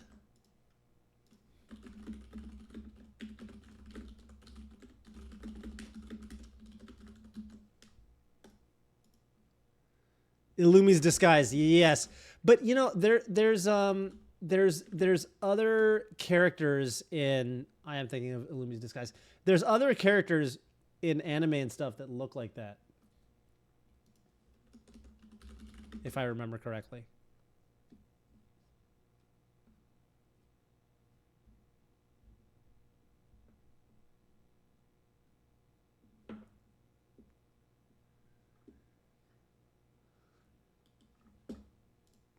Why did they make him look like that anyway? That was such a weird... One day, I will bless you guys with my Hunter x Hunter take. Which is that it fucking low-key sucks. Hate to say it. I think it's... Okay. Let me elaborate. Dude, I swear to God, there are real... I'm looking at the stars in the background. There are real constellations. Wait, what? Why can I see this? Oh, those aren't even stars. Those are just dust particles. But there was like, I swear to God, there was a real constellation in there in those light balls that I thought were stars. Listen, here's my thing. Here's my thing about Hunter x Hunter. Oh, we got an ad break, so I gotta give you. I don't know if people are watching ads. Can people hear me, or am I watching ads? I low-key agree. No, I'm telling you. Okay, let me explain. Wolvenstorm, can you hear me? You can hear me? All right, that's all that matters. Listen. The best thing about shonens, or I would say the defining characteristic, is they go for a long time. They go for a long time, right? They got a ton of arcs, ton of episodes. And the thing that's satisfying about shonens is when they follow rules, because the best thing about shonens is when the world building is really like tight and consistent, and you can get really into what I really loved about Naruto when I watched Naruto as a kid was I loved that there was this like, you know, the you know, there's 3 different types of jutsus, right? There's genjutsus, there's taijutsus, and there's, I don't know, ninjutsu or whatever the fuck the other one is. I think it's just ninjutsu, right? and there's like, there's the 4 villages, and there's, and there's like all kinds of, and then you learn, and then, people kind of break the rules in certain ways, but like everything kind of falls under this. There's a lot of thought goes into the world building. And, everyone's a ninja. Naruto wants to be the best ninja. Okay, One Piece, it's the same thing, right? The whole thing is centered around the concept of wanting to be the greatest pirate and, sailing the seas and finding the One Piece and finding the Grand Line and all this stuff. And like everything builds off, like the world building is very consistent. Yeah, I don't know anything about Boruto. I really do not know anything about Boruto. But the thing about Hunter x Hunter is, okay, first of all, I love the Hunter exam arc. Fantastic arc. But the quality of the arcs is incredibly consistent. The first thing I'm going to say is, I had a real fucking hard time getting through okay, there's one fight. I don't even know what the name of the arc is because this arc is that bad. There's one fight where there's a fucking guy that looks like an earthworm and he's got a homie that looks like a fucking porcupine. I do not care about these guys, and they're the ugliest motherfuckers I've ever seen in any anime. And then they're fighting some other guy who I don't really know too much about. He's like big and strong. And I was like, bro, who are these shitty characters? Why are they fighting? I don't care about any of these people. And it was like a whole episode of characters I didn't care about. And there's and at least in Naruto and stuff, whenever they introduce these characters, at least like you can tie them back to the original. Hunter x Hunter can't make its mind about what it wants to be. It's like, first of all, the whole premise is like, what is a hunter? They don't really explain it that well. And they don't do a very good job defining it because all of a sudden, like the third arc, they're like, oh, and by the way, there's this thing called Nen. And all the hunters can use Nen. It's crazy that you can't. It's crazy that you can't use Nen and you can do all that shit. Killua can like pull people's hearts out. He's not using Nen. And then at that point, if you can do stuff like that, it's all Nen. They like decided that shit. At least in like, okay, JoJo's kind of does this when it makes the transition from the using the ripple to using stands. But at least it's separated out with, you kind of know what you're getting into when it comes to the parts. And also JoJo's is like from the fucking 70s or whatever the fuck, right? Hunter x Hunter, like, man, it does not know what it wants to do when it comes to the world building.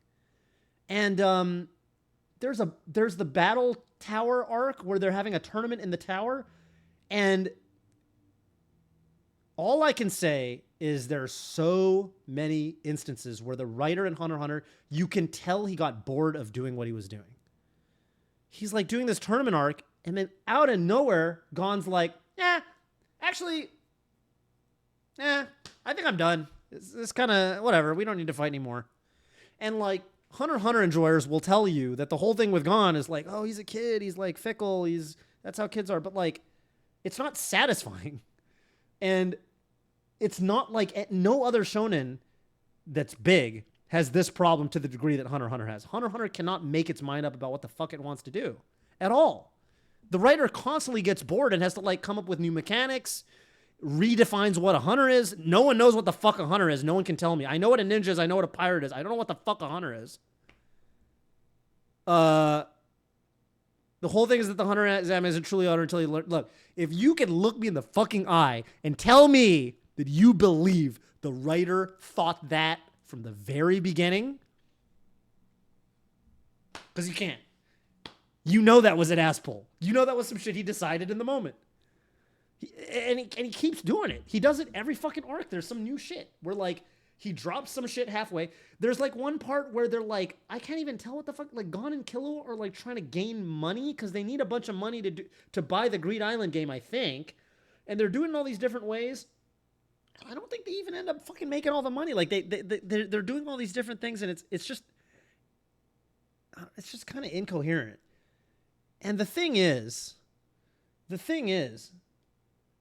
dude, I'll say it. Even fucking Zoldik's, what's the guy's name? The dude that I thought was Ginatak.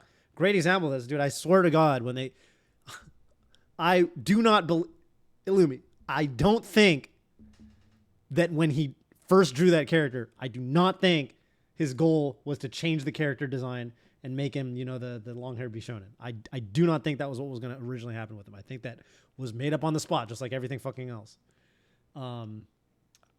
There's just so many instances in Hunter x Hunter like this. There's the too many characters I don't care about. They don't do a good job sticking with, and there's no consistent world building. Like the world building is non-existent. I don't know what the fuck is ever going on. It's not nitpicking. It's the only reason I would watch a shonen is because I want to see what the gang's up to in this like what do they call it? This is why people love Tolkien and they get so into Tolkien lore, you know? Like, and this is why they got so pissed with like Disney Star Wars. Like people love. It's very satisfying in these bigger franchises when there's like a consistent. People love to talk about who's stronger, this guy or that guy, you know, and within the context of. It's very satisfying when there's like established rules and this extends to everything, even like gag manga or whatever, like One Punch Man. Saitama's unique because he like, you know, he's intentionally breaking all the rules. That's like the whole point of the character. He runs orthogonal to the rest of the cast of One Punch Man. But with Hunter x Hunter, it's just like all over the place. It's constantly all over the place. I know there's some good fights. There's some shitty fights too, though. And yeah, I don't know, man. I got so I think the best example was when they just quit the tournament arc halfway through for no reason. Like the guy was just like, and he like tried to come up with all these rules for the tournament. He's like, on this floor, it's gonna be fucking sick because these floors have the 10 bosses of blah blah blah blah blah. Then you never meet them. And there's so much shit like that in Hunter x Hunter. It's constantly happening. I don't know. Okay, I'm gonna be honest with you. Every time I bring up to my wife, like, hey, let's watch Hunter x Hunter. We need to get to the da-da-da arc because people say that the Chimeran arc. People say the Chimeran arc is good, even if you don't like the rest of the show. And my wife always vetoes it, so we always watch something else. So I can't give it a good rating because I haven't gotten to the arc that everyone says is good or whatever, the Chimeran arc. People also say that arc is ridiculously long. She hates it more than I do. She's like, no, I can't watch it. It's the most boring thing. You know how people... You've seen Freerin? Let me put it to you differently. Is Yorick New is that the arc that is the fucking Earthworm Jim looking motherfucker with the porcupine guy and they're getting bodied by the big strong guy who's a member of the Spiders or whatever? And the other thing too, don't get me wrong, there's certain things I really enjoyed the Hunter exam arc because I think the Hunter exam arc had a clear goal, a clear purpose. It did a good job getting me to care about the characters. There were some really interesting ideas. I really liked Gone hunting in the wilderness, blah, blah, blah. I really liked the Hunter exam arc. I did. I just think, I think that the quality of the arcs is extremely inconsistent. It's barely gone anywhere. You know what the other thing is? And by the way, I'm about to prove my point to you. Here's an actual quote from Togashi. I'm about to prove my fucking point. I'm about to prove my fucking point. Are you guys ready for this?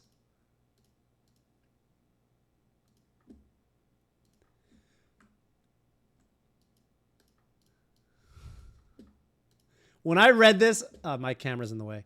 When I read that, I lost my shit. Because I was like, yeah, I know. I know you think that. You didn't need to hop on an interview and tell me that's... I know what you believe about world building. Because you're terrible at it. You haven't cared about it a single fucking year that you've been writing this manga. I know. You don't need to tell me. It is incredibly evident. And he talks about like, oh, you don't need world building, man. You just need to keep doing ass pulls. Just ass pull over and over and over and over. People are going to eat it up. People love it when you just ass pull and make new shit up. If you set the stakes and you said that this is what the characters need to do and this is how we're going to do it, it actually turns out that doesn't matter. Just drop everything on the floor because you got bored. It is so frustrating to me. I cannot deal with... I think Togashi's a fraud. I'll just say it. I think he's a fucking fraud of a writer. I hate it. I hate it. And the reason I hate it is because it can be, I think your world building can be weak in certain types of stories, but it cannot be weak, shouldn't, for a shonen. Like, there's a reason people love One Piece. There's a reason people love Naruto. I don't get it with Hunter x Hunter. I really don't, because I think that every other shonen writer is good at this.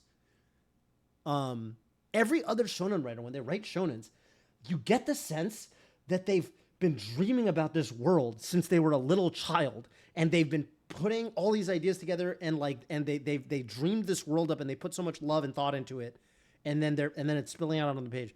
And with Hunter x Hunter, it is the opposite of that for me. Uniquely Hunter x Hunter. I don't get it. Anyway. I've seen a lot of arcs, dude. The Hunter exam is one of the only arcs that actually fucking finishes. That's the thing about it. All the other arcs don't finish. The guy gets bored, and the stakes that he establishes, the characters don't reach them. He's like, you know what? Fuck it. That wasn't that important. Well, let's go do something else. And then Hunter x Hunter fans go, Gon is such an amazing written character. Like, he defies storytelling narratives by like when other characters have goals, he's such a free-spirited child that he doesn't need to do the things that he sets out to do. And I'm like, no, that's just lazy. That's just called lazy. I totally agree. Yu Yu Hakusho is so good. Okay, I take it back. I called Togashi a fraud. It boggles my mind that he wrote Yu Yu Hakusho and Hunter x Hunter. I have to take it back because you remind me of Yu Yu Hakusho. I have a perfect example for you. I have a perfect example for you.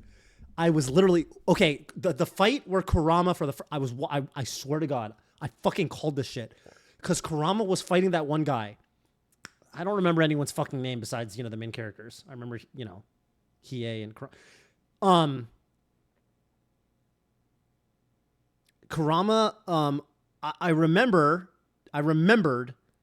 this was when I was a teenager. I was watching on TV on Toonami or whatever. Maybe it was Adult Swim. And Kurama had the thing where, like, he used to be this ancient fox god spirit or whatever, and now he's like a nerfed form. And then he's fighting the guy that turns time back so you become a baby or whatever. You guys remember this in the Dark Tournament? Yeah. And I remember I was watching it as a fucking teenager, and I was like, bro, you know what's about to happen? I was like, this dumbass about to turn time back, and he's about to turn Kurama back to the old me. And because there was a consistent magic, they call it like a magic system. Exactly what Hunter x Hunter doesn't have. You could never do this in Hunter x Hunter. You could never, and it was so satisfying to me as a kid, as a viewer. Because it literally happened. And I was like, yo, I called that shit. And it blew my mind. I was like, I knew that was going to happen because they hinted that Kurama used to be this ancient fox god and the guy turns time back. And I literally predicted that shit. And it was so satisfying to me. That's an example of consistent world building. And like moments like that, especially if you call it, you're like, oh shit. That was like well thought out. That was like kind of planned, and it's satisfying. It doesn't feel like an ass pull. Hunter, you can't do that with Hunter x Hunter. You literally, you can't. When they say the tournament arc's gonna da-da-da-da-da, and then when they get to these floors up here and they're gonna be the boss guys, if you try to predict anything about that, then don't, because those fights don't happen. Don't happen. I think so I have to agree with you. I think it must be satisfying for different reasons. It must be, because people like it. For me, I can't do it. I can't do it. And I think that at least if most of the arcs were as entertaining as like the Hunter exam arc, I think me and my wife would have an easier time getting through it. But I think the big problem, this is what I was going to say about Frieren. Everyone says the worst part of the Frieren anime. Not going to get into the manga because let's just talk about what's come out in the anime. Everyone's least favorite part of Frieren is what? The complaint I hear far and away, I don't even really feel this way. I actually kind of like this arc, but everyone says it's the mage exam. Because the mage exam all of a sudden introduces all these characters that you quote unquote don't care. And people like in Frieren, they like Frieren, Fern, and Stark. You want to watch Frieren, Fern, and Stark. Those are the guys you care about. You know what I'm saying?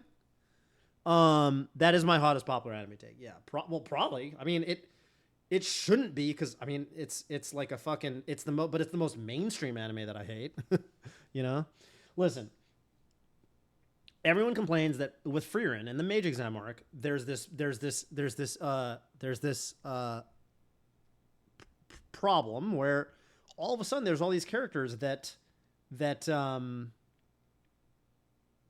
you just don't know who the fuck they are. And then all of a sudden it's like this guy is Joe Schmo fighting Rufus and Doofus. Sorry to borrow Ben Feingold terminology. And you're like, who are these motherfuckers? I don't care about this. I don't even feel that way.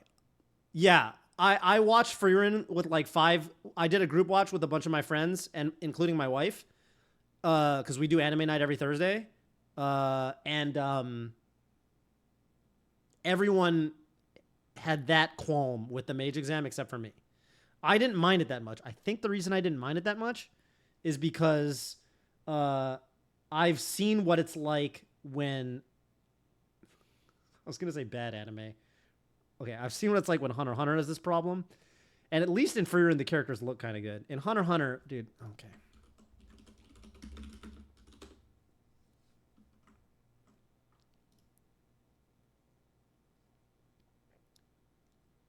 Oh, my spacing sucks!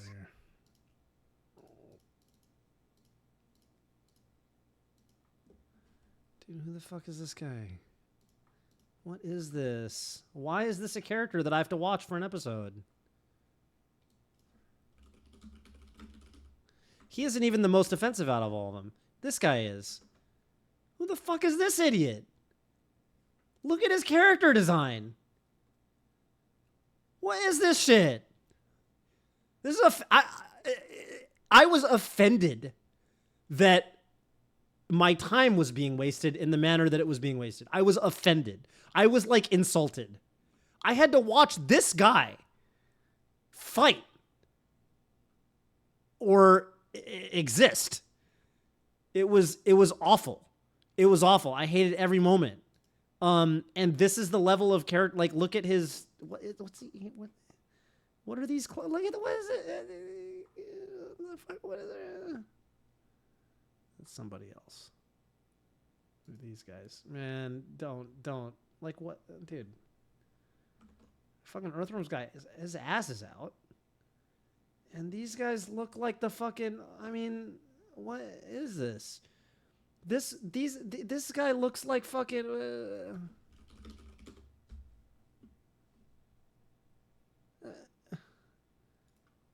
What?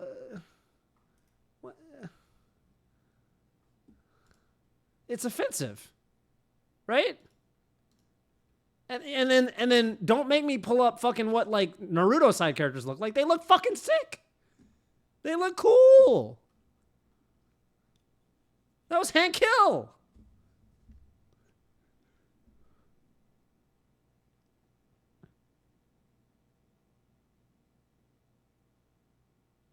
Not ever gonna look, bro. That's why we. That's what I was like. No. What do you think about the Mage Exam arc? I actually I like that arc. I agree with people's takes that it does introduce a bunch of characters you sort of don't care about at first, for parts of it. But you know, it's not that bad ultimately. People just think, I've heard the take that Frieren's Mage Exam arc feels like a shonen, and you don't watch Frieren because you want to watch a shonen. My take is, Frieren is so good at everything that I kind of like seeing Frieren's take on a shonen. You know what I mean? It's so good at just everything that like it does shonen stuff. And I'm like, you're doing it better than the shonens. And I think that's cool. But Hank Hill is cool. That guy's not cool. Hank Hill is cool. But that guy wasn't cool. Whole point is game protector on free run does. No, I agree with you. I personally agree with the Mage Exam thing. But the reason I bring up the Mage Exam is because in Frieren, I think it works. It's fine because ultimately the Mage Exam is not that long, and also does a good job pruning the characters that aren't that interesting anyway. Like the more interesting ones stick around, and they make it to the later parts of the Mage Exam. But I bring that up because I think that Hunter x Hunter has that problem. One, it's worse. I care about the characters less. The characters that I don't care that much about in Frieren, I still care about them more than Hunter x Hunter throwaway characters. And two, the stretches are much longer. There's long stretches where I'm just like, who are these people? And like, I don't know. Hunter x Hunter does, it's good at certain things for sure. It definitely is. I love. I mean, when Togashi can stick to, I don't know. Anyway, that's my Hunter x Hunter take. The world building thing, it being slow, and the world building thing. And for me, those are tough. I'm also not much of a shonen watcher. You got to realize that. I'm really not. And because I'm not much of a shonen, I'm the kind of person that's going to be lost.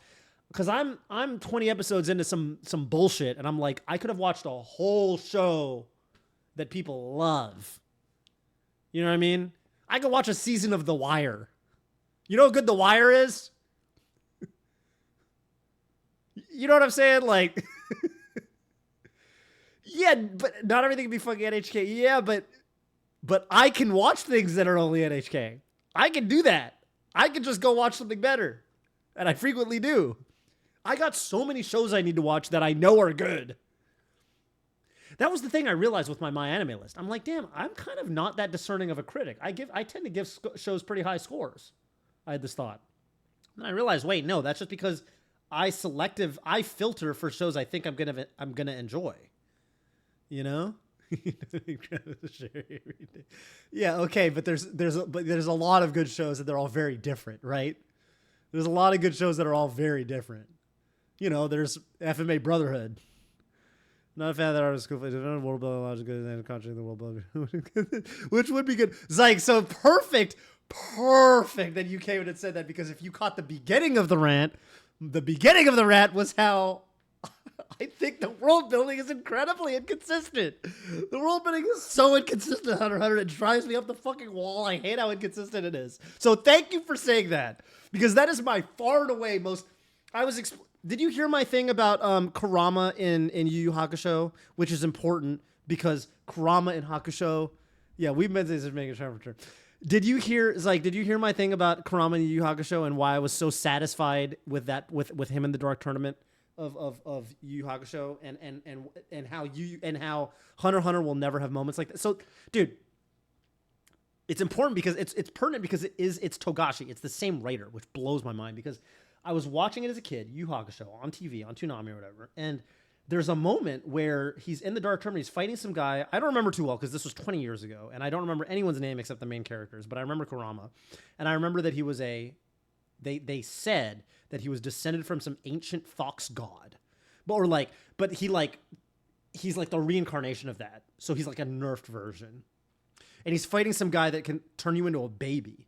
He like turns time back for you and you turn into a baby. And I remember I was like 13 years old and I was like, dude, that guy is going to turn back time on Kurama and he's going to fucking go too far by accident. And he's going to turn him back to the old me. He's going to make him the fox god. And that happened.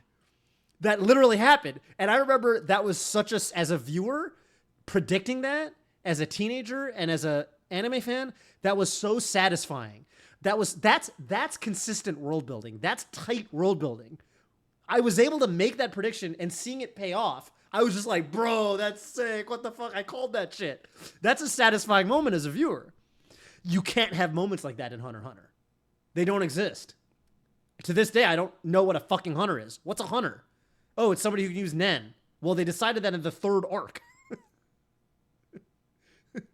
They didn't introduce Nen until the third arc, or whatever it was. Fourth arc, I don't know what, I can't count the arc. I think third arc, maybe fourth. You're never going to have moments like that in Hunter x Hunter. You can't predict shit because the guy gets bored. The guy literally gets bored. It's not the second arc. The second arc is when they go to Killua's house. There's no Nen. That's like a segue, bro. You're crazy. You're fucking crazy, bro. Come on, bro. I don't think it's the second arc. Not 100 Nen. They apply to some basic bitches. They get their license but don't discover Nen. I mean, they don't. Some bitches, yeah, they well, they don't even imply. They outright say it. It's more that they introduce Nen. It's like JoJo's introducing stands 3 parts into JoJo's, which in JoJo's is sort of passable because with JoJo's, you know, the stands are sort of their own isolated. The chapters the arcs are their own isolated things. It's like a different show. But with Hunter x Hunter, it kind of bleeds together in a very unsatisfying way for me. And yeah, my whole thing with and my other whole thing is that in most arcs, there's some that are not the Hunter Exam arc is an exception, but in a lot of the other arcs, the characters set out to do something at the beginning of the arc and they don't do it. They introduce this whole tournament system in the fucking battle tower or whatever, and the guy, you know, Togashi like comes up with this system for how the battle tower works, and then Gon gets bored halfway through and he's like, let's go do something else. This is boring. I don't want to do this anymore. I'm just like, what, dude? Are you fucking kidding me, bro? Come on, man. It's just unsatisfying. It's just unsatisfying. A lot of shit like that. I get so I don't know. But I mean, again, I think it's going to be different from person to person. I don't think I am a regular. I don't like shonens in general. I don't like the genre in general. There are certain things I like about shonens, and those particular things that I like about shonens, i.e., because if I'm going to watch a shonen, I think the one thing that genre can do that other genres can't is they have these massive, expansive worlds that you can kind of get lost in. And I never, ever, ever felt like I could even dip my toe into the world of Hunter x Hunter because the puddle was that shallow, you know? No, he does get bored. Gon just leaves. He's just like, we don't need to do this anymore. They just don't finish it. They don't get to the part of they foreshadow all this stuff and then they just don't do it. But yeah, that's my Hunter x Hunter take. So I think it's like low key.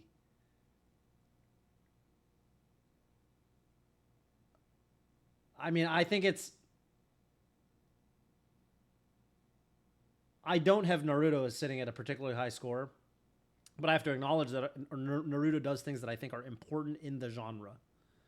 And I think that Hunter x Hunter fails to do those things, so I have to give it like a lower score. You know what I'm saying? I'm curious to discover how I feel about the Chimera Ant arc. I think a lot of my people, I've heard a lot of people say the rest of the show sucks and the Chimera Ant arc is good. I've also heard people say the rest of the show is good and the Chimera Ant arc sucks.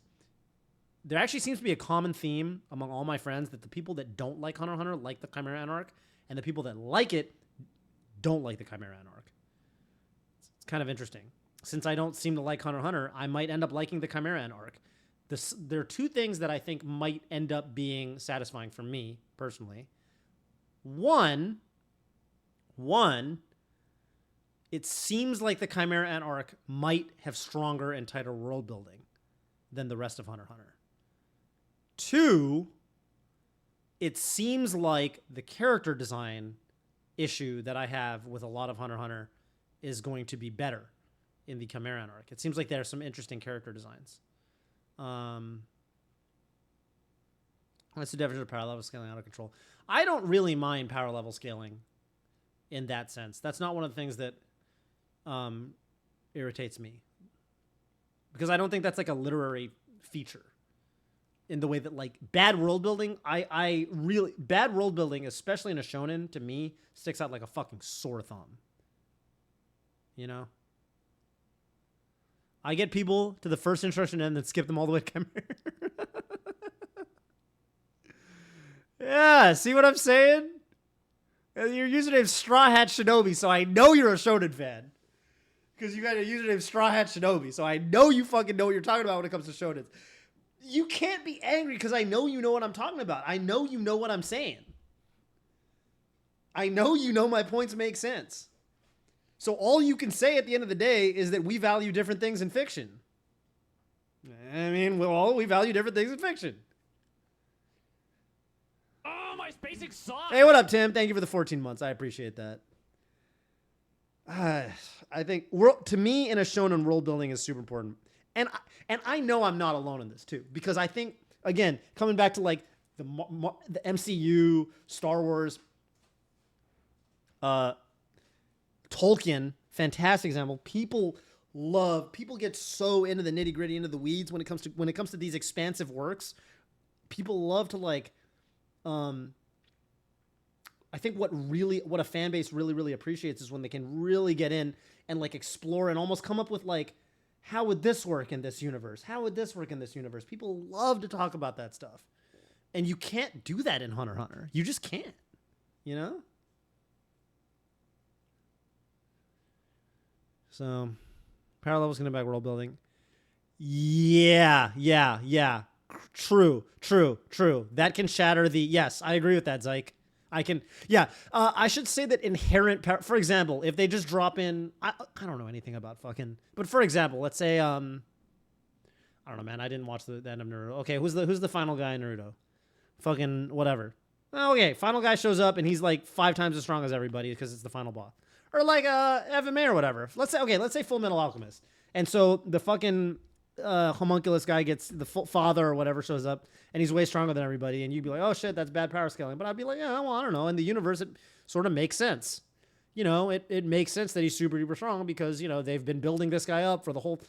that's the whole thing. the whole thing is this guy. Yeah, I don't even know anything about Kaguya, but in and of itself, the power scaling thing is if it makes sense. Even this, I think, is ultimately a world building problem because I think that like the reason people have an issue with power scaling is because it comes out of nowhere and doesn't make any fucking sense. Dr. Zero being a fantastic example. Thank you for that. Great example. But you know, if it makes sense, if we spent 50 episodes summoning this guy because he's going to be strong enough to take over the world, and then he shows up and he's strong enough to take over the world, then you're like, well, I mean, yeah, that's what they said was going to happen. I mean, yeah, is it? You know what I'm saying? So, you're not supposed to pronounce the X in Hunter x Hunter.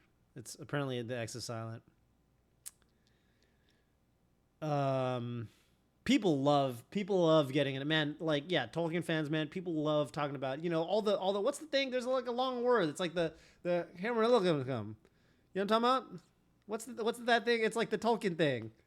You know, and then people read it and they learn about all their characters and shit. It's like shit that doesn't even show up in the yeah. So people love that thing. A lot of L's in there. Hang on, I gotta lean into. Yeah, the chameleonaire. Yeah, the chameleonaire shows up. You know, and chameleonaire, people love that stuff. People love that stuff, dude. I cannot imagine what would that be like for Hunter x Hunter. You know what I'm talking about?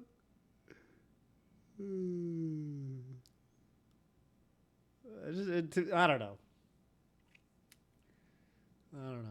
I can't envision it. I can't envision it. People, I mean, it's so sick to this. Actually, this is pertinent for Final Fantasy VII Rebirth. This is the reason I really enjoy Rebirth, is because I'm not necessarily an open world enjoyer. I don't really like open world video games or whatever. But like the thing about me is I enjoy exploring a world if it's a world that I care about. And it turns out I really like the Final Fantasy VII world because FF7 is fucking dope. And so I haven't played Baldur's Gate, so I wouldn't know. But I've seen some videos. I think I'd like it probably. But like, you know, with FF7, like, dude, when I got to Cosmo Can, I was like, holy shit, they really expanded on Cosmo Can. Or like when I got to fucking Under Junon, or Midgar's a fantastic. I mean, Midgar's the best example. Like in Remake, when I first saw Midgar, and I was just like, my mind is so fucking blown with how much attention to detail they put into this shit. And I really want to explore every nook and cranny of this universe because I think it's very satisfying. And I notice little inconsistencies. I noticed the fact that we seem to be outside and they keep telling me that the Cave of the Gi is a cave where we sealed all the Gi in. I take issue with the fact that I can see the moon in this scene. What's going on? Nomura? That's not Nomura's fault. I get it. They had to make the moon look really beautiful and like, you know, poetic for Nanaki's dad. But I don't know. I was told that we sealed these guys in this cave, and I seem to see that it's not particularly sealed. Now you can tell me there's a magical barrier on this and only this side of the cave. But you're still inside the cave, bro. That's the moon. unless you're telling me that we're all in a cave. The allegory of the cave. I haven't seen. No, I actually haven't played Kingdom Hearts. I heard there's too much bullshit. Scar was with me on that. We were talking about this exact. Scar was telling me about it. Bobby was telling me. Bobby was literally so the perfect example of this because Bobby was telling. I know a little about Kingdom Hearts. He was telling me like, okay, here's the thing. They set the thing up and there's like the Heartless or whatever, and then then you're like, okay, there's the Heartless, and then every Heartless has a fucking other thing called like the what's the other thing besides the Heartless? It's like the fucking Faceless or the something, and then there's another thing, and then like every game they introduce the nobodies, and yeah, every Heartless has a corresponding nobody, but then it turns out they don't correspond that well, and every single thing it's just like they're just adding bullshit. So there's always some more bullshit. You're adding bullshit on top of bullshit on top of bullshit, and none of it, no one cared about it. It wasn't planned from the beginning. I want, if it, here's my thing. If it's not planned from the beginning, make me feel like it was. I don't know if in Attack on Titan, the whole tatakai, when he's looking in the mirror, I don't know if that was planned. It probably wasn't, right? That was probably a retcon. The fact that he went back in time and was, but it was well written. That shit was tight. That shit was fucking tight. Like, you need to at least make me think there's a chance you had it planned. Otherwise, okay. And some people believe it wasn't planned. Okay, I don't know. Either it was or it wasn't. When that shit is planned, it's satisfying. When it's not planned, you're like, that was an ass pull. And if you're a discerning viewer or reader or whatever, you notice, people notice this shit. People notice this shit. And when it comes to, I don't know, there's certain types of fiction where world building and inconsistent world building is forgivable because it doesn't matter that much. For example, Lord, I don't know. I don't even fucking, I can't think, I don't know, romance anime or whatever the fuck. Or like, Utena maybe, right? Revolutionary Girl Utena. Like, I feel like Utena, like, Ikuhara sometimes kind of like, you know, sets something up and then kind of goes back on it a little bit or like twists it, does a little twist to it or something like that. But like, that's his style. That's Ikuhara's style. It works. But like, you know, Hunter x Hunter is not Utena. You know what I'm saying? You can't, I don't know. Yeah, Heartless and the Nobodies. No Mura Slob. Thank you. Perfect. Yeah, Strata Shinobi. So that's exactly where I'm at on it. That's exactly where I'm at on it. I'll accept the Heartless and Nobodies. Yeah. That's basically what Bobby told me. Again, I haven't played Kingdom Hearts, so like, I don't personally know. That's what I've heard. I probably agree with that. I feel like Heartless and Nobodies is probably where I would draw the line from what I've heard.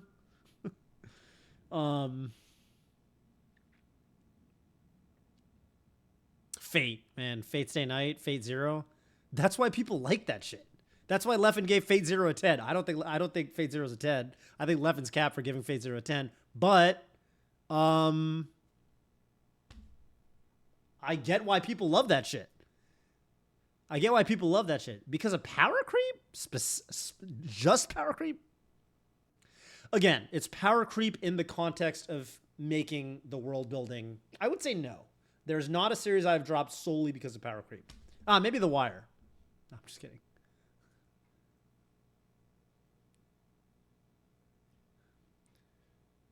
I care, dude. I don't know. I really noticed this shit. And I don't think I'm that alone, man. I think a lot of people, I think this is something that's really important to a lot of people.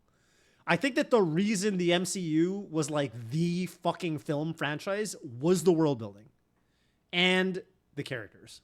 People fucking Robert Downey Jr. and Chris Evans and blah, blah, blah, blah, da, da, da, da, da, da.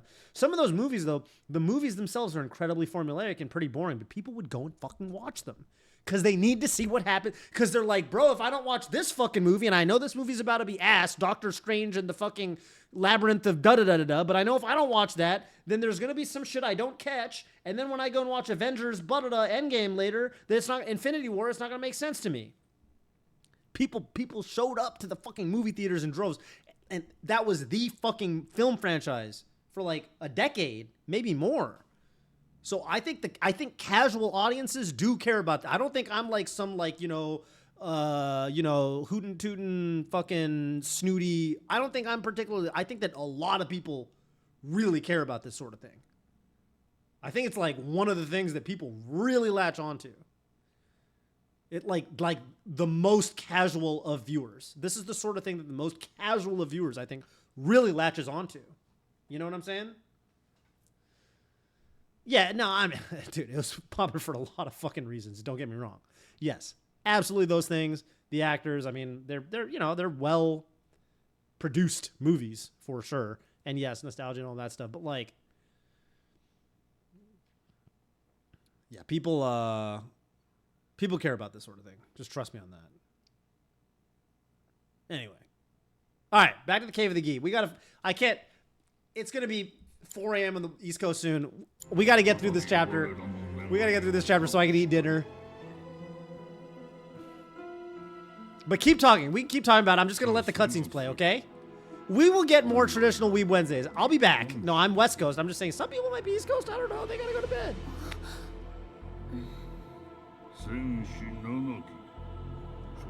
Hey, speaking of world building, hey, Gina Talk, I noticed you don't look anything like your fucking skeletal form. Where did this height come from? Don't they look nothing like each other? Yeah, I haven't eaten since lunch. I've been streaming.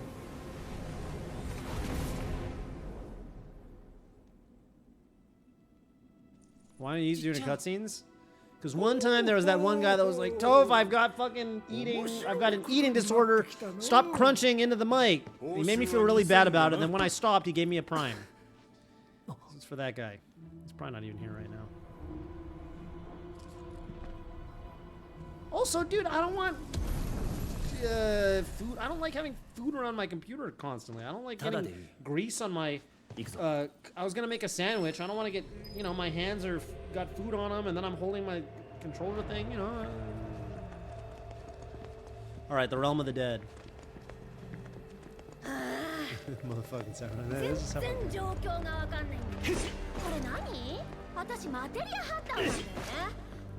Let me fix the audio. I always gotta fix the audio drift like every hour. See how there's audio drift? Watch this. Sword swing. You see that lag? Well, do you hear that lag? You see that? Now watch this. I had to fix it. My setup's got fucking audio drift, dude.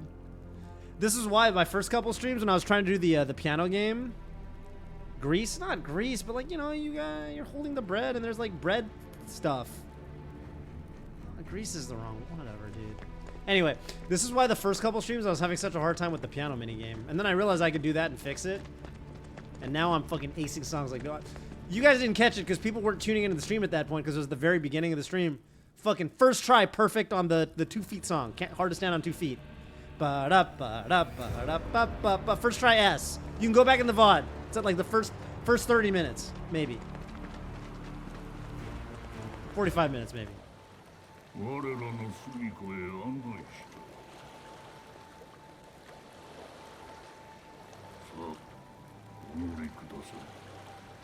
You up late?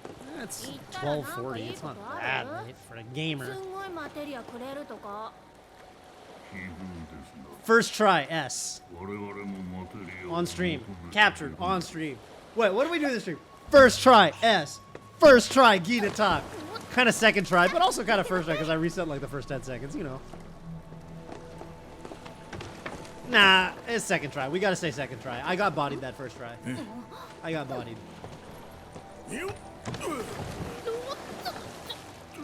Last stream.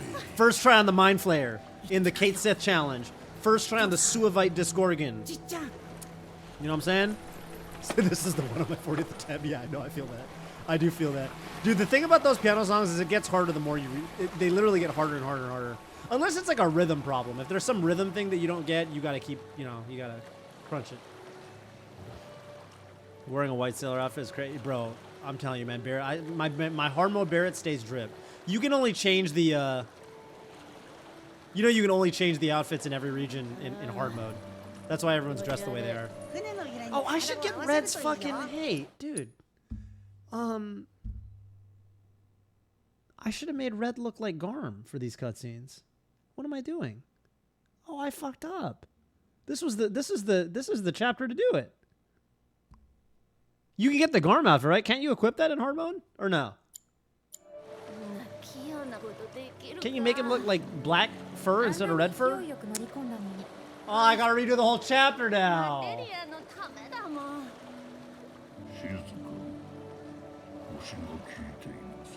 I'm pissed.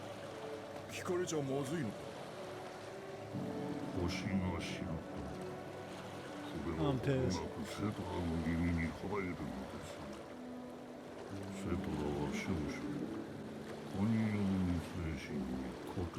You're not tolerant people. That's it. Excuse me, am I a dumbass?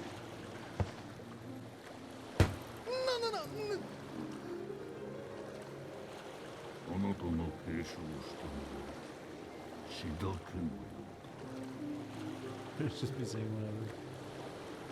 セトラの物語はどこかに I love how this guy's like, yo, the Cetra are racist as fuck. They hate us, Gi. Because, you know, we're trying to destroy the world. They shouldn't hate us just because we're trying to destroy the world. セトラの日々は過酷です。 Alright, dude.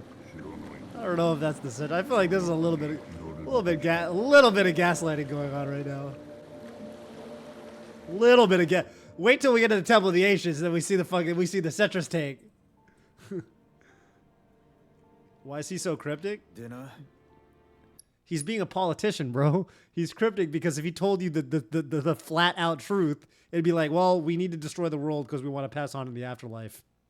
And I guess they don't want us to do that. He's being a politician, man. He's conveniently leaving out certain parts of his narrative. Fuck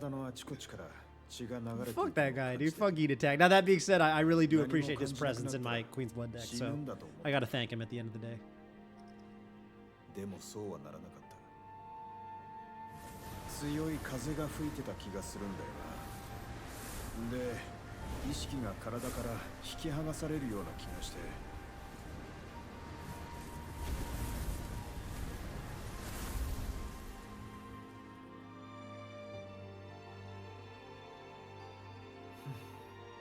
気がついたら If this is Nomura Slop, I'm gonna be pissed. I'm telling you, Nomura, you better fucking stick this landing.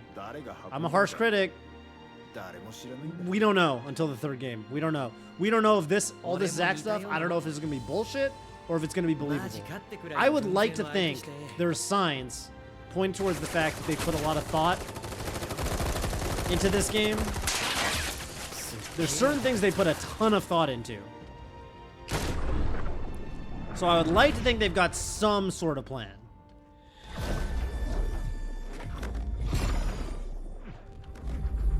That's actually gotta be, that's a sick shot, actually. That's actually a sick shot of him, like, fucking... That's actually kind of dope.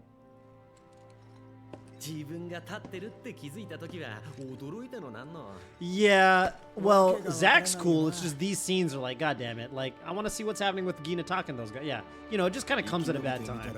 And then you gotta walk around and shit. Nah, I get it. I don't think that's Zack's fault. I think that's just the cutscenes, you know?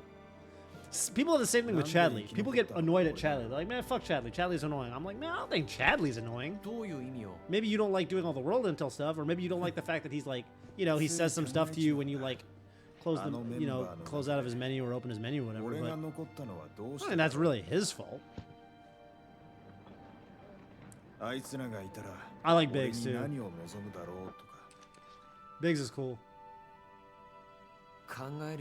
Biggs is really cool.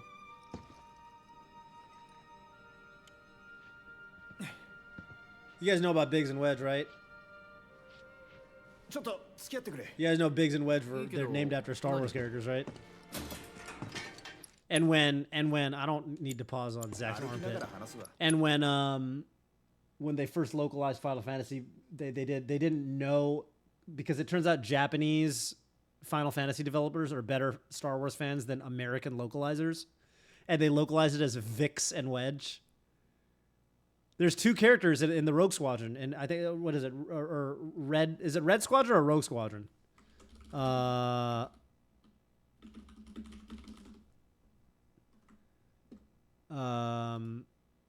forget which one is Luke's.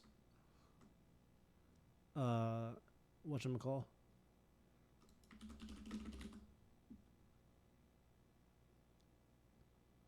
Well, anyway, yeah, Biggs and Wedge are two pilots that fly with Luke, like, you know, during the fucking, like the Death Star mission,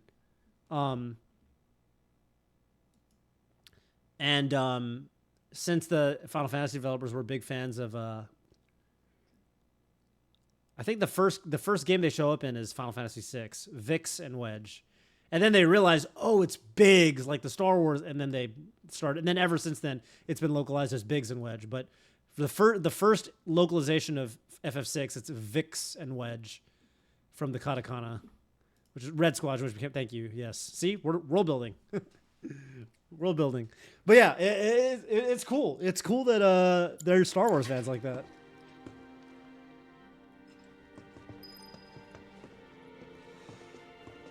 I could have gone into the menu to skip the Zack stuff too. I didn't, but you know, I want to see certain things again, so I'm happy I'm not skipping it because actually this dialogue is really interesting because Vix is about to describe Cloud, and Zack's like, that doesn't sound like Cloud. The fuck? Zack's like, that doesn't sound like my Cloud. The same guy? クラウドってそんなやつか？自分を価値ある人間に見せようと必死。そんなことしなくたって俺たちは一目置いてたのによ。そうだ、ザックス。Looks like that. あんたも That sounds like me. That don't sound like Cloud. 結構需要あるぜ。いろいろな考えとくわ。データを送りすぎてここでよくデートの待ち合わせをしたね。聞いた？ひょっとして Yeah, you love some good exposition. 見ろよ、これ。何7番街の壊滅は死んだの自作自演。 Seek us out at the lot off Pedal Lane. 見過ごすわけにはいかない。 Man, 民衆の怒りを思い知らせよう。 I know it's a bit to be at that lot. Zack's gonna have to fight a Tonberry. 希望者は野外集会所で待て。 I don't mind cutscenes. Metal Gear. だろ。 I play Metal Gear for the cutscenes. こんなの死んだりも筒抜けだぞ。希望者が集まってもみんな捕まる。捕まえるなんて面倒なこと、シンラがするかよ。いきなり撃たれて、それでおしまいだ。だったらなおさら。でもアバランチにはそんなことはものともしないバカ野郎が必要なのさ。Biggs is way better looking than Zack. おい、まさか行くつもりZack's not bad looking, but like, dude, Biggs is handsome. Doesn't Biggs look like a fucking Chad? Look at Biggs. Look how sick Biggs looks. Look, if you saw this, these two guys walking. あんたは人生の目的とか Okay. 意味とか考えたことある？ Zack's got the big sword, so that's kind of a hint. But I feel like Biggs looks more like a protagonist from just his face. You know what I mean? いろいろあったんだ。いやもうほんといろいろ。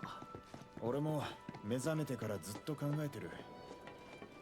おかげで毎日自己批判だよ。 I think this dialogue is interesting because they're talking about like the nature of like destined and like kind of, you know, being sort of chosen to be a hero versus like, because you know, if in the context of the remake franchise, fate is such an important concept, it's kind of like, yeah, it's like, why is Biggs alive? What the fuck is going on here? なんでもや。クラウドに決まってるだろ。あんた。 Dude, I played a bunch of Bullet yesterday. I'm so fucking cracked. I'm so good. I hadn't played Bullet in like 6 months. I played Bullet yesterday. I was destroying people. Oh my god. どうも時間の感覚がおかしくなってるな。 I played some fucking amazing games. For Bullet? どういうこと？俺に聞くなよ。お腹の中にいる Destroying こ people. の子はどうなるのかな。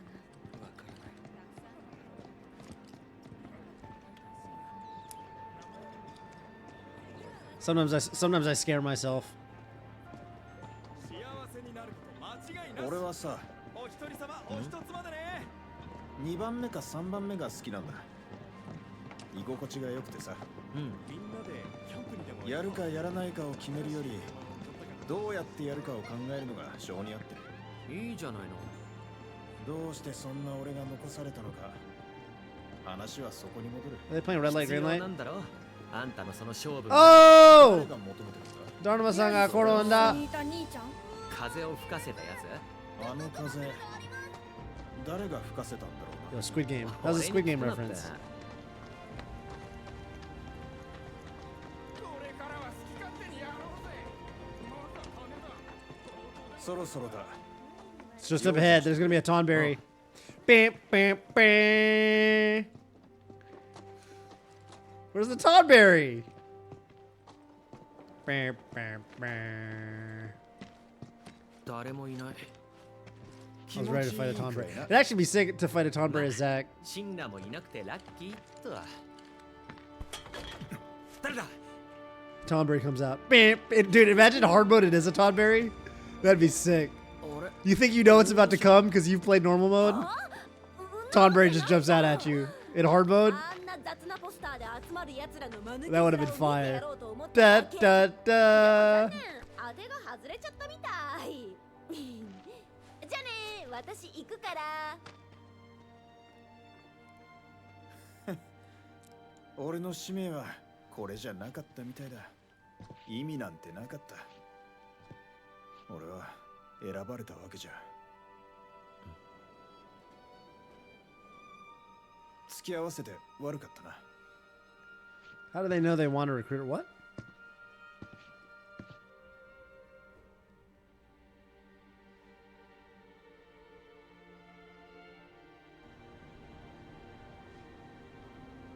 Oh, who was that?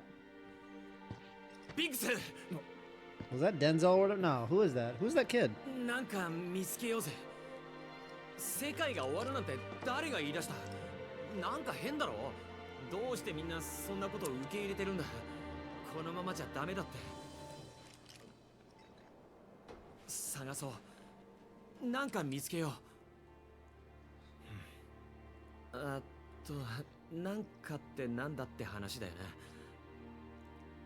今はまだ思いつかないけど、夢とか希望とかそういうのを見つけて、それをグッと抱きしめるんだ。グッと。グッとグッと。ギューッとでもいい。ギューッと。あんたいいやつだな。考えとくよ。じゃあまたな。クラウドの見舞いもそのうち。Wait, dude. He was about to bring Biggs to Marlene. And the house is right there. It's right there. It's right there. It's right there. Biggs. Bro, Marlene wanted to see. Zach, you had one job. Your one job was to bring Biggs home. Because Marlene wanted to see him. The house is right there. It's right there. Right? That was the whole reason he went looking for Biggs. It's because of Marlene. He's not going to pop by. That's crazy.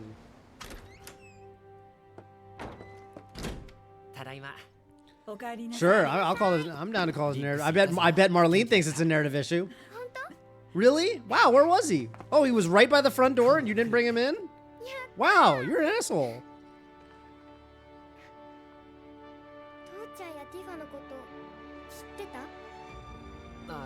ごめん、その話はしなかった。も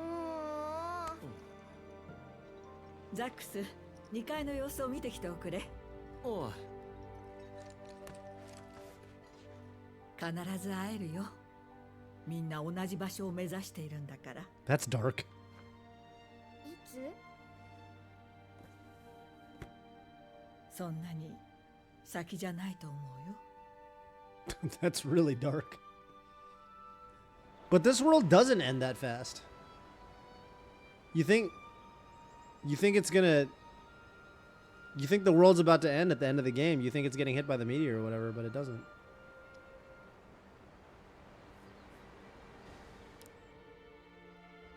Dryer sheets are pretty clutch sometimes, I'm not gonna lie.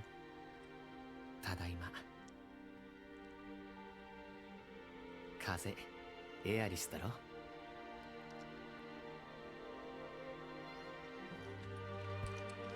もしもし。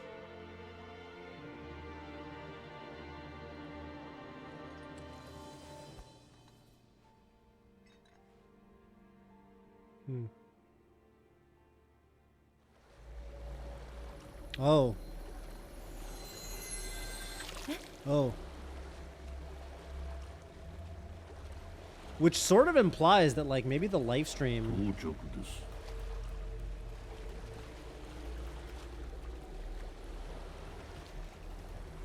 connects the timeline somehow. I don't... There's something going on. There's something going on, for sure. For sure. Alright, we got a couple more battles. Hang on, I know I can't sleep on these. These G guys are... Yuffie, you're gonna make it. You're gonna be alright. You're gonna be alright.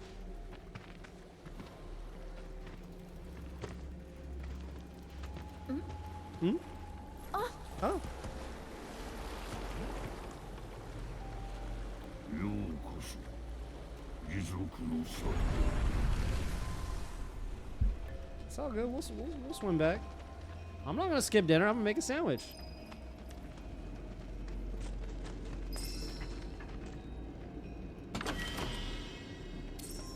I got big plans for my evening.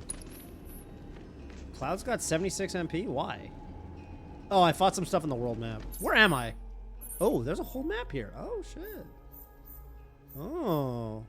Okay, it won't let you zoom out though. Which, I mean, you know, okay, makes sense. Huh.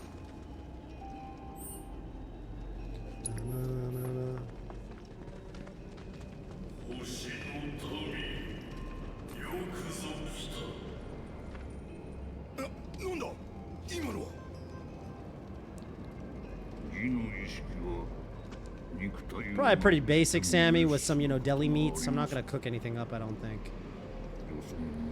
I'm an excellent cook, is something I learned. I've been cooking a lot more. My problem is there was a long period where I didn't cook that much, so like I feel like I take a long time to make meals. I feel like good cooks can get it done faster. But I cook about once a week ish, and whenever I make anything, it's amazing. I can say with confidence that the last couple meals I've made have all been way tastier than they had any business being with my level of let's say culinary know-how. Like I made some chili the other day, like about maybe like 2 weeks ago, and it was the best chili I've ever had for free. 生きてるっちゅうわけでもないんでっしゃろ。そんな中途半端な状態、死ぬより苦しいんとちゃいます？死んだことなんかないくせに。っていうか、あんた生きてるの？いやははは。中途半端は僕でっか。マテリアを求めたらいい。私もだよ。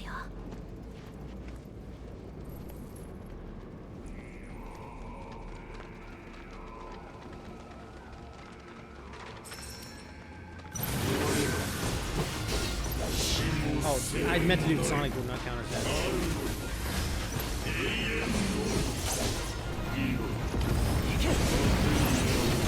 Oh yeah, that.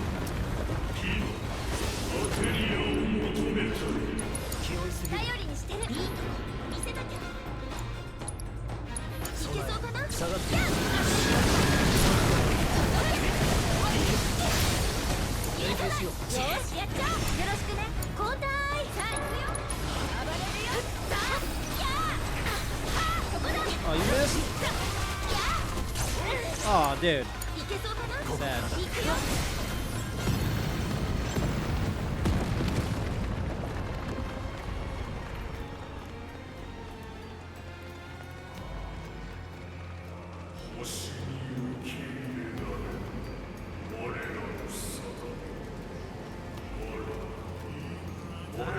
I got you, yeah. Just burned by the planet, you know? The material of peace. That's one way to put it.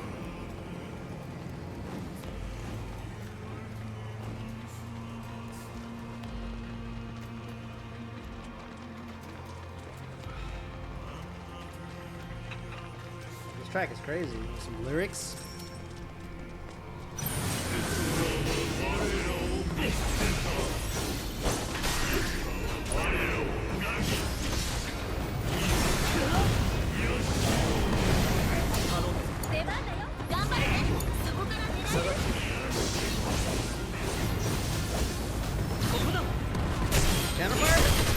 Oh, you can't counterfire that? Oh, okay, okay, my bad. I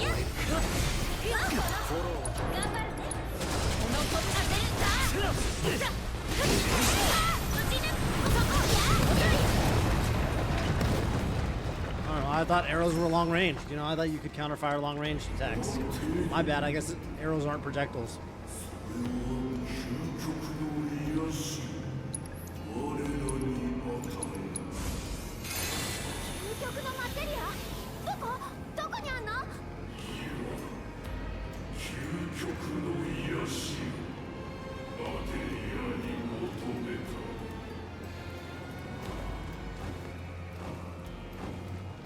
Dude, it's actually so clutch that Barret and Red, I'm thinking about the Gina Talk fight.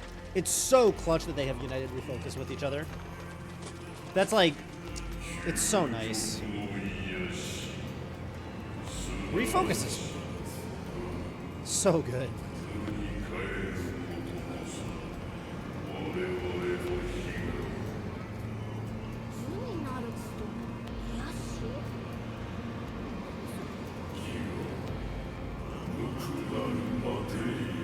I feel like they're leaving out some crucial details, you know? I feel like they're leaving some crucial details out about this so-called materia of peace. I take a couple issues with their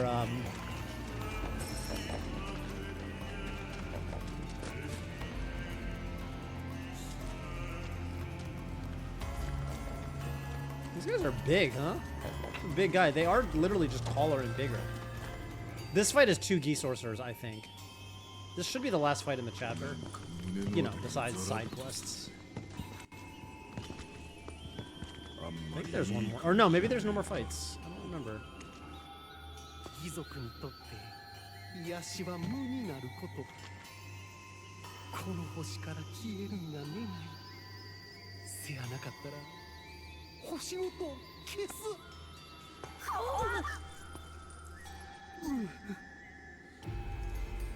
そのマテリア、私みたいにしっかりした人が管 Yeah, there 理 we した go. 方が良くない？ Yeah, I'm with Yuffie. I'm Team Yuffie. Yeah, I think Yuffie should hang on to it so she can cast Meteor. もう遅いようだな。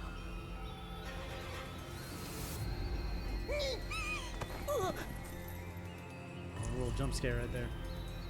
オイラたちに何が頼む気なんだろう。 Remember that part of the game where Barrett's like, hey, you know what? Actually, it's a good thing that Yuffie kind of fucked up the deal with Rufus, because you don't want to make it nothing good. He says nothing good can come from making a deal with the devil. Okay, look, if that was making a deal with the devil, what the hell is this?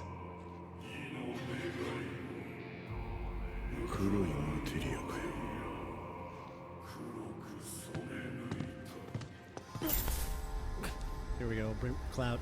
Kudo. Kudo. Bring me the bring that shit to me, Cloud. Cloud, bring me the black material, Cloud. Bring me that shit, Cloud. Come on, Cloud. This is like my favorite thing about this game is Sephiroth telling him to bring him the black material. このマテリアを避けては通れないらしい。あいつの言いなりにはならない。どこまで騙せるかわからないが、話を合わせよう。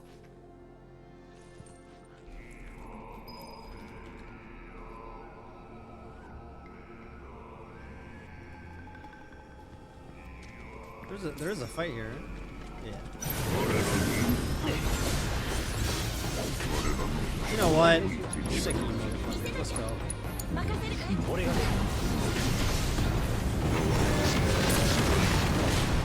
Oh, they dodged that.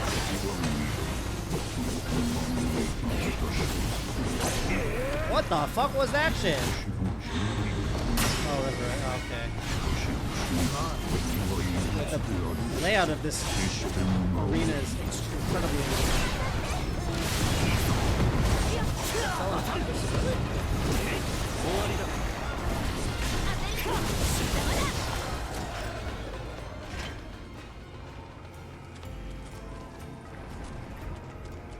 My bad, Aerith. Don't really know how she died, but okay, whatever. Apparently they got some attacks that hit really hard. Probably Skewer. The Gi Lancer is Skewer. いわゆるライフストリームの中に消え去ることは許されません。 Dryer sheets are I think they're legit. We haven't been using them lately for a reason that I forgot. I don't think they're poison. 無意な時を過ごす苦行、この苦行から解放されることが我々の悲願になりました。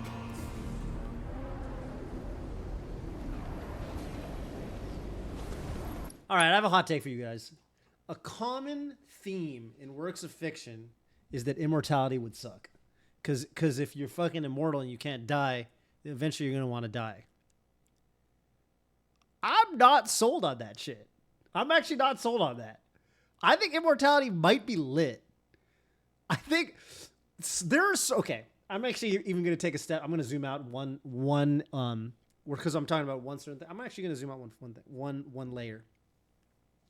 Sometimes there are these themes that show up in a lot of works of fiction where I'm like, you know, this is a little hokey and I actually just don't think I agree with it. But some of these themes are pertinent across fiction. Another big one is the whole thing where the good guy, there's fucking Mr. Good Guy, and he's the good guy, and then he's fighting the bad guy, and then he's about to kill the bad guy, and the bad guy goes, but wait, if you kill me, you'll be just like me, because then you're a killer.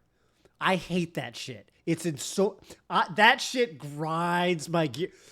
The reason I bring it up is because these two themes are they're both supposedly moralistic viewpoints that are actually completely unrelatable for regular people. One, because most of us aren't killers and we're not fighting evil guys, and then we become just like them. And two, no one's ever been given an opportunity to be immortal. Okay, so these are things that keep showing up in themes that keep showing up in works of fiction, and writers seem to love inserting these themes into works of fiction. And I'm just like, dude, it loses me every time. I'm like, dude, this is so unrelatable. First of all, I'm not even sure if I conceptually agree, and second of all, it definitely doesn't strike an emotional chord. Because I've never had the opportunity. Anyway, I think being immortal would be lit. I think that shit is cat. Immortality would be so sick. Your boys wouldn't be. Yeah, you'd get new boys. What are you talking about? You get new boys, or maybe your boys are all. You know, you can't even go with that argument with the Gi because they all got the same boys. All their boys are immortal. Everyone's immortal. You're partying with the boys till the end of time. That sounds dope. I don't want to die. Yeah, dude, no, the whole thing, it's only fine in Batman. Batman, it's forgivable. But my theory is that every other work of fiction, they're like, Batman's popular, maybe we'll also be and dude, it hits you out of nowhere when you least expect it. You'll be watching a perfectly serviceable movie or anime or whatever the fuck it is, perfectly fine story. And then in the 11th hour, the shit hits you with, but wait, if you kill me, you're just like me. And then the good guy's always like, oh shit, you're right, fuck. Oh, I would be just like you, what do I do? And then he's like, but I'm angry, I want to kill you anyway. And then the fucking female lead is like, stop, don't kill him, you're gonna be just like him. And no one's ever like, didn't we kill like 50 mooks on the way here to the big bad? What happened to the fucking 50 stormtroopers we just killed? Do we not? Do their lives not matter? Like what? I hate it. I fucking hate it. I fucking hate it. I hate it. I think it's the worst. Writers love it. I think it's fucking lazy. Fucking hate that shit though. I'm just saying.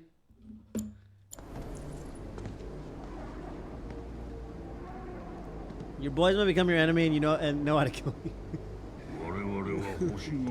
Well, all these fucking immortals in works of fiction make it sound like dying's the sickest thing ever. So maybe that's a blessing in disguise. I don't know.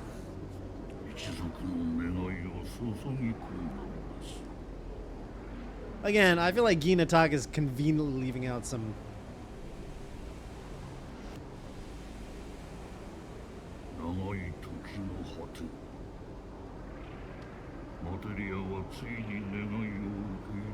Why don't they just get hobbies?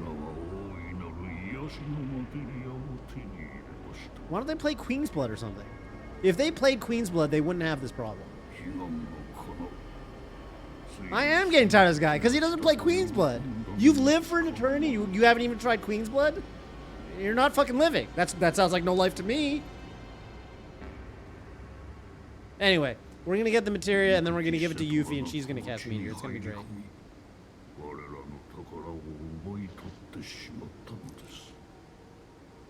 Yeah, you'd get so good at everything. You'd be so good at everything because you're immortal. You'd be good at melee. You'd be a killer in the boxing ring.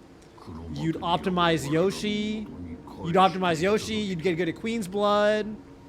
Name some other hobbies you could have. Gardening. Gardening's pretty cool, right? cooking. You make some good chili. Win a major with Samus. You got all kinds of options. Oh, I gotta die. No, you don't gotta die. I think being immortal would be lit. 手がかりはクロマテリアはセトラの神殿に隠されたと聞いています。 Is there anyone in chat? It seems like everyone's on the same page. Is there anybody representing team it would suck to be immortal? Now, I get the argument that if you could experience pain and suffering, which is why I think the Japanese, they got a word furofushi, which is more than just immortal, because furo, you can't get old, fushi, can't die. I think that's important. I don't want to just be fushi. I don't want to be I can't die, but I'm getting fucking old and I'm like, and my life sucks and my back hurts. You know what I mean? I want to be furofushi. You're young forever and you don't die. That's an important subtlety, a very important detail. So it's good that they have that word furofushi for that. Second, I don't want to be in a state where someone can fucking almost kill me, but I'm in extreme pain, suspended in that state forever and ever and ever and ever and ever. That sounds bad. So, like, you know, if I have an enemy and they cut me up and they, you know, like in the, like Hardcore Alice in hit anime Maho Shoujo Ikusei Keikaku, I don't want to get Hardcore Aliced. That would be bad. So there's certain things where, like, okay, I see the argument. I don't want you to be able to cut me up and then mix my cells into concrete and then pour the and then put the concrete in a barrel and then throw the barrel into the middle of the Atlantic Ocean. I don't want that. That'd be bad. So certain things where is that Blade of the Stranger or whatever, Sword of the Stranger? Yeah, I don't want no gory stuff. Somehow there needs to be some kind of, I don't know what it is. There got to be some kind of counter. Like I got a reset button or something, you know, where I could save myself like from a bad spot. You know what I mean? Shikamaru. What did Shikamaru do? I don't remember what he did. Anyway, point is, I don't want to get dealt with like that. Okay, I just decapitate Barry. Yeah, I don't want. So I get that argument. It would be better for death to liberate you in that context. I get that. I get that. I get that. You know, I'll even go so far as to say, like, yeah, okay, maybe you can die, but the only way you die is some shit like that happening. You know what I mean? Like, you got to really be, like, they're really taking you out. You know? Maybe that's fine. Or maybe what it is, maybe you do it like dry bones in Mario games, you know? Can someone ban? Oh, there's no fucking mods, huh? Do I gotta mod somebody new? Who's trustworthy around here? Where's Boner Hole? Boner Hole, mods. I got it. Listen, maybe you got to do like dry bones in Mario, where okay, we'll mod you next time. Play Samus and I'm old. All right, that's, you know what? That's as much of a fucking resume as I'm gonna get around these parts. Listen, maybe it's like dry bones in Mario, where you can die, but you just kind of come back to life. You know what I mean?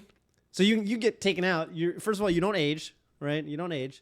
And if you die, but then you come back, and you're chilling. It's got to be like that. That'd be a better way to do it. You know what I mean? And then I'm all for it.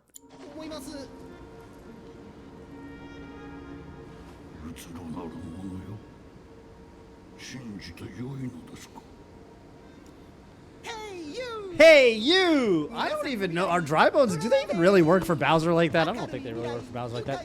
Also, listen, I've seen a lot of these Mario games. It doesn't seem like working for Bowser is that bad.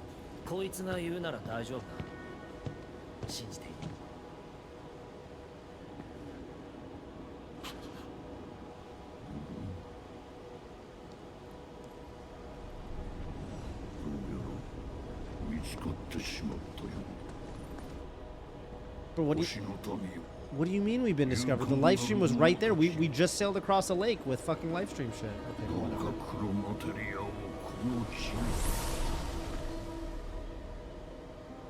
I gotta be head honcho with something. Well, maybe Bowser's not immortal. Maybe you can get him, you know?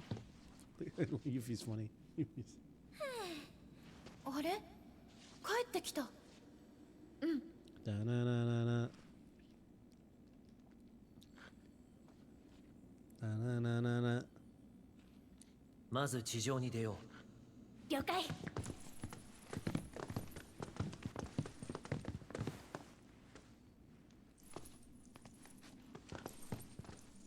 見ててよ、父さん。 Respect. Can I fast travel at it? Nah, I knew I couldn't. 無事にお戻りになられましたね。 You've been chilling there the whole time? ブーゲンハーゲン様のもとへ案内いたします。 You've been there? Isn't it morning? What the? You've just been standing there? うまく騙せたよね。あの義族の亡霊。 You were still in their cave. Shut the fuck up. 大いなる癒しとかなんとか言ってたが、要するにとんでもねえ威力の恐ろしいマテリア。 This is a long elevator ride. 奴らに渡すわけにはいかねえ。 Barrett, again, the only guy talking sense in the whole セフィ group. ロスが気配を感じなかったのか。セフィロスに関してはお前がそう言うならいたんだろう。じゃあセフィロスも黒マテリアを狙ってるってこと？ああ、そう考えた方がいい。大変。こうしちゃいらんないよ。黒マテリアは私が手に入れるんだから。ねえケットシー、セトラの神殿のことどうして知ってるの？あ、いや、知ってるっちゅうか、心当たりがあるっちゅうか。ああ、昔会社の資料で見たことあるんです。神羅の端末があったら調べられると思います。端末はコスモキャニオンにもあるのか。のはずです。ブーゲンハに聞いてみましょう。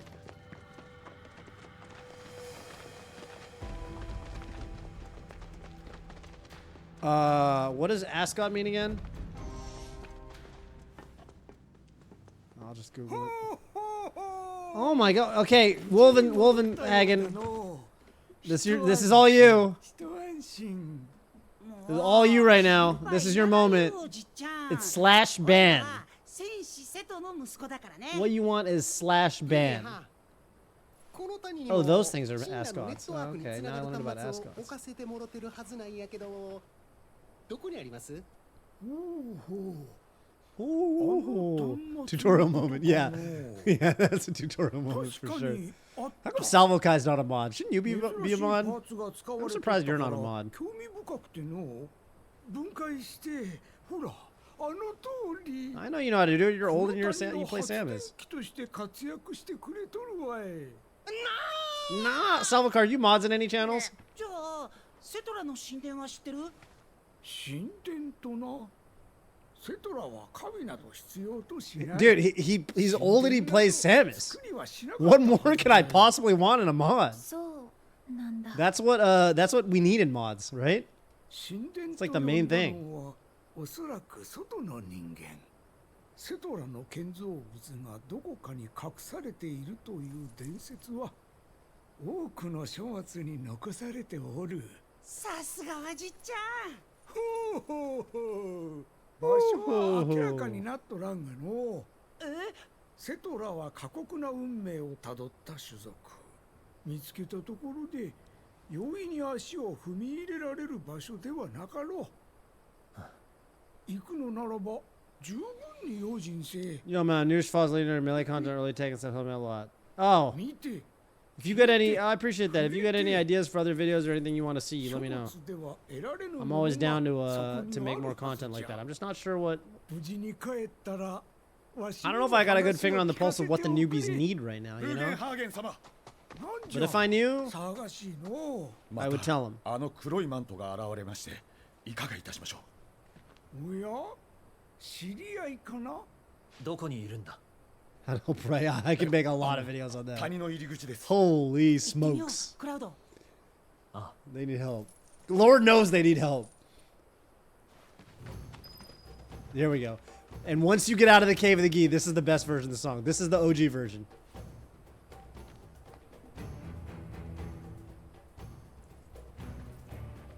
This is the full OG version of the song.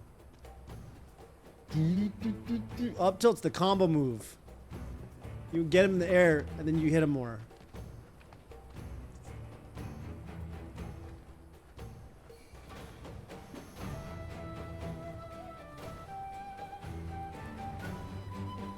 How recent top players got good in the past. That's an interesting idea. Yeah, for instance, you could drill Puff, and then you could shine her, which doesn't really do anything because she gets knocked too far away and it's kind of hard to follow up. Or you could drill her and then go into an up tilt. And if you're good with the timing, that shit will actually combo, and that'll pop her up in the air, and then maybe you can up air her or something. For instance. It's the... Dun, dun, dun. I also love that stringed instrument in the back that's going like dun dun dun dun dun dun dun dun dun dun dun dun dun. I love that. That thing, it gets me going. Gets people going. Nobody knows what it means, but it's provocative. These little torches, man. So fucking sick. Look at Cosmo Canyon. This is the canyon right there. Look at that canyon. There's some little fans for my Chocobo.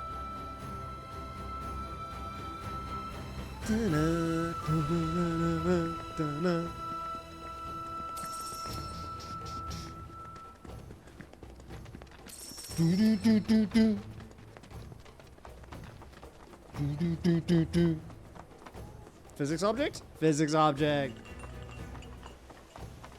Hey, do you guys think that one? Nah, they put that barrel back. There's no way.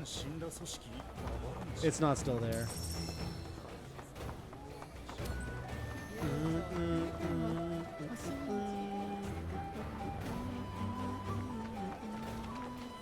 Oh, isn't this the entrance? So, you mean you can get to the plaza just by... Did you see the Oh, rain? no, yeah, no, never mind. Right, because when I got there the second time, I took that elevator that I think is right about there. Yo, has Maddie Gaming, thank you for the raid. I appreciate that. If I was a villain being saved with these guys, I'd be pissed because Shulk hasn't. Shulk.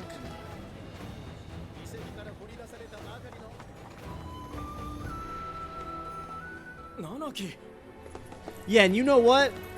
Traditional Chinese kung fu movie vibe goes fucking hard. You know what I'm saying? I love traditional Chinese kung fu movie vibe. Shulk? Who are you talking about? Are you saying Shulk from Xenoblade, or are you saying She-Hulk? I'm used to Marvel vs. Capcom 3, they would say.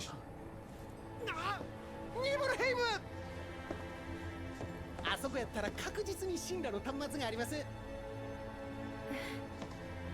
あったとは思うけど。クラウドさん、さっき言ってくれたやろ。僕の言うこと信じていいって。その場しのぎやったかもしれん。でも僕はクラウドさんの言葉本物にしたいんです。でも。And Cloud's face was so expressive right there. Man, they do a good job with the animations in this game. 行ってみよう。ニブルヘイムってあのニブルヘイムですか？陸の道は繋がっていませんよ。と不良。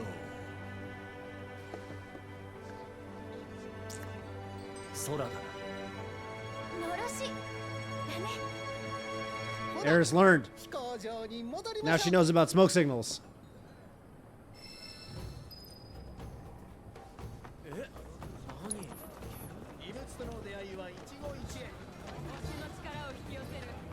Last thing to do, run over here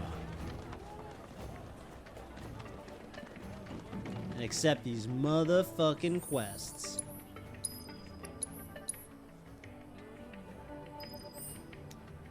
All right, I think that does it.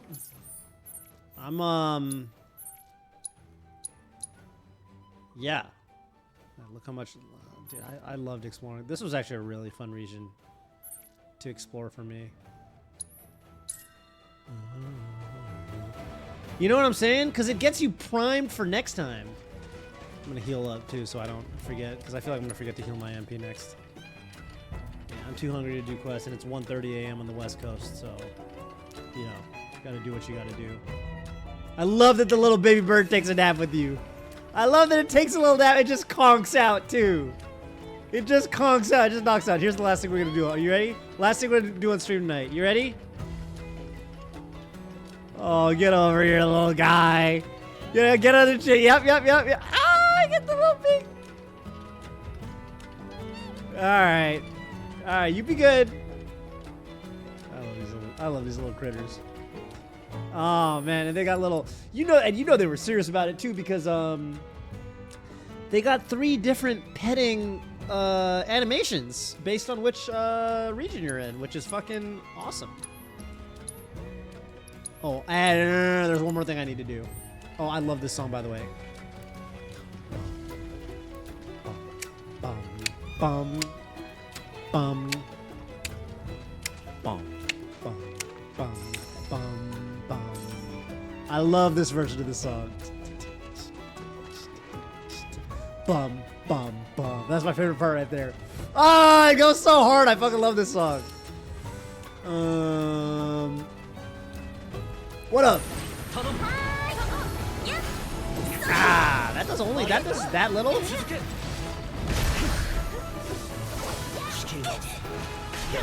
Oh no. You stop that.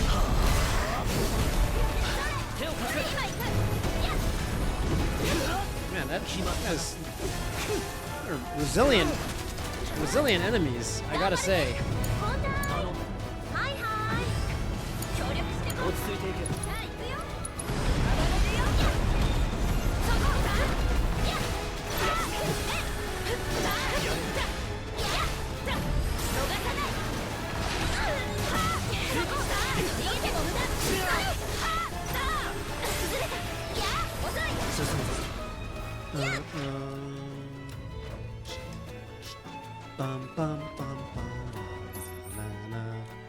Last thing was Penny the Duck thing. All right. Look, this is the actual last thing. You ready? Because this I actually will forget if I don't do this right now.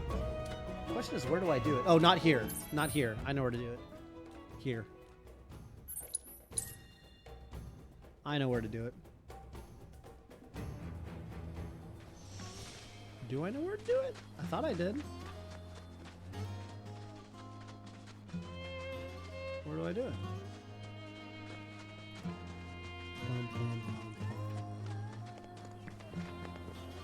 I actually think a pony, the chocobo from this region, is a really, really good chocobo to use in a lot of the chocobo races. There we go.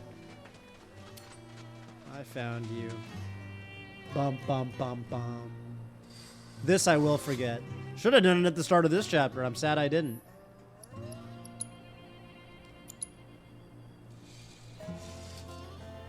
Dude, you don't need to close the curtain. Why are you closing the curtain? You just put your fucking new hat on. Shit is not that serious. You're naked. You're only naked. I'm thinking about changing into this one. I feel like this one looks good. I feel like this one's kind of tight.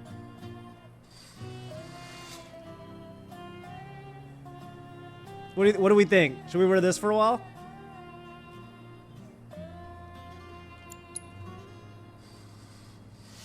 Boo? Really? You don't like it? I gotta be honest. I actually do think Yuffie's best outfit is the original, but which one? The Moo one?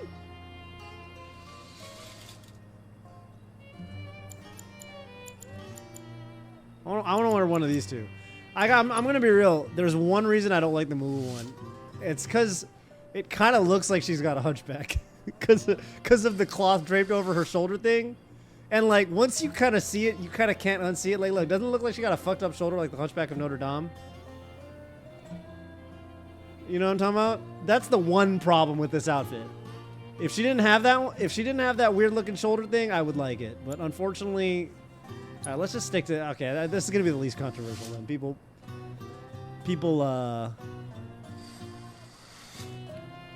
you didn't like the Hunchback? I mean, I did like the movie.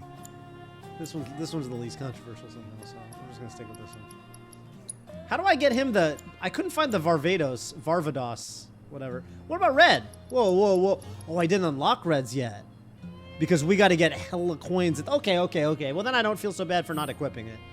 We'll go to when we're in chapter 12. We're gonna do a bunch of Colosseum battles, and then we'll unlock it. But okay, now I don't feel so bad for not having it. Yeah. All right, that's fair. Also, did I unlock any new? Not really. Yeah. Actually, what's Aerith sitting at right now? She got 15. Honestly, this would be kind of useful on her. Planetary Roar. Maybe. I feel like I use her with red sometimes. That actually could come in handy.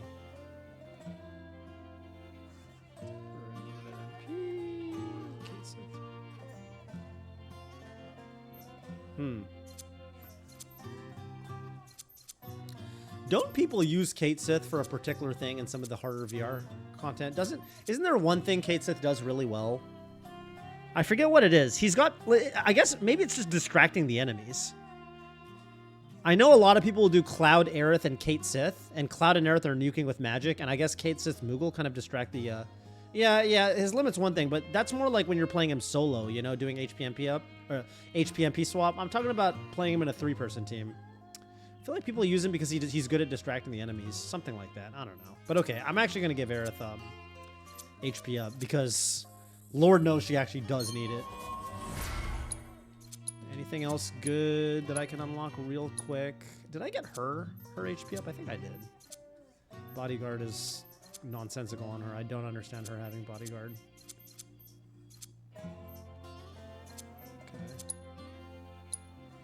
I guess that's all the low-hanging fruit for now.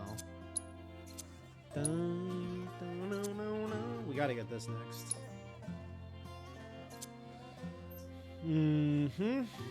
What's this? Max HP up, of course. Okay. Okie dokie. Alright, well thank you for tuning in for this very long, well, relatively long stream. I will be back tomorrow with the Nibelheim chapter. We're gonna finish up the side quest from this chapter, of which there's only 2. I don't think that'll take very long, so.